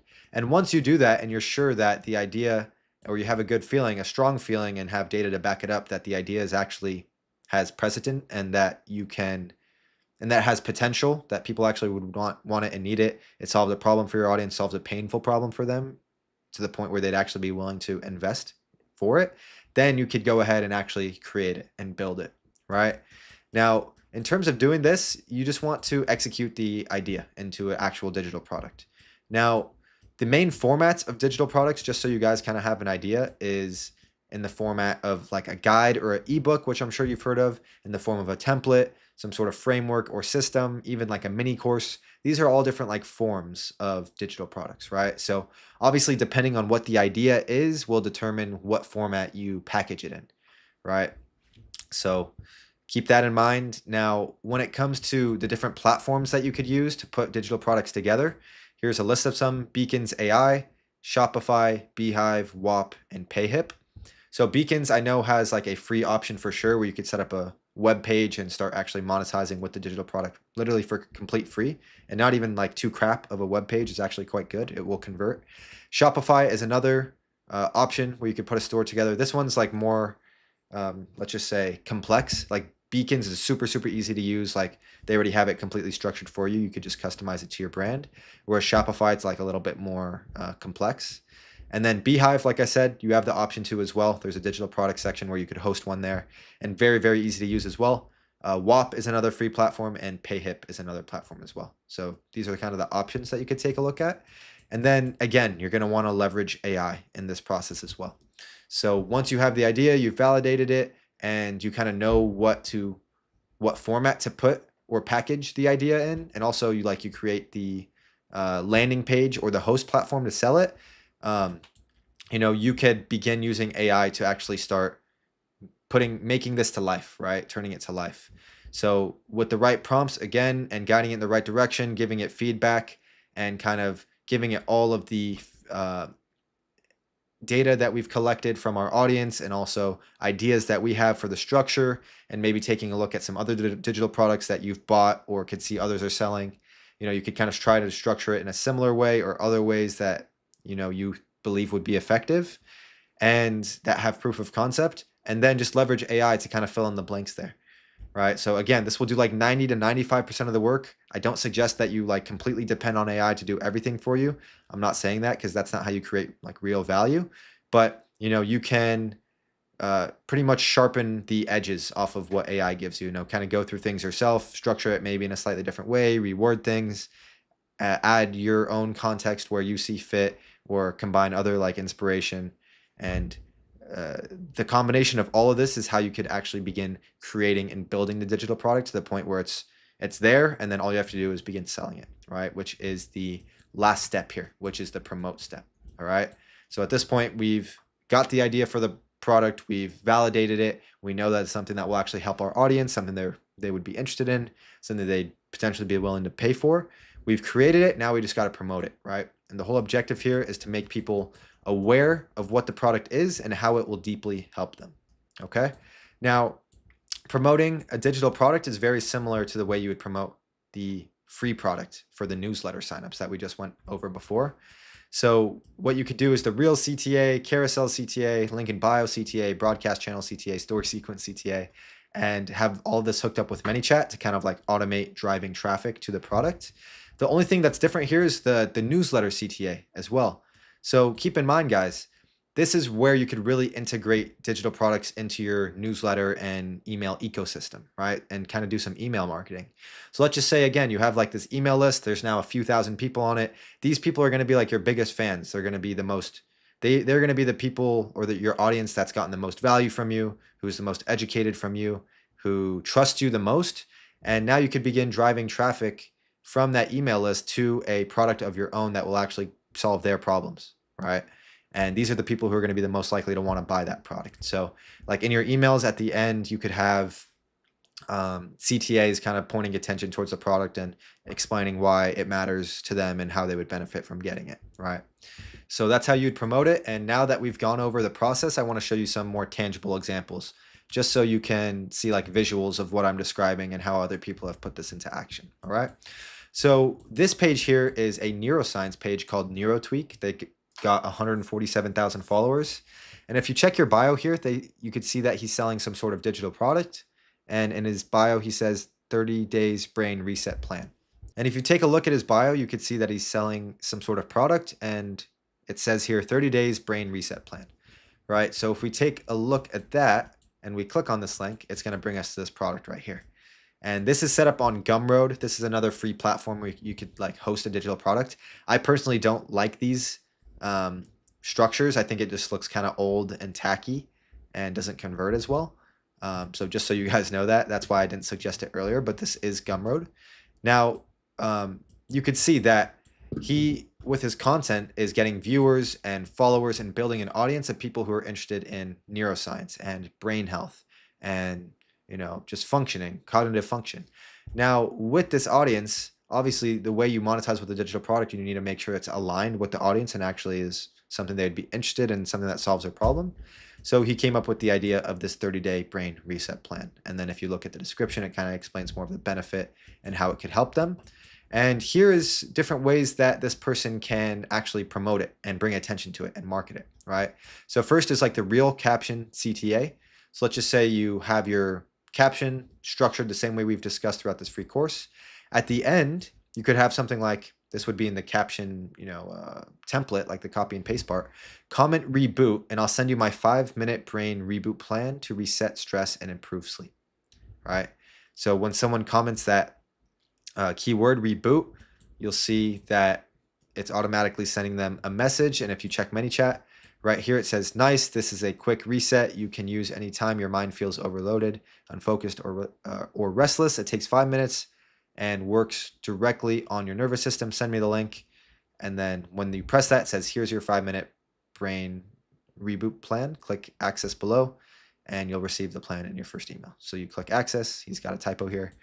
And then it takes them to the newsletter landing page, right? So in this case, you could have it driven to he's doing it to a free product the same way we've discussed before, and then getting them to sign up to the email list. And then once they're in the email list, that's when he starts pushing the product, right? And obviously you don't want to spam it and push it too much. You want to have mostly providing value, but occasionally, marketing your product. So what he does here is he gives them something for free and then upsells them later down the line to a digital product. And you could have ManyChat sequences that do that automatically and begin messaging them again. And once they're in the email list, they will see the product anyways, right? So it's kind of like playing the long game here, which isn't bad because he gets to nurture them more first. Also, with that being said, when you give someone something for free first, it just builds a lot more trust. And if you could help solve their problems with something that you give them for free, they're going to think in their mind, wow, like that helped me so much and it was free. Imagine how much the paid thing could help me, right? That's kind of what you want going on in their minds. So that's one way that he does this. Another way is like through story sequences. So I was going through his profile and, came across some of these. I'm not going to take the time to read them all because it'll take a little bit of time, but you could see that he's kind of playing on his audience and their pain points and their desired state and provides his product as like a bridge to that gap, right? So this is another way that you could drive traffic. And then he's like showing some testimonials here and, promoting the product where he gives the audience a chance to click the link and get access to it, right? So this is something that you can, obviously this one's really long. I don't suggest it being this long. I suggest it being like 2, 3, or 4 slides max. But this is a way to get in front of your followers to, plant some seeds in their mind that you would be able to help them out with your product. And then this is something that you could do once and have like pinned as a highlight on your profile, or you can kind of do one of these like each week, for example, right? Now, here's another example. This is a page in the parenting niche. They've got like almost 1 million followers. And if you check their bio and you see what they're doing, they've got this product right here. Less overwhelm, more connection when your child needs it most. Ease the overwhelm today, build resilience for tomorrow. So this is sort of like a whole pack for parents to be able to, develop better relationships with their kids and be a better parent, right? So again, all of this content here is what has attracted the audience, what has allowed this page to build almost 1 million followers, getting in front of all that attention, all this audience, and now he's selling some sort of product which actually provides value to the audience and solves their problems, right?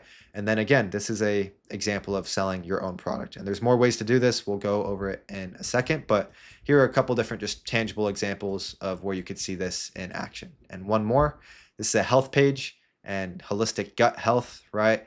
And you could see in the content, it's attracted an audience interested in this topic. Then if you check the bio, you'll see it says a natural gut healing blueprint. Trust your gut again, and digestive discomfort. Yes, I want to heal my gut. And then it takes them to this order page. It's a 10 comprehensive chapters, practical recipes and protocols. So this is like a whole guide to get better gut health. And this is great because, this is a painful problem that people have. If you're not feeling good in your gut and it's like really making a negative impact on your life, like this is a painful problem that you want solved. And assuming this person actually has a good solution for these people, like a lot of people could get value from this, something like this, especially for like $27. So, this is an example of something that could sell really well because it actually solves a problem. Guys, don't expect to like really perform exceptionally well with a digital product if your product doesn't actually solve the problem of your audience, right? Because when you solve their problems, you alleviate their pain. When you alleviate their pain, value is created. And when you create value is when you receive monetary compensation, right? Don't expect to receive monetary compensation if you're actually not solving anyone's problems, okay? So that's another example here. And again, here are some more screenshots of just sales on my own digital products, dashboards, and Stripe dashboards, all right? So now that we've gone over digital products, let's dive into the third monetization method, which is going to be paid promos and shoutouts. Now, this is a really solid way to monetize, and of course, I'm going to go over why that is and how it works in a moment. But I also want to bring up that this way of monetizing typically comes in a little bit later down the line once you actually have somewhat of an established audience, right? Compared to the first two, like newsletters, you can get started with a few thousand followers. Digital products, maybe once you cross like 10,000 followers, for example. Whereas with paid promos and shoutouts, typically it ends up actually making the most sense and becoming like worth your time to explore once you're crossing like 50K followers, 100K, even over 150K, depending on the niche. Because think about it like this, like when you build an audience on your theme page, it's like a asset, right? You have something that's valuable that, for example, other brands, creators, or companies or businesses will see value in that audience and that attention that you have. And because of that, be willing to pay you in exchange for you to promote something on your page, right? Because they're getting value from that. They're getting the attention, they're getting the eyeballs. So just by having a theme page, by building an audience and growing it, you have something inherently valuable in and of itself, right? So that's where this comes into place. It's almost like advertising if you think about it, all right? Now, the core benefits of this is the more followers you have, of course, the more money you're gonna make, right? And keep in mind, it's not just about followers. If you have a 1 million followers, but you have like dead engagement, then, that doesn't equal more money. Keep in mind the engagement and, the quality of the audience actually matters as well. But in general, like the bigger the page that you have, assuming it's like not dead, the more money you're going to be able to make. Right. So this is something that can become like some nice side income, like for once you're in the stage of like 50 to 200K followers. But once and getting to that point where you're like a very big page, then you could really start charging some good money for these paid promos and shoutouts, right? So that's great because obviously there's no limit to how many followers that you could get. And then at the same time, it's the easiest way to monetize. So obviously, like with newsletters and with digital products and a couple others, like there's more that you're doing on your end to kind of like prepare things and set things up. Whereas with paid promos and shoutouts, like literally the other company, creator, or business is creating the content for you to post onto your feed. So all you have to do is literally just receive the money and then post it. I'm gonna break down how it works just in a second here. It's just really simple. You don't really have to do any work on your end, right? It's also the most passive and predictable income. So like because of this, it's very passive. You're not really actively doing anything. It's like you get sent a post, you post it, you make money. It's that simple. And it's also predictable as well because you could have long-term clients, right? You could work with media buyers or just long-term clients, whether they're businesses, creators, if they're actually getting value from your promos to the point where you could get them on like a monthly retainer, for example, where you're posting like X amount of posts or carousels and they're paying you X amount in exchange for that, right? And media buyers and companies are very invested into, you know, shout outs and paying pages like us on Instagram to get the attention. Like the biggest ones right now, they're like, obviously this is going to depend on the niche, the type of people that you're working with, but like all the big, like, you know, Polymarket and Kalshi and all the AI companies, they're just dumping money into promos. They just want to make people as aware of them and their company and what they're doing as possible, right? So this creates a huge opportunity for us theme pages because we could easily grow that audience and get that attention without showing our faces. And then we have something inherently valuable that other companies are willing to pay us in order to get access to. All right, that's how you want to be thinking about this. Now, let's dive a little bit deeper into like how this works so that it's fully clear, right? And there's no unanswered questions here. So first, you have to find a client, right? You have to find someone who's actually wanting to pay you for like a promo or a shout out or a collaboration, anything of this nature, right? And in order to find a client, there's a few ways that you could do this. First, others can reach out to you. You could reach out to others, or you could work with media buyers, all right? So these are kind of like the 3 different ways to find a client. To make it as easy as possible for others to reach out to you, you could reference a couple of these screenshots here. So for example, this is a big page, almost 1 million followers, and they just simply have like a business email in their bio. That way it just makes it super easy for anyone who's looking to, you know, or is interested in promoting on their page. They could just contact the email and then boom, you could go back and forth, close a deal. And then also you could have the option of like having a link in your bio. You know, you could have multiple different links if you didn't know that. And one of them could be like for sponsors and advertisers. That way, anyone who comes on your page looking for this, they have literally a link to click specifically for them. And then you could just have like a simple form set up where you could say, so this is like in the AI niche, for example, it just says, marketing services reach large targeted audiences with our managed campaigns. We make it simple to execute and scale your campaigns, reach the XYZ community, as well as most of the top XYZ pages, right? And then they just put in their name, their email, some other information, how much they're willing to pay, what they're actually interested in. And then that way you could literally just get their contact information and then reach back out to them and facilitate a deal that way. Now, that's how you can make it as easy as possible for others to reach out to you. But when it comes to you reaching out to others, here's what I suggest. So reference your niche research, reference the biggest, not even necessarily the fastest growing, but the biggest pages in your niche. Follow them, keep an eye on their pages, and see which creators or brands or companies are paying them for promos, right? Just kind of scan their page, check it every once in a while. And a lot of these pages are actively running promos, right? And this allows you to easily see who's paying for the promo, right? Whether it's just XYZ company, XYZ creator. If you see them promoting on a different page, you know that they're actively promoting. So if you reach out to them the right way, then you could kind of also become an option for them to begin actively promoting on your page as well, right? So the best way to do this is just become familiar with your niche, become familiar with the different brands, companies, or creators that are promoting in your niche, and then you could reach out to them and develop a relationship there, all right? So here's a simple like DM you could send, for example, or email. You could start it off like this, like business inquiry. That way they know it's important and that it's not just like some random fan. And then you could just start off with the name of their page. I notice you've been actively promoting your product on Instagram, like on XYZ page. I'm not going to read this whole thing, but you could copy and paste this, screenshot it, do whatever you'd like with it, and just customize it towards whoever you're spending or sending the message to. All right. So that is how you find a client. Now, also one more thing that I want to mention here. If you're smaller, between like 50 to 150K, maybe also depends on your niche. Maybe you have to reach out to others more at the beginning, whereas once later down the line you've grown and you really have lots of traction and momentum, then others will reach out to you more often. All right. So don't expect people to be reaching out to you like right when you hit 50K followers, offering you all this money. You know, you're going to have to kind of develop those relationships, even do some outreach yourself first. Right. But don't get me wrong. Once you do build more of a following, you're more established, then people will be reaching out to you. Okay. Now, with that being the case, let's go over how to actually make a deal, right? Because we find the client, now we have to get a deal with favorable terms. Now, keep in mind, you're going to want to have your prices ready and for it to be flexible. Now, keep in mind, you're going to want to have your prices ready and also to be flexible with what they're looking for, right? So you don't want to just have like a set package and, you know, only offer that, because sometimes people want to get the most value, right, for what they're looking for. So just be flexible, make custom packages as you see fit, right? Especially at the beginning, it's not a bad idea to be flexible just to kind of get that experience, see how one of these deals go. But obviously don't be too flexible to where, you know, you're not getting your end of the bargain, all right? Now, in terms of how much you could charge, this is what we want to go over. It depends on the number of followers you have, how engaged your audience is, the demographic, like where they're from.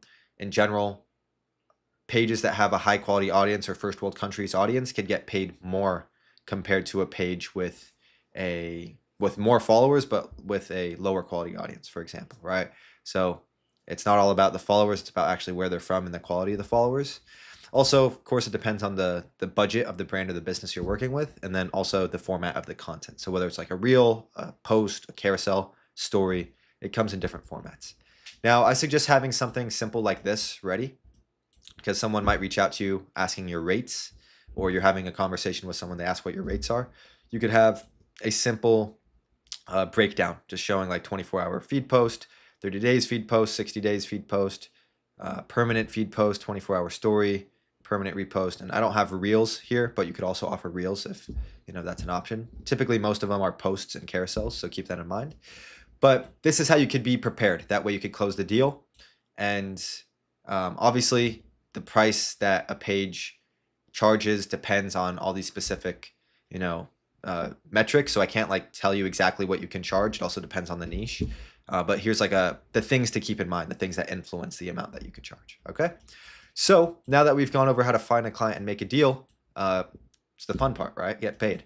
Now, every serious brand and creator or business will pay you beforehand for the promo or shout out. So if someone reaches out to you and they're like, yeah, bro, let's do this promo, I'm going to pay you $200, and they start asking you to promote it first, typically that's a sign that it's not like legit, right? You know, most serious brands, creators, they're going to be willing to pay you first. That's just kind of industry standard, all right? And just use a preferred payment processor. PayPal is the most universally accepted, so that's kind of just what I suggest. It's the most common in this space. But also, you know, again, Stripe is pretty popular. Some people are comfortable with like, you know, crypto and some other ways as well, but I would just suggest sticking with PayPal. I believe everyone watching this should have access to PayPal. So yeah, just stick with PayPal. That's going to be your best bet. So now that you've gotten paid, now all we have to do is just post the content, right? So this is why it's so easy on our end. We're not really doing too much. We're just finding someone, agreeing on terms, you receive a payment, and then you post the content, all right? Now, how this is going to work is they're going to send you the content or creative to post, and all you do is just like upload it yourself. They also send you the caption typically. And then you could post it as is, or what's even better sometimes is ask if they'd like you to recreate it in their branding, right? Because sometimes like the promo or the shout out, when they send it to you, it just kind of like is not aligned with your branding, and it just isn't aligned with like the colors, or, you know, it just kind of looks off. It looks like inorganic, and it looks like it's a clear promo. And, you know, you could post it as is, but that's not the best for engagement and also won't get the best results generally. So it depends on the quality of the creative. Some are more like standard where it's universally acceptable on all types of pages, but some are more niche.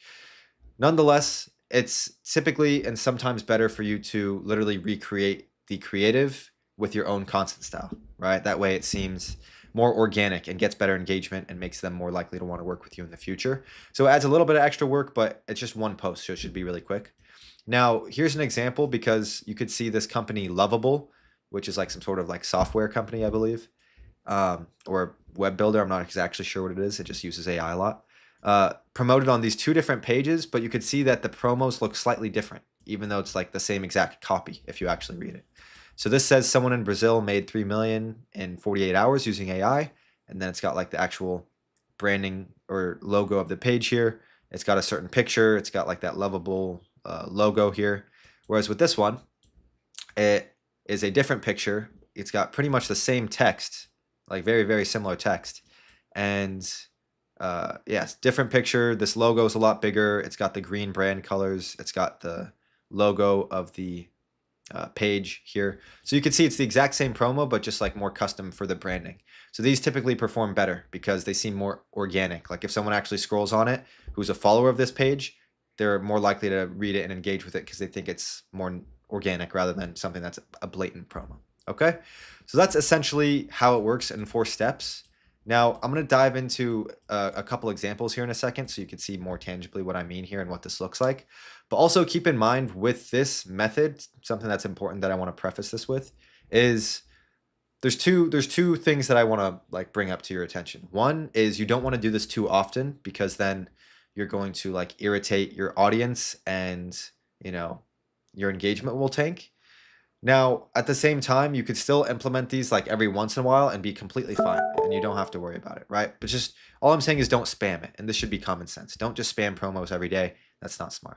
And number 2, the company, the brand, the creator, the business that you work with, ideally you want it to be as aligned as possible with your niche, right?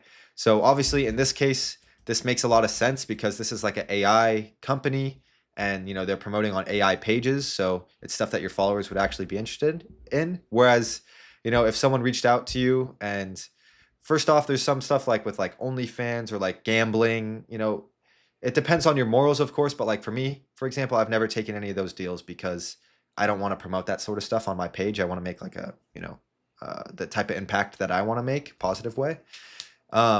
So keep that in mind. You know, you don't have to promote stuff that's outside of what you want to promote, but also even if it is like moral, if it doesn't really align with your niche, maybe you don't want to do it, right? Like maybe they got approached by like some architect who wants to show something, but maybe, you know, the person doesn't want to, they don't believe that architecture or, you know, whatever the other topic is aligned with the niche and what the audience would be interested in, then maybe it's not the best fit, right? Because you don't want to be promoting something to your audience that isn't even like aligned with what they would care about, right? So that's just another thing to keep in mind. Don't spam it, and also, you know, be relatively selective with the type of opportunities, right?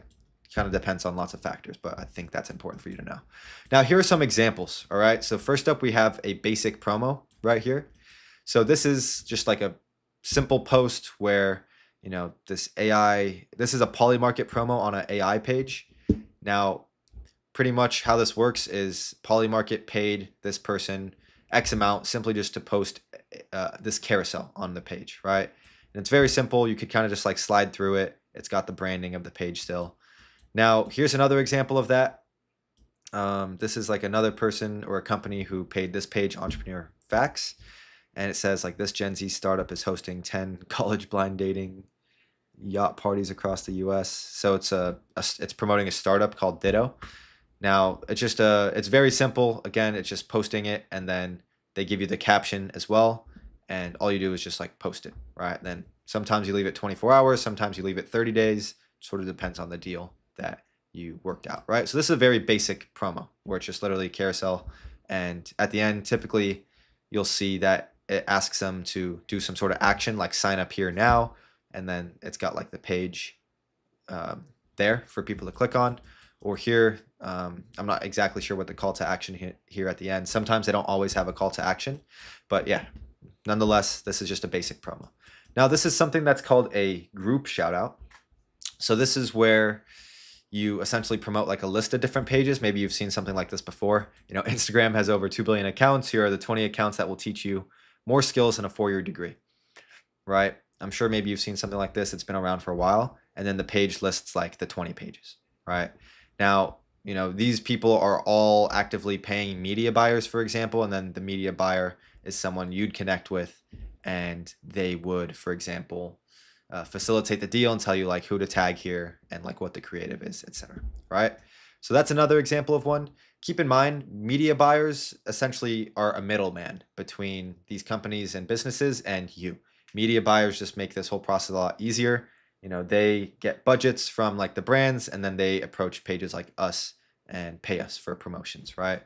Now, in terms of finding media buyers, like, you know, for example, in my network and the people that I know, like I just have a list of people and different group chats that I'm in and share with the people that I'm working with to like introduce these opportunities.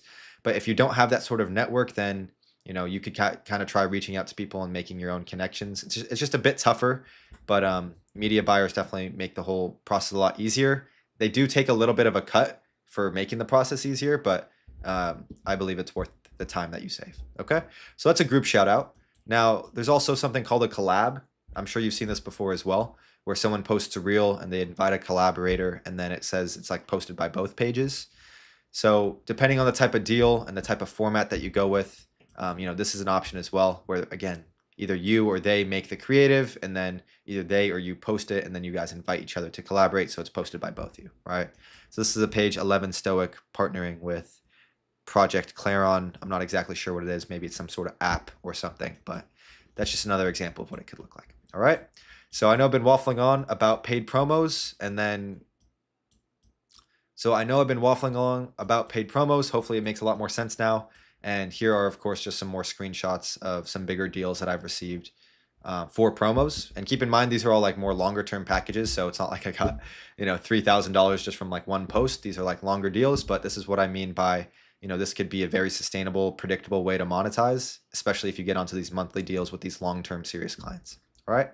Now, with that being said, let's move on to number 4, which is the Reels bonus. Now, the Reels bonus is super cool, and it's one of those monetization methods that's super misunderstood because a lot of people think that they can monetize and everyone can monetize off views on Instagram, and that's just like the main way of monetizing, which isn't the case. And then other people think it's just completely impossible and that Instagram doesn't pay for views. But the truth is in the middle, and I'm going to explain exactly how it works. But in some cases, you could get paid for views, okay? And the core benefits is that this is great. Views equals money directly, right? So it's not monetizing like indirectly like the other ways. This is literally directly views equals a certain amount of money, right? So of course, because of that, it's very easy. It's no additional work. It's like you make the content and then it's there working for you. And like I mentioned, this is an extra stream of income. So this is not going to be like the main income source, although it's just nice to get another extra few hundred, potentially up to an extra few $1,000s a month just flowing through. All right. So now let's go over how it works and kind of clear up, I think, the misconceptions that people have about this. So it's pretty straightforward, but essentially what you're going to want to do is leverage the Meta ecosystem. All right. Because Meta doesn't only own Instagram, it owns Facebook as well. I'm sure a lot of you guys know this. And what you have the ability to do is cross post from Instagram onto Facebook automatically. Like each time you post on Instagram, not only are you getting the views, the followers, the monetization opportunities there, but you could have it automatically cross-posting onto Facebook as well. That way you're building a brand there, getting more views, more followers, and monetization opportunities there on Facebook, right? And a lot of people don't know this. They only post on Instagram, right? And Instagram is still the best platform. There's lots that you can do there, but you're missing out on extra opportunity if you're not cross-posting onto Facebook, okay? So on Instagram, they have something which is called the Reels bonus program where you get paid directly from views. So what's interesting about this feature is that I have access to it on a couple of my pages, but then on a couple other pages, I don't have access to it. And this is because it's like an invite-only feature, and who they invite is really arbitrary based off my experience. You know, some pages that you would think would qualify, but haven't got invited, whereas others have. So it's kind of inconsistent. It's one of those features which is like trial wheels where certain pages who should have it may not, and vice versa. But yeah, this is something that you keep your eye out for. And you could see here, this video got 1.7 million views. I got $120 from it. This one got 2 million views. I got $113 for it. So how they calculate the payout also depends on like the audience and a couple other variables, but you could see this is just some extra, I guess, bonus income. You could think about it coming in through views, which is pretty cool because you're not doing any extra work for it. And also what they have is something called the content monetization program on Facebook. Now this one is invite only as well, but it allows you to get paid for views if you do get invited, right? So here are just some screenshots of balances or payouts and a couple different formats. This is in the platform. This is an invoice. And this is also in the platform. Now, keep in mind, there's also some other bonus programs as well. This is something that they're constantly in beta testing with, just like new programs, seeing what works best, what doesn't. And sometimes they name similar like programs after different names. So there was like a summer Reels bonus program at some point. There's a couple other names for content monetization programs on Facebook as well. Now, these features are ever evolving, but it kind of just shows what's possible when it comes to actually getting paid for views directly from these platforms here. Okay. Now, in order to qualify, as of right now, the time of recording this video, it's mostly USA and a few other developed countries like South Korea and Japan, and I believe the UK as well. And this list is changing a little bit, but oddly enough, that's kind of like the batch of countries. Also, you have to be 18 plus, or whoever owns the account must be 18 plus, and then it's invite only, like I mentioned as well. So this is kind of how you qualify, and then there's no like certain amount of followers that you have to reach, like maybe other platforms where it's more clear, and there's like an actual threshold. This is more ambiguous, unfortunately. So you just have to keep your eye out for when you get invited rather than crossing a certain threshold, if that makes sense. All right. Now, the 4 monetization methods that I've just gone over are the most universally used in terms of making money, converting the attention into income on Instagram, right? So no matter what type of niche your page is in, what type of audience you're building, monetizing with newsletters, digital products, paid promos and shoutouts, and also the Reels bonus program and the Meta ecosystem, like those are the most universally used no matter what niche you're in. So it's not dependent. Now, there are also a few other monetization methods that are more, let's just say, specific and not universal, but can still be very effective methods depending on what niche you're in, that I want to run through you guys as well, just so you know the possibilities, right? Because it's not like there's only 4 ways to monetize and that's it. There's all these other like kind of unique and more niche ways to monetize, which I think are important to be aware of. Now, with that being said, let's dive into the first more niche method here, which is going to be physical products. So this is a pretty solid way to monetize as well. And some examples of physical products are like apparel, like you could see on the screen here, or it could just be some sort of little accessories or gear or, you know, posters, wall art. You know, these are just some examples of physical products, anything that's actually tangible, something you could hold, whereas a digital product is like fully digital. And like you could see this example right here, this is like a faith Christianity based page, and they have like a separate page that they've grown actually dedicated towards their clothing line, right? Their apparel, where they have you know, certain designs that are faith related on shirts, hats, things of this nature, right? And then you could like click on their website here and they have just a simple like, you know, Shopify page or sales page with the products listed here. Now, keep in mind, with this type of monetization method, a lot of people think it's a lot more headache than it is. You still don't have to deal with inventory. You don't have to deal with, you know, shipping and customer service. There's other platforms out there that handle all of that for us, right? So Printful, Printify, like these are print on demand companies which will take care of all of that headache for you, but take a percentage of like the deal, right? So let's just say you sell a shirt for like 60 bucks, you know, maybe you make, you know, $20 profit margin instead of 30, for example, right? Like they take a little cut. So it's less profitable, but they save you all the headache, which is worth it. Now, keep in mind, apparel is the most popular here as physical products, and you know, this does depend on the niche, like I mentioned before diving into these specific methods. But if you're in a niche like motivation or like fitness or faith or masculinity, like these are typically niches that are more aligned with like clothing brand stuff. And then, yeah, the process is pretty simple. You just use these platforms like Printify, Printful. They kind of like, you know, sell apparel as someone buys it, right? That way you're not paying money up front for inventory, and they just print it on the material and all that stuff that you set up ahead of time on like what type of format, whether it's a shirt, hoodie, whatever, and they take care of the rest. So obviously you got to set it up first, but once it's set up, it's pretty passive and simple and not much headache. So this is a pretty cool option. We've also got affiliate marketing. So this is where you're selling some sort of product that is not actually created or owned by you, right? But like from another more established, more reputable company or business in your niche, right? And then by selling their product, you get a little commission. This is usually not one that I like fully suggest, because you could make more money long term just like learning the skills and using AI and the tools to create your own valuable digital product. But affiliate marketing is good for people at the beginning who maybe just want some experience like marketing and, you know, promoting rather than having to like worry about building the product yourself. But I think that's a good skill to learn anyways. Regardless, with that being said, here's an example of someone in the neuroscience niche. So this is NeuroGlobe. They're posting all this type of content that attracts people who are interested in like, optimizing their brain health and their cognitive thinking and just anything regarding neuroscience. And you can see in their bio, they're official partner of Feely VB. It's essentially, what is it? It's a capsule. I think it's like some sort of mushroom capsule or pill where people take it and it has like, it clears up their brain and makes them think more clearly and more focused, etc. Whatever it is, it's something that the audience actually would be interested in. And this person didn't actually create this product. They're just affiliating for it. So they get like a percentage of each sale. And this percentage can vary depending on like what the specific arrangement is. Sometimes it's like, 50%, or other times you have 100% resale rights on a couple other things. So it just sort of depends.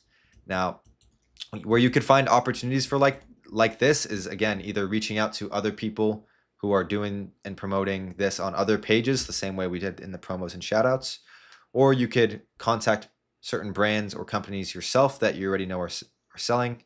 And then also there's platforms like, Digistore and, some other platforms where you could find affiliate marketing opportunities. So just to kind of wrap this one up here, I typically don't suggest it as a main option. It only works really well in specific scenarios and cases because it's just much more effective, long-term, more profitable. You learn more skills if you set up your own digital product.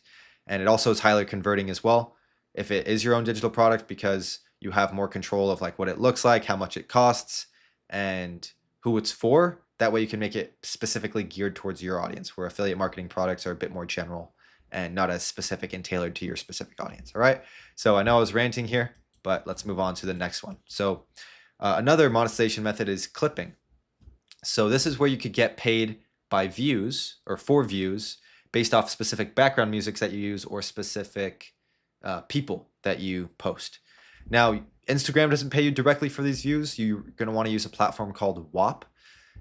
So this is a platform that is becoming very popular, and essentially within WAP, there's like earning opportunities, monetization opportunities for clipping, where you could, for example, make a post or a reel with a specific background sound or of a specific person and copy the link of that video on Instagram and paste it into WAP, and they'll track how many views you get and pay you accordingly.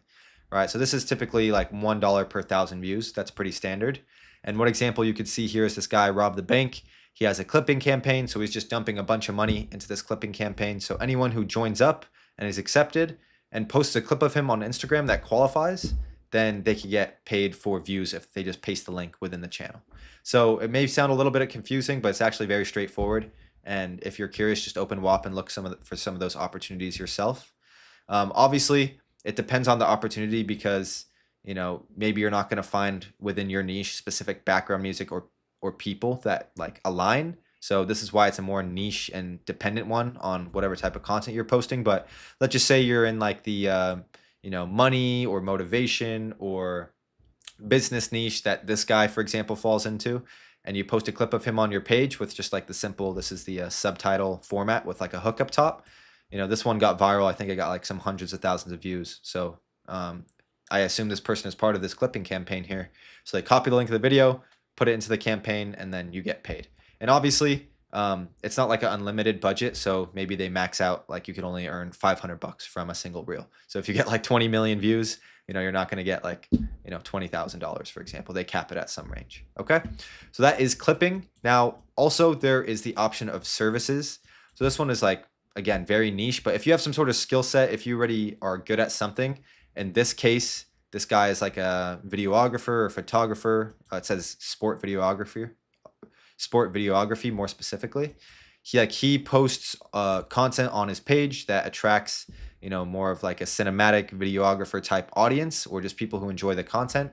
And then if you see his bio, he has a website where he kind of goes more over his work and his services and how he can help other people with their projects, right?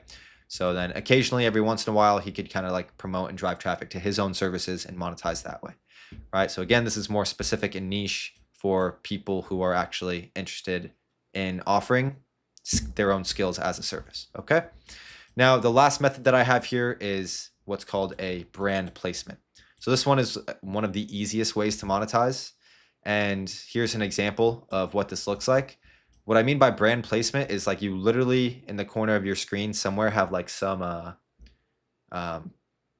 brand name or logo, right? So for example, this company Kalshi is paying this page, Hoop Society, for simply having their logo in each one of their videos, right? And how this works is this person gets paid a certain amount of money per views that he gets from this video because he has like this sponsor or this brand placement on it, right? So keep in mind, again, this is very niche specific. I believe this company here, Kalshi, is all about like, predictive marketing, predicting markets in like the sports industry, right? So obviously it works good for a basketball page.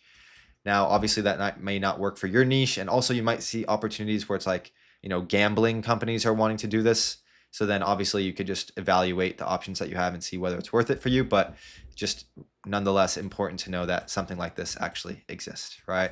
And then typically how this works is, again, either the companies will reach out to you the same way promos or brand deals work, like kind of inquiring about it, or you could reach out to the company. Like, so for example, I have a basketball page myself as well. So if I wanted to reach out to this company here, because I see them doing it on one of my competitors, I'm sure they'd be down to work with me and we could get something set up. But the reason I don't is because it just doesn't align with, this is kind of like sports gambling and I don't like that. So to each their own, right? Now, these are just some additional extra ways to monetize that I think you guys are aware of or should be aware of. And even on top of these methods, there's even more out there that are like more niche, but I think these are like the most important ones to be aware of outside of the 4 universal ones that we've gone over already. All right. So now with that being said, let's continue moving forward and going over this idea right here, which is very important. And it's that owning a theme page is essentially the same as owning a digital asset, right? Because think about it. What is an asset? It's something that has value, right? Like in real life, there's like, homes, cars, property. There's other things out there that inherently have value in and of itself. Now, when you're building a theme page, what you're doing is building a digital asset because your theme page has value in and of itself. This is why creators, brands, and companies are willing to pay you in order to get access to your audience. It's because you having the attention of that audience, of that market, is valuable in and of itself, right? And I explain this in a way to some of my clients who are in real estate in real life. I say having a theme page is essentially the same as owning digital real estate, right? So it's real estate. It's something that is valuable in and of itself. It's something that people will pay you in order to get access to, in a sense. It's just digital rather than something that's like physical or a property, right? And they giggle like that one and they agree because it's true, right? And also, with that being said, considering it's a faceless theme page, it's a sellable asset, right? So think about it. If someone builds a personal brand and they build it to like a couple 100,000 followers, like they're not able to like exit or sell that if they wanted to, right? Because their face is associated with the page and the audience that they built. There's an identity associated there. It's dependent on them. Whereas with a faceless page, you're essentially building a brand that is a separate entity aside from yourself, which kind of operates on its own, right? And you're not attached to it. Your identity is not associated with it in any way. Because of that, you have the option technically to sell it, right? If you grow to like hundreds of thousands, millions of followers, and you come to the conclusion that you'd prefer to sell your page, you have the option to. There's been huge payouts for Instagram pages, and I'm not even going to begin getting into it because you won't believe me, but there was like collections of pages that have been sold for like literally millions of dollars. You could look it up. There's a page like Daquan, which is like, this is like a meme page, but some other big pages out there like Hood Rap TV, like these traditional pages that maybe you remember seeing while growing up, like these are selling for like millions of dollars. And I'm not going to say that you should expect the same yourself. That's not what I'm saying, but what I'm saying is that is what's possible. And even if you're not selling at that high of a rate, you could still exit for like over 100K if you build a really strong, solid brand, right? And that's not going to happen in a year, 2 years, etc. But just understand that you have the option to, and there's opportunity there, right? And for me personally, I prefer holding on to my pages because I know I can make more money with them long term, the way we've got them set up. But for certain people in certain circumstances, it might make sense. Like let's just say you love theme pages and you got started with it and you started growing it and monetizing it and everything's going well. But over time, you want to move on to the next chapter of your entrepreneurship journey, and maybe you want to like get into real estate, or you want to do something else that requires capital, maybe what you could do is like, sell your asset that you've built up and take that capital and invest it in other places as you see fit that will continue developing whatever you're looking to do, right? So in that circumstance, it makes sense to sell it. Whereas if you love the business and you want to continue it, then it just makes sense to keep it because you'll make more money over time, right? But I also think it's just very important to understand this concept here, that you're building an asset that has value in and of itself that also is sellable as you see fit, okay? So now, with that being said, I want to move on to this next section here, which has to do with nurturing, right? Because keep in mind, for people to buy from you, they must know you, like you, and trust you, right? This is a popular termed phrase, which maybe you've heard before, and it's absolutely not utterly true. Like each stage must be met in order for people to buy from you, right? So although some of the monetization methods don't require people to buy from you, like for the newsletter or for the paid promos and shoutouts, like something like a digital product or a physical product or something else that you're trying to sell on a page, like your audience must know you, like you, and trust you ultimately, right? And how you get them to know you and like you is simply through your content, right? Just simply by getting your page out there, by posting content that people like and enjoy, and maybe they follow you. That's how you get them to know you and just like you, but they don't trust you just from the content, right? You're not establishing yourself or positioning yourself in a way where they actually feel like they trust you on a deeper enough level to like put money into something that you're offering, for example, right? And with that being said, it's important that we do a couple other things on our end in order to build that trust, right? And some pillars of building trust with a theme page have to do with brand consistency, positioning yourself as an authoritative page, someone who knows what they're talking about, an expert, also having social proof, which I'll go into in a second here, and also providing value, right? Solving the audience of your problems, educating them, and just overall providing value in that sense, right? And in order to do this, there's a few main touch points that allow you to show your brand consistency, to position yourself as an authority, to show social proof, to provide value, to educate. There's a few main touch points that you can consider in order to build upon these layers here, right? And let's dive into this first one here, which is the newsletter, right? So this is why I suggest everyone to start a newsletter. It's just one of the best nurturing assets that you could have that allow you to build a stronger connection with your audience compared to like anything else that we could do, right? Because if you have people signed up to your newsletter and each week, twice a week, they're going through and they're reading something that's actually valuable to them, something that's interesting to them, something that shows that you actually know what you're talking about and that educates them, like these are the people who are going to be the most likely to buy from you in the future at some point if you end up selling something, all right? So a newsletter is a great place for you to do this. There's also something called a broadcast channel, which is great for this as well. So I kind of like to think of this as like the newsletter within Instagram. And if you don't know what a broadcast channel is, it's essentially a group chat. It's a group chat that you could create where your followers could join it, but you're the only one who could send stuff in there, right? So it's called a broadcast channel, and essentially you could treat it similar to a newsletter, right? Because maybe not everyone who follows you is going to be reading your emails as well, but maybe, if they're not reading the emails, they're reading the, broadcast channel, right? So this is why I call it touch points. If you can't reach someone on one of the touch points, you could reach them on another touch point. So this is why it's important to be doing a bit of all of them as well. Now, again, here are some examples. Like this person is showing the results of a study about a certain food in the health niche. And, this one is going and showing a different study, for example, and giving the link to it so people could read it, be educated. And this is just another way to, again, nurture, educate, provide value, build trust, and position yourself in a way where you're, touching your audience on a deeper level and getting them to cross that threshold of trusting you. Okay. Now, you also have the option to do posts and carousels. These are typically a lot more nurturing and educational compared to reels, which are more geared towards entertainment, let's say. So you could have one like this. These are all examples of this page in the health niche here. So it just says, mothers who took 15 milligrams of saffron twice daily reached clinical remission of 96% of postpartum depression cases. So just very niche. And then it says read caption. And in the caption, they dive deeper into like the context of whatever this message is here. And again, it's just another way to educate your audience, nurture them, provide value, position yourself in the right way. Okay. Now, also, you could do this by having your lead magnet and your freebie be downloaded by your audience. So what this does, it kind of ties into what I mentioned earlier, which is if you provide something of free, that's free to your audience and they get value from it, they learn something new, they're educated, it makes them wonder in their mind later down the line, if you're selling something, wow, if I got this much free value and learned this from something you gave for free, imagine how much they could learn from like the paid offer, right? That's kind of what you want them to have going on in their minds. And that's what having a lead magnet or freebie allows you to do. It allows you to like give something out to your audience for free, show them that you're actually a high quality brand who provides high quality resources or whatever it is that you're selling. And then that way, later down the line, they actually have that proof and that trust from that first experience with you and the free thing. Okay. Now that's another touch point.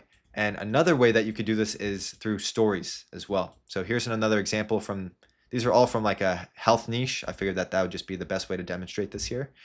And you could do this a couple ways. You could either post like occasional one-off stories every once in a while that are like valuable, or this person has like a little series here. And it's also in their pinned as like a highlight for people to go through at the top of their page.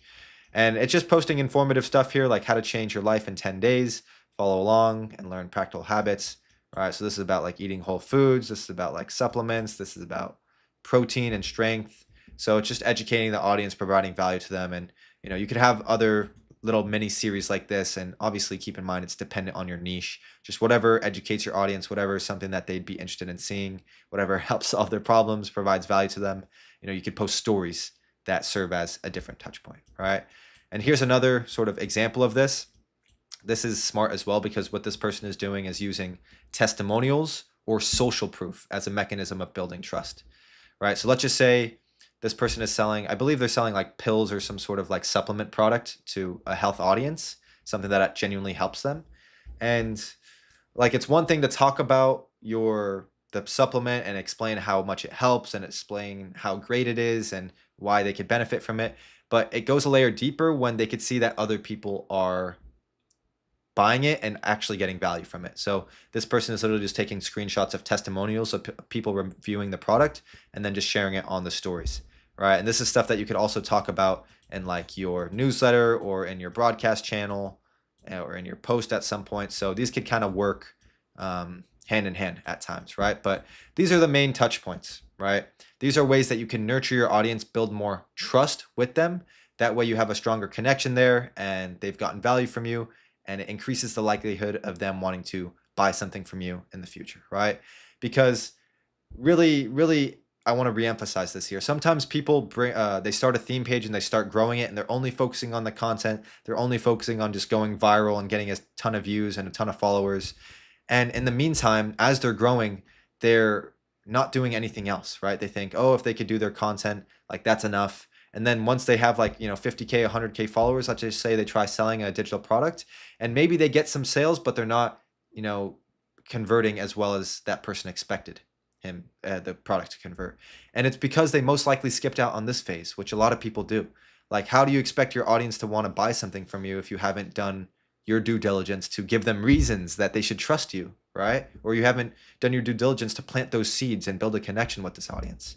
So by leveraging these different touch points here, educating, providing value through your newsletter, broadcast channel, posts or carousels, stories, lead magnets, that's going to significantly increase the likelihood of someone wanting to like buy from you because of that level of trust that you've established from your audience. Okay. Now I know I was waffling there, but super important for you guys to understand this and implement. Okay. Now, with all that being said, we've gone over everything that you need to know regarding monetization and the different options, how it works. Now let's dive into the next module. All right, now welcome to module 6. At this point, we've gone over exactly how to set up your theme page, how to grow it, get the views, the followers, start building the audience, how to convert the views, followers, and audience into income through multiple different ways. Now we got to go over how to automate, how to scale this operation, right? Super important step. This is what turns your page from just being a theme page that makes some money to a full-blown business, right? That allows you to really reach the full potential with this business and not just have a page, but have like a theme page empire, right?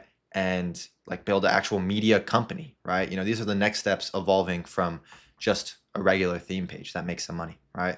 So in this module, we're going to go over all about how to automate and scale this properly, okay? Now, the first thing that's important to understand is the distinction and the difference between maintenance work and progress work, right?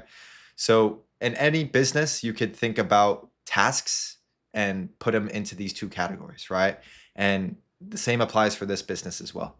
So maintenance work is essentially low leverage and repetitive tasks that keep the page running, right? They maintain the page. Whereas progress work is high leverage tasks that actually move the needle and grow and monetize the page, right? So maintenance work maintains the page, progress work actually grows and scales the page in the actual business, right? The thing about this is most people stay stuck doing maintenance all day and they never actually shift their priority and their intention towards the progress work.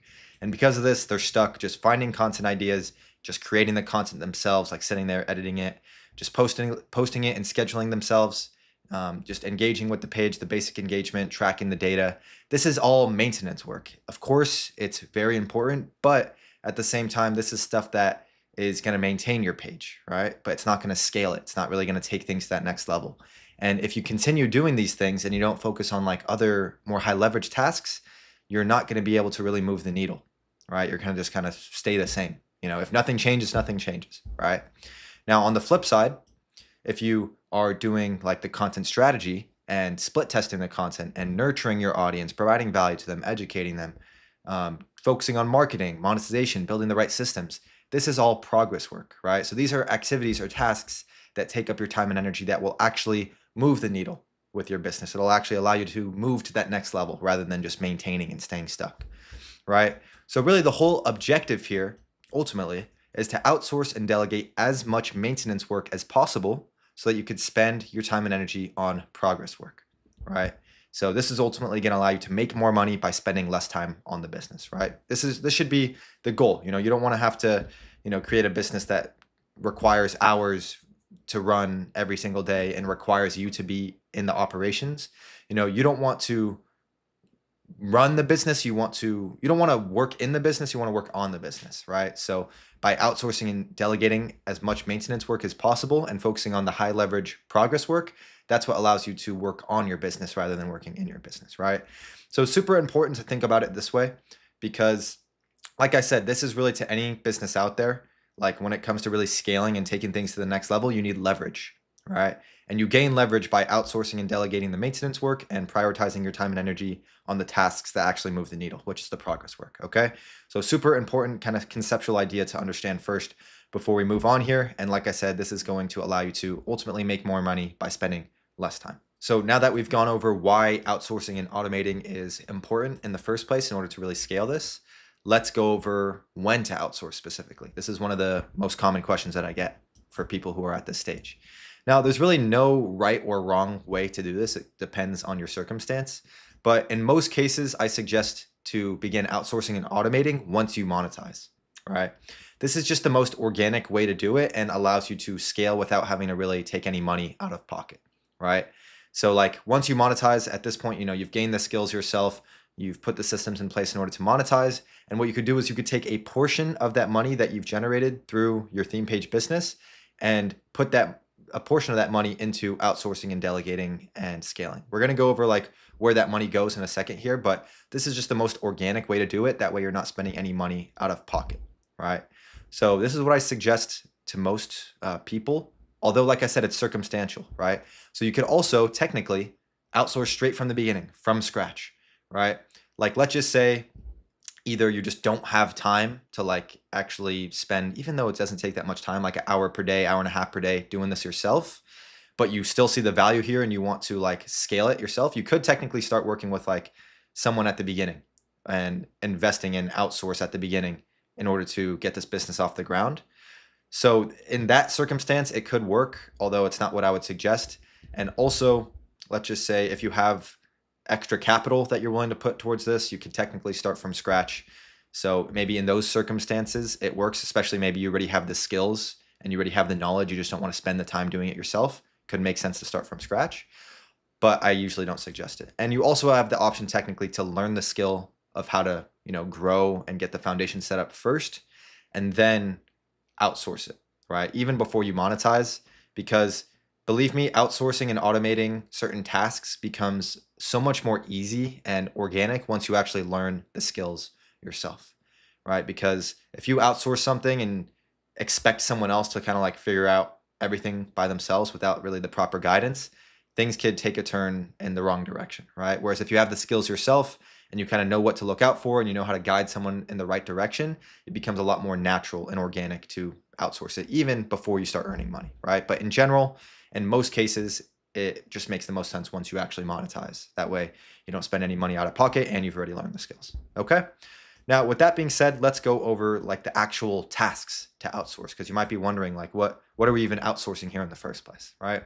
So the first thing, and this is going to be in order as well, that most people begin their outsourcing, let's say, process is through content creation, right? Because sourcing and creating the content is typically what takes the most time and it's the most time consuming overall. And because of this, the sooner you could outsource this to a content creator, the better, right? That way we have more time to spend on the progress work, right? Rather than this maintenance work, like creating the content. And also you should seek to increase the volume and output as well, right? So for example, of course, you guys can imagine this is obvious. The more content you post, the more views and followers you get. And if you have the right conversion mechanisms in place, the more money you make as well, right? So if you were outsourcing the content to someone else and they're able to do more than you were doing before, and you're also at the same time putting your extra time and energy towards the more progress work, that combined, allows you to make more money than you would have otherwise. Okay.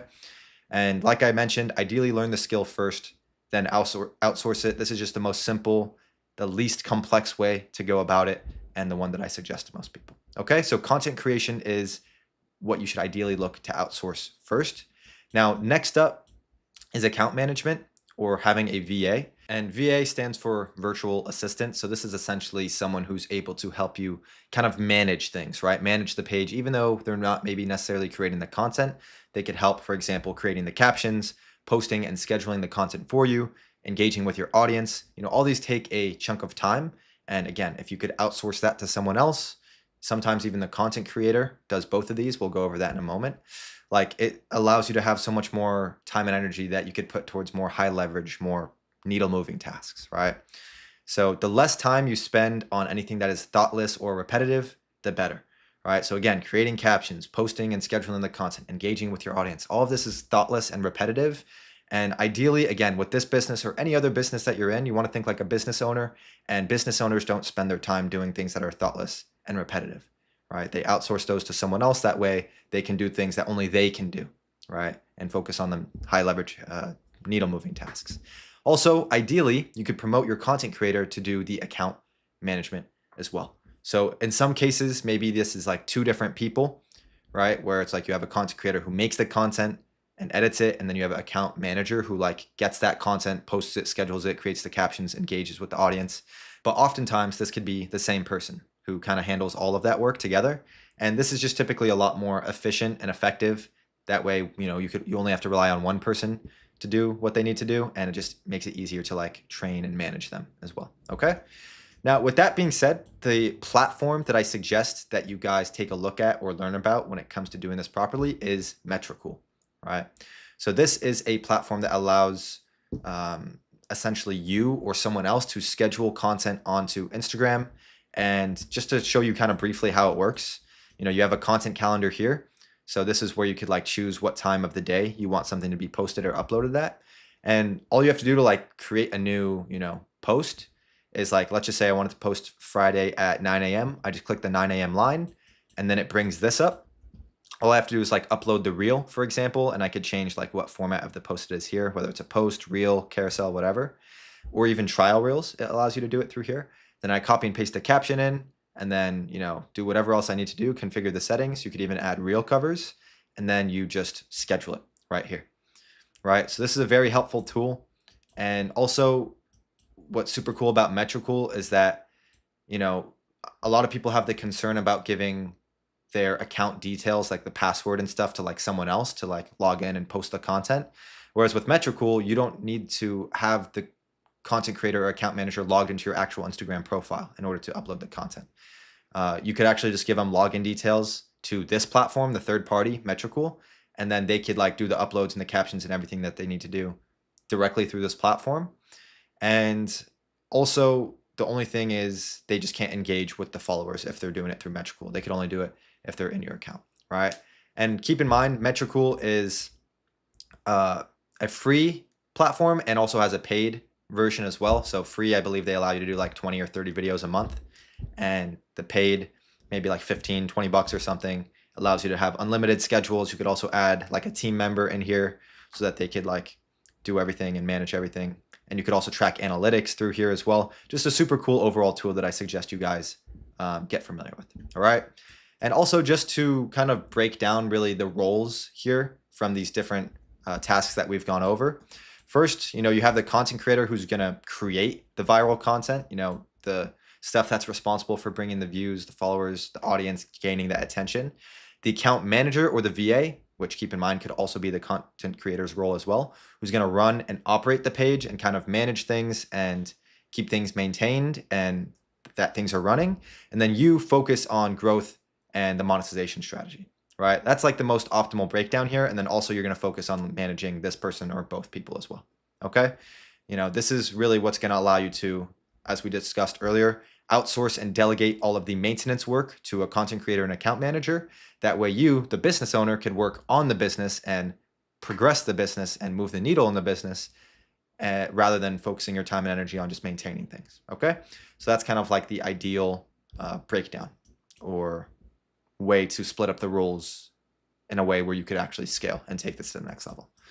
And the last kind of role that we'd want outsourced is driving traffic, right? So this is all about conversion. And this is different compared to the, content creator and account manager, because this doesn't actually have to be a person. This is a system, and it's one that we've discussed throughout this video, and also one that I'm sure a lot of you are familiar with, which is ManyChat. So just ManyChat is just such an optimal tool to have when scaling any type of business on Instagram. It just makes our life so much easier and allows us to convert so much better.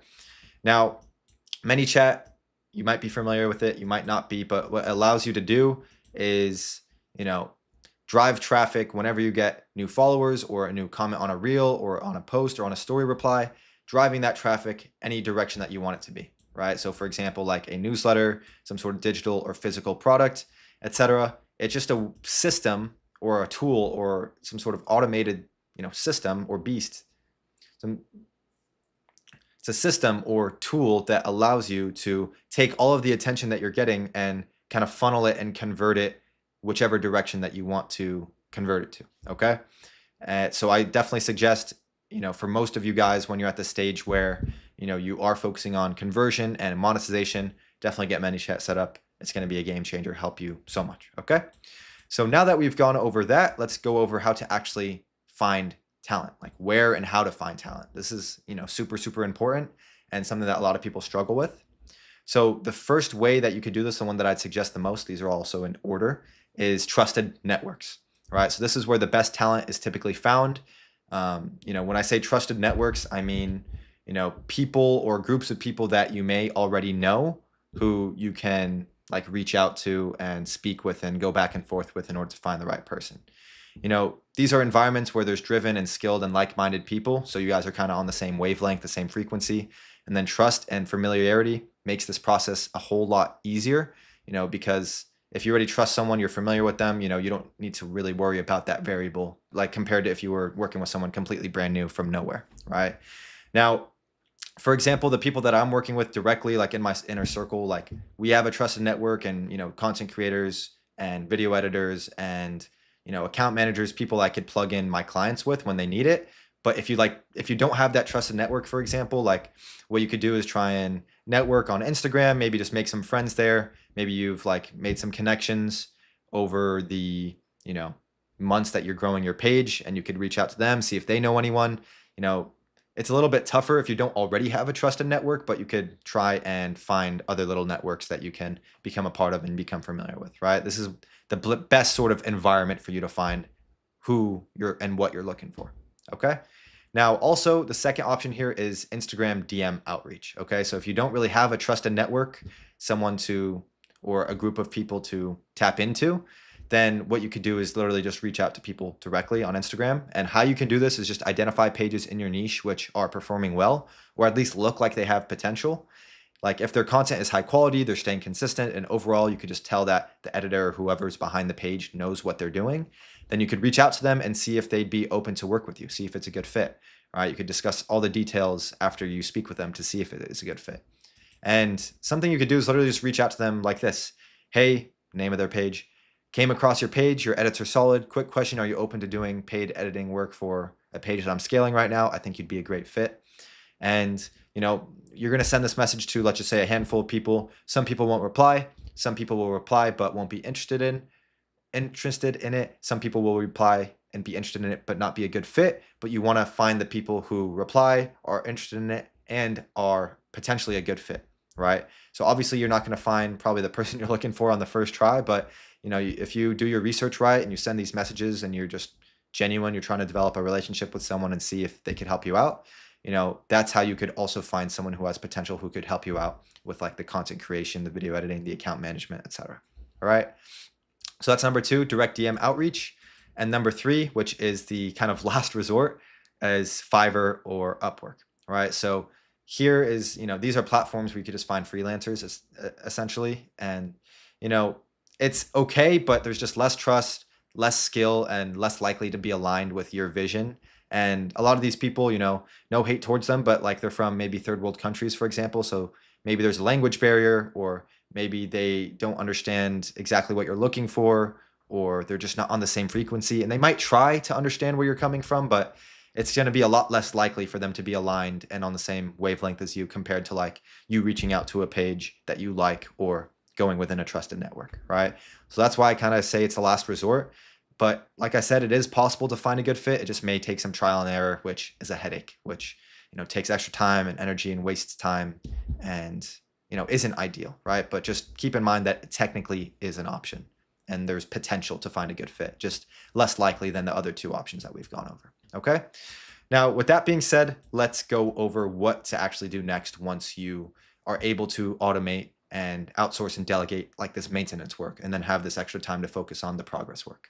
What you're going to want to do is simply repeat the cycle, right? Because at this point, you've gone through the process and, you know, let's just say you've automated once you're actually starting to monetize. You've gone through the process, you've built your page, you've grown it, you understand content, you understand how to go viral, you understand how to actually monetize your page, put the right systems in place. And once you automate it, you could essentially take all of these skills that you've learned, which allowed you to do this on one page, and repeat the cycle and either start a new page just completely from scratch, taking everything that you've learned from the first trial, or you can acquire a new page, right? So both of these are decent options. For me personally, I actually like acquiring new pages. Ideally, I look for ones that are like relatively smaller, maybe between like a few thousand to like 30,000 followers.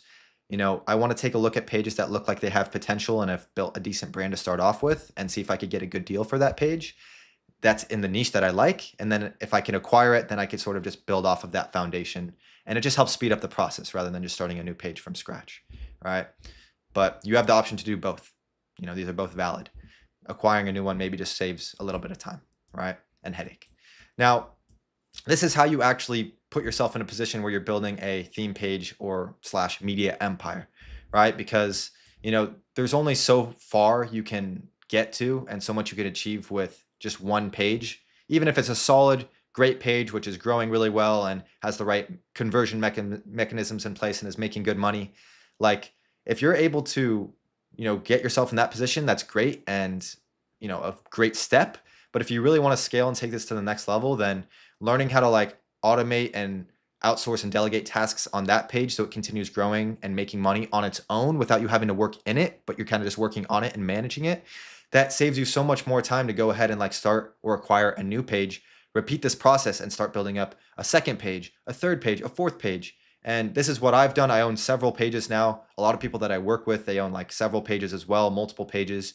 And if you could grow and start scaling up multiple pages, of course, that's going to allow you to make more income and just reach new levels in business than you would have if you just stuck with one page, for example, right? So I suggest to most people, once they're at that stage where they've monetized and they learn how to automate and delegate some tasks, to take that extra time and energy and repeat the cycle and do it again and create multiple pages and streams of income. Or, you know, maybe you're interested in other projects as well. You just want to like have a theme page kind of running on its own and it's automated, and then spend your time and energy working on like a different project that interests you, right? So you have the option to repeat the cycle or just automate things and go into a different direction as well. But You know, I love this business, so I love just repeating the cycle and kind of doing it over and over again now since I have the skills, right?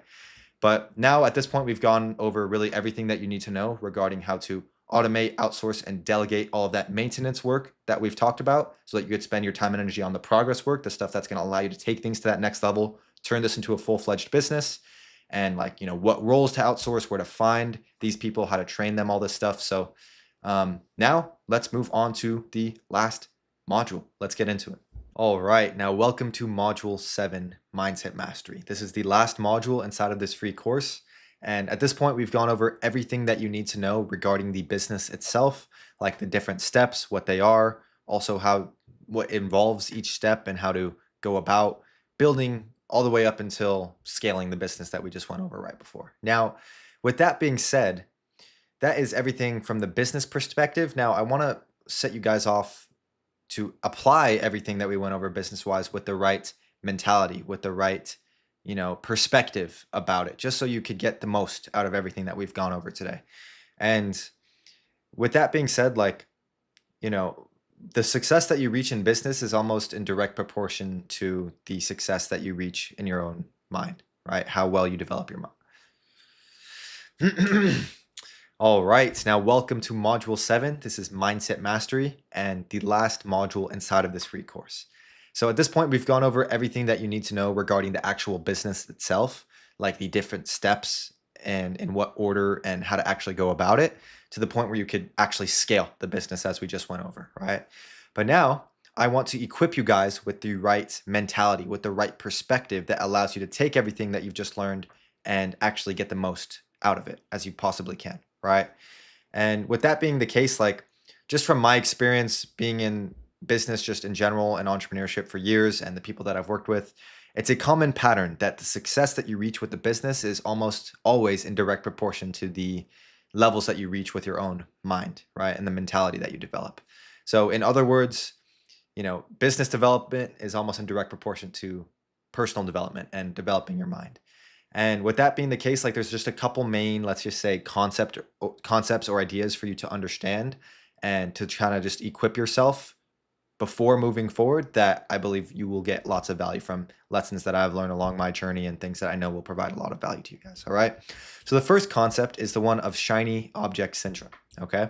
Now, some of you guys may have heard of this in the past. This is sort of a term that's thrown around online. Some of you may have, you know, heard this for the first time right now. So before diving into why this is such a big thing, shiny object syndrome is essentially the tendency to get distracted and by like another opportunity and to kind of pivot and start something else, even though you're already working on something, right? Because in this whole online environment, you're going to hear like this opportunity, that opportunity, and hear like a new shiny object, which may sound good in the moment, which takes your attention and focus away from what you're already working on, right? Now, that's just kind of the reality. And the thing is, some people, including myself, fell into this, let's say, trap towards the beginning of my journey. And a lot of people still struggle with it, a lot of people that I speak with. And, you know, this visual right here is very representative of what shiny object syndrome actually looks like, right? So when you start a business, for example, or you're learning something new, the curve, like if you were to plot it on the graph, looks like this. Right? It's like, it's not like completely straight up. There's some ups, there's some stagnations, but ultimately, if you stick with something, you will continue moving up, and, you know, with one trajectory or another, it will go up and you will develop, right? Within that business, you know, the more you learn about it, the more experience you get with it, the more times you know, encounter trials and tribulations and overcome them, the further up you're going to get, the more you're going to develop, right? Whereas with shiny object syndrome, this is what the graph looks like, right? It's like you start something new, you're optimistic, you're excited, you're learning about it, probably watching YouTubes about it, you know, whatever. But then it's like, oh, it gets a little bit, you know, more challenging than you thought. You hit a roadblock and you are still watching YouTube and consuming information. And it's like, oh, you know, here's this new idea. Here's this new Amazon XYZ. And then, you know, that grabs your attention and then it gets exciting and you feel like it's a fresh start and then you start it. But then what you're doing each time you do that is you're starting from square one. You're starting from the beginning. You know, you're restarting essentially, right? And then you do the same thing. You're optimistic. You're interested in learning about it. You're motivated, but then it's like it gets a little bit tough again. And then the same thing happens. You find another idea. start again from zero, from point blank. And then the same pattern is going to repeat unless you overcome that, right? You need to understand that no matter like what like business you get into, there is going to be ups and downs, and there is times where it's going to feel tough and, you know, not hit your expectations, because there's no such thing as a get rich quick scheme or overnight success. So you will fall into like some, let's say, roadblocks, but you need to accept that. You need to accept that the path that you choose is going to have roadblocks, and instead commit to yourself to overcoming those roadblocks and going through that phase of figuring it out, rather than just taking the easy way out and finding something new and just repeating the process, right?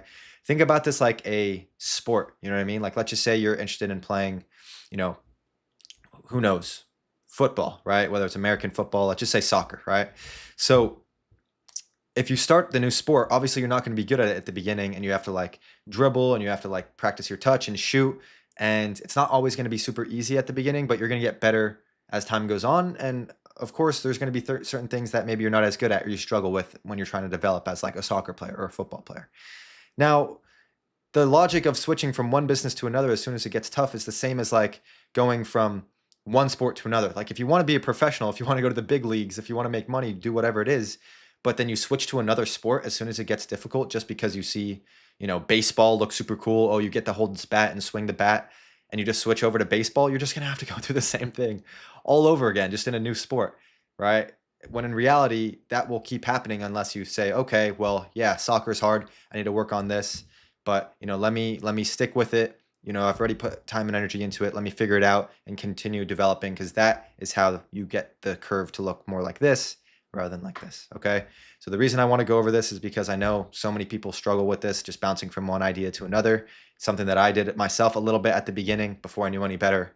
And I just hope to inspire you and bring this to your awareness and attention. That way you don't make the same mistake, okay?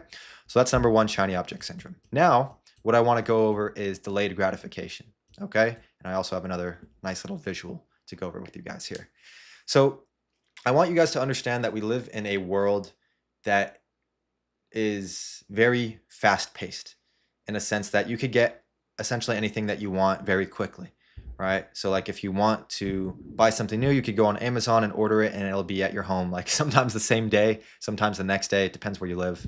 Or, you know, if you're hungry, you know, you could just go drive somewhere and eat, or, you know, you could just literally Uber Eats or DoorDash. And if you are just like bored and you're craving some dopamine, you could just open on your phone and just start scrolling and getting immediate dopamine. So we live in a world where we could essentially get whatever our brain craves as soon as we want it, right? The reason this is a problem is because anything that's worth having in life takes time and is difficult, right? So if you try something that takes time and is difficult, like building a successful business, for example, you're not going to get the rewards right away. But the problem with this is because your brain is trained to get what it wants and the rewards right away. So there's a bit of a conflict there. And, you know, you need to, instead of getting immediately gratified, practice delayed gratification, right? Because if you could delay your gratification and put time and energy into something without seeing the immediate results, that's what it takes to actually reach new levels and succeed with a business and start making money, for example, right? So if you take a look at this graph on the screen right here, I believe it's very representative of what we're talking about here. It's called the Plateau of Latent Potential. It's from a book that I'm going to go over in a second called Atomic Habits. Now, you know, when you start something new, again, this is like another sort of graph type example, you know, we expect things to be linear, right? Like this is what we expect to happen. Like we're putting our time and energy into something, and we expect to kind of just develop in direct proportion the amount of time and energy that we're putting into it as time goes on, right? But in reality, success and reaching your goals is more exponential rather than linear. It doesn't always work in the way that you expect it to, right? So in reality, it's an exponential graph that actually starts off a little lower at the beginning. So, you know, there's going to be a period of time where you're putting time and energy into something like a business, for example, or even, you know, practicing a new sport in the other example we're discussing, where what actually happens is going to be below what you expected was going to happen, or take longer than what you expected was going to happen, or be more difficult than what you expected was going to happen.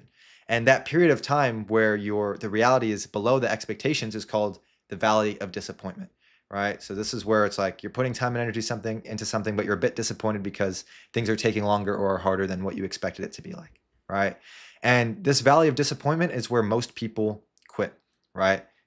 This is where they're most likely to like go into the shiny object syndrome and try something new. But you need to understand that as long as you just stick with it, if you delay your gratification and you have patience and you're willing to like push through this phase, what will actually happen is you will exceed your expectations. Things will take off a lot quicker and be a lot easier than you initially expected it later down the line, right? Compared to at the beginning. So this is what success actually looks like. It's exponential rather than linear. So, even for me, like I started off in business, like the first year that I was trying things, like I didn't see any results. Everything was below my expectations. But as soon as I actually picked something and stuck with it, which was theme pages, even at the beginning, it wasn't, the way I expected it to. You guys know my story if you watched at the beginning. Things took off very quickly later down the line and even exceeded my expectations. But the only reason that happened is because I stuck through it, through this valley of disappointment. Okay. So I encourage you guys to do the same and just be aware that there's going to be a period of time typically where your actual results are going to be lower than what you expected. But, especially if you're in the right vehicle, you're going to exceed the expectations ultimately as long as you stick through the valley of disappointment. Okay. So that's the idea of delayed gratification. Hopefully you guys can all practice this. And, if you want to really even master this, like try and not be so stimulated throughout the day. Like don't go on your phone every second and scroll, don't just watch a Netflix show each time you're bored, don't eat sugar all the time. These are training your brain to be very, immediate gratification driven, right? Whereas if you like do other things like you read a book or, you take a walk or you work out, these are things that you don't really get the results from right away, but you see the results later down the line, right? It's delayed. So, the more accustomed your brain could get to this, the delayed gratification stuff, the less resistance you're going to feel when trying something like a business, for example, right? So that's the next point. Now, the third point that I want to go over here is focusing on what you can control, right? This is super, super important. And just understanding that there's essentially two different realms, right? There's a realm of things that matter, and there's a realm of things that you can control. And the only things that you should be focusing on is what is within these two realms, right? So you shouldn't be focusing your time and energy on things that don't matter, and you shouldn't be focusing your time and energy on things that you don't even have any control of, right? If you have no influence over it, you shouldn't get distracted by it or, feel discouraged from it, right? Only focus on what you can control and focus on what matters. This is just an overall concept of life, not only just in business, just in anything, right? There's only so much you could control, so you've no benefit to being bothered or affected by things outside of your control, right? We only have so much time and energy and thoughts and focus. And if our time, energy, and thoughts and focus is dispersed among things that we don't even have control over, what sense does that make? We may as well just focus our time, energy, thoughts, and focus on things that we can control, right? So then specifically with this business, with Instagram, as you're going about the process, with building your page and growing and monetizing, like there may be things that come up where it's like you're not getting the views that you want to get to, or you're not making as much money as you expected to, or maybe something happens to your page and you have to like delete a piece of content, or you have like a restriction for whatever reason. All these type of examples may come up where you actually don't have control over it.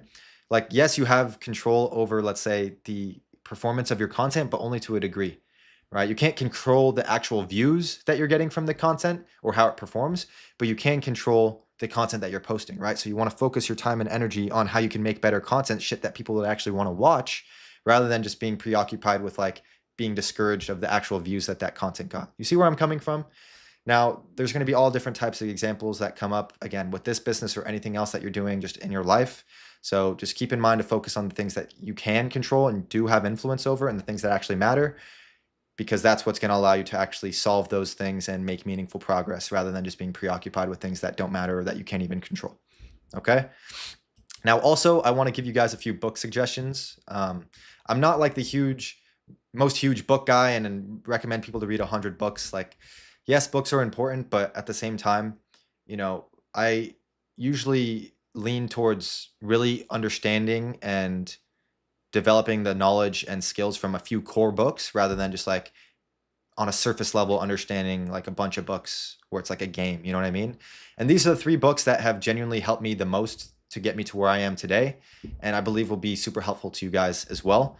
And again, these are not directly theme page related books. These are just more like personal development type books. And I know that sounds cringy to say, but you need to become the type of person who's willing and capable of achieving, let's say, 5, 10K a month, and you're financial goals and the impact goals that you have with this business rather than just wanting it, right? So when you really understand specific topics and you act like the type of person who is capable of achieving these things, that's when it actually begins to happen, right?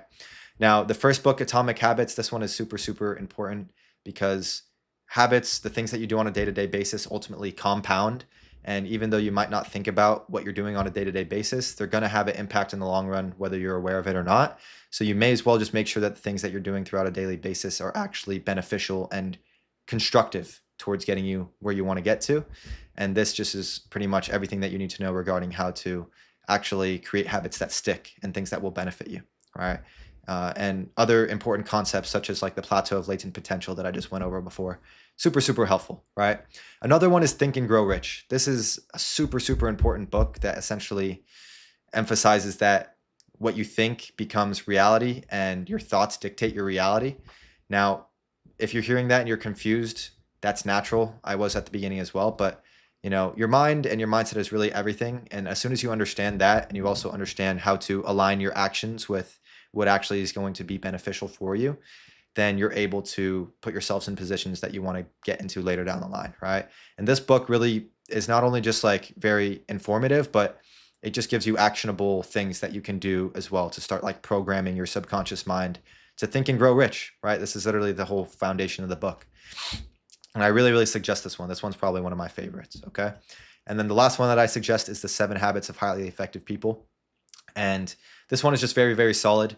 It just goes over some core principles and concepts that, you know, are a pattern amongst highly successful and effective and efficient and productive people. And, you know, if you could become a effective, efficient, productive person yourself, no matter what you do, you're going to be able to dominate, beat the competition, and put yourselves in positions that you want to be in. All right. So these are 3 very, very solid books. I suggest you read them. You're going to get lots of value from them, guaranteed. And, you know, these are also books that I've read like several times myself because I really value like understanding and downloading the information of certain books into my mind rather than just like surface level, you know, reading through books and keeping count, if that makes sense. All right. So I suggest these for you as well. Obviously, you know, try to have the humility to understand that there's things that you can learn. And maybe some of these that you guys have already read, maybe not, but I just like these ones, okay? Now, the last thing that I want to go over is the real failure, right? A lot of people are afraid to try stuff. They have fear and they essentially are afraid of failing. They don't want to try something and put their time and energy into something just to have it not work or fail. So someone might be like watching this video, for example, kind of thinking of trying it, like they're on the edge, when in reality, they end up not doing it because they're thinking to themselves, like, worst case scenario, what if it doesn't work out? What if I fail? What happens then? That's what some people perceive as failure. Whereas the real failure in reality is not even trying in the first place. Because think about it. If you don't try, the only option is failing. Your situation isn't going to change if you don't even try something, right? Whereas if you try something, at least you're giving yourself the opportunity to succeed, right? You don't have any opportunity. You have no chance of succeeding if you don't even try in the first place. This is common sense. And, you know, they say you could try something, you either succeed or you fail. But if you're asking me, I don't think there's any failure because you either succeed or there's a roadblock that you face. And by facing that roadblock, it's actually a blessing because that means you don't know something and there's something that you could learn and there's new information that you could obtain or there's new skills that you could develop in order to overcome that roadblock. Right? So a better analogy is you try and you either succeed or you learn or you face a stepping stone that allows you to get closer to success. And the only way that you get to that point is by actually trying something. Whereas if you don't try, if you're afraid of failing, if you have fear, if you're thinking worst case scenario, the only result of that is failure and nothing changing. Whereas if you at least try, at least you're giving yourself the opportunity to change. Right? And again, the only failure is not even trying. And also, there's no such thing as failing, ultimately. Because even if you try and fail, in reality, it's not failing. It's that you come across an obstacle and it gives you the opportunity to learn and develop and get better, okay? Now, that's the last thing that I wanted to go over with you guys. I know these don't directly relate to theme pages, but I believe they're really, really important. And I believe that the success that you reach business-wise is in very close proportion to the amount that you develop yourself personally and your mindset and just your perspective. So hopefully this equips you with the proper, effective frame and lens for you to go ahead and actually apply what we've gone over today in this free course and give you the highest likelihood of actually succeeding with it. Now, with that being said, let's move on. All right, ladies and gentlemen, welcome to the end of the complete Faceless Instagram theme page course. We're around 5.5 hours in at this point, and I know what you're thinking. You know, Pasha, this is better than any paid course that I've ever taken. Believe me, I know, I'm aware. No, in all seriousness, nice job for making it to the end and getting up to this point, because most people don't, to be quite frank. They just click around on YouTube, they watch a little bit of one video, they're on to the next. They're not really like taking anything seriously and not taking action, right? Whereas you're still here, you've watched the end, you know, maybe you've taken some notes, maybe you haven't, but regardless, it just shows that you're actually serious about reaching your goals, actually making a change. And I commend you for that. And I want to actually reward you for that. Right? I love rewarding action takers, people who take this seriously. So because of that, I'm doing a little giveaway. So I did this on my last free course as well, but this time I'll be giving away a free strategy call, as well as a 70,000 follower theme page that I'll be giving you access to on the call, right? And this is a good page. It's not like some crappy page with a crappy audience. It's a good page. It's actively growing followers every day. It's in the health niche, and it also has majority USA audience, which is great. And it could be monetized as well. So that's what I'd be going over on the meeting with you, how to actually monetize it. And, you know, this way it actually goes to someone that I know will make the best out of it, right? Someone who's serious. So all you have to do in order to get access to it is simply just follow me on Instagram at Pashamoga and comment down below on this video in the comment section, Insta. And that's what's going to get you added to the giveaway. And I'm going to announce the winner on my story on Instagram or on my next YouTube video, whichever one. Now, with that being said, throughout this entire free course, we've gone over everything, literally from the beginning to setting up the page, to actually growing it, to the right conversion systems to monetize, to scaling it into a full-blown business. We've gone over everything, all the information, right? Now, at the same time, information is useless without implementation, right? Don't be one of those people who just watches a YouTube video, gets lots of information, gets hyped up, takes some notes, but then actually doesn't do anything about it, right? I highly encourage you to actually take action on everything that we've gone over in this video. You have everything that you need, right? All the information is there, right? So take action on it, actually do something about it. Don't be one of those people who just like moves on to the next video and takes some more notes and then moves on to the next video and doesn't actually do anything about it, right? So please, for your own sake, just I encourage you to take action and to implement what we've gone over throughout this video. Now, with that also being the case, there's, you know, two different types of people, right? There's a type of person who's going to try to implement, and they're going to go off and do the trial and error and try things on their own and kind of see what works, see what doesn't work, and kind of learn from their own mistakes and just kind of, you know, do some guesswork and hope for the best, right? And it's not a bad approach, especially if you want to, you know, kind of get familiar with the business. But at the same time, like, it's so much tougher to do it that way because you don't have any direction. You have no clarity. You're going to have specific questions that aren't able to be solved on YouTube or on like AI or just from looking at other pages. And you don't have any accountability. And it just makes it a lot tougher to succeed. And even if you do succeed, it will take a lot longer because you're having to like figure out everything by yourself, right?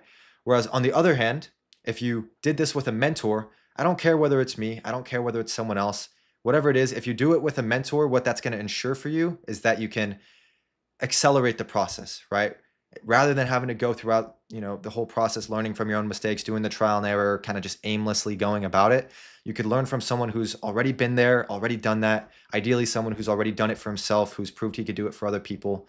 You know, that way you actually have structure, you have clarity throughout the process and direction and, you know, feedback and support and accountability. These are so important when it comes to actually succeeding with not only this business, but any business, right? And also, I talked a little bit about my like own story earlier on, but one of the biggest reasons why I am where I am today and have gotten the results that I've gotten is because of my close proximity with mentors, with learning directly from people who are in the position that I wanted to be in, right? And that's not only the case for me, like it's the same for people that I'm friends with just in business, and even the people that I'm closest with right now, like working with directly in this business, like Brandon, Matthias, Michael, Alec, you know, some of these people that you may have seen me, you know, document about because I document the results of the people that I work with. Like these people are working directly one-on-one with me. Like they get my feedback, my accountability, and learn from my years of experience and trial and error, you know, rather than going out and doing that themselves, which takes time and energy, and time is the most valuable asset that we have at the end of the day, right? Now, because of that, I am opening some new spots for my one-on-one mentoring called Growth Accelerator.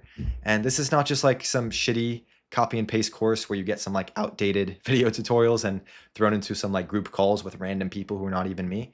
Like, this is a direct one-on-one mentorship where you learn directly from me. Like, I'm your one-on-one coach. We put together a custom plan based off your page, your niche, your specific goals, and get all types of resources and support along the way to ensure that you succeed with us. Now, if you're the type of person who's committed to making a change, learning these skills, and you understand the value of having a mentor and network who just genuinely wants to help you out and provide support along the way so that you can build this business the right way, then take a look at the top link of the description where you'll see a link to apply to see if you qualify to work with me one-on-one.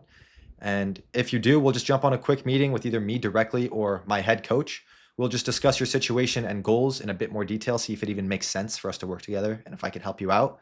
And if I can, great, we'll hit the ground running. And if not, no problem at all. I could at least try and point you in the right direction so you still get value from the call, all right? So you have really nothing to lose. At least you could see if this is something for you, all right? Now, aside from that, thank you for staying to the end. I hope you got value from this video. I'm sure you did if you actually watched it fully through. And also, I'm sure as you guys can imagine, this took a long time to put together. A lot went into it, structuring everything, all the visuals, recording it all. So any degree of support would be super appreciated by me. Like whether you like this video, whether you want to subscribe to see, more in-depth breakdowns like this in the future, or even just sharing it with like a friend who you maybe think would get value from it. Any of that would be very much appreciated. Thank you. And the last thing that I want to say is remember to follow me on Instagram at Poshimoga and comment Insta down below to get added to that giveaway where you could win the strategy call and that 70K follower page from me.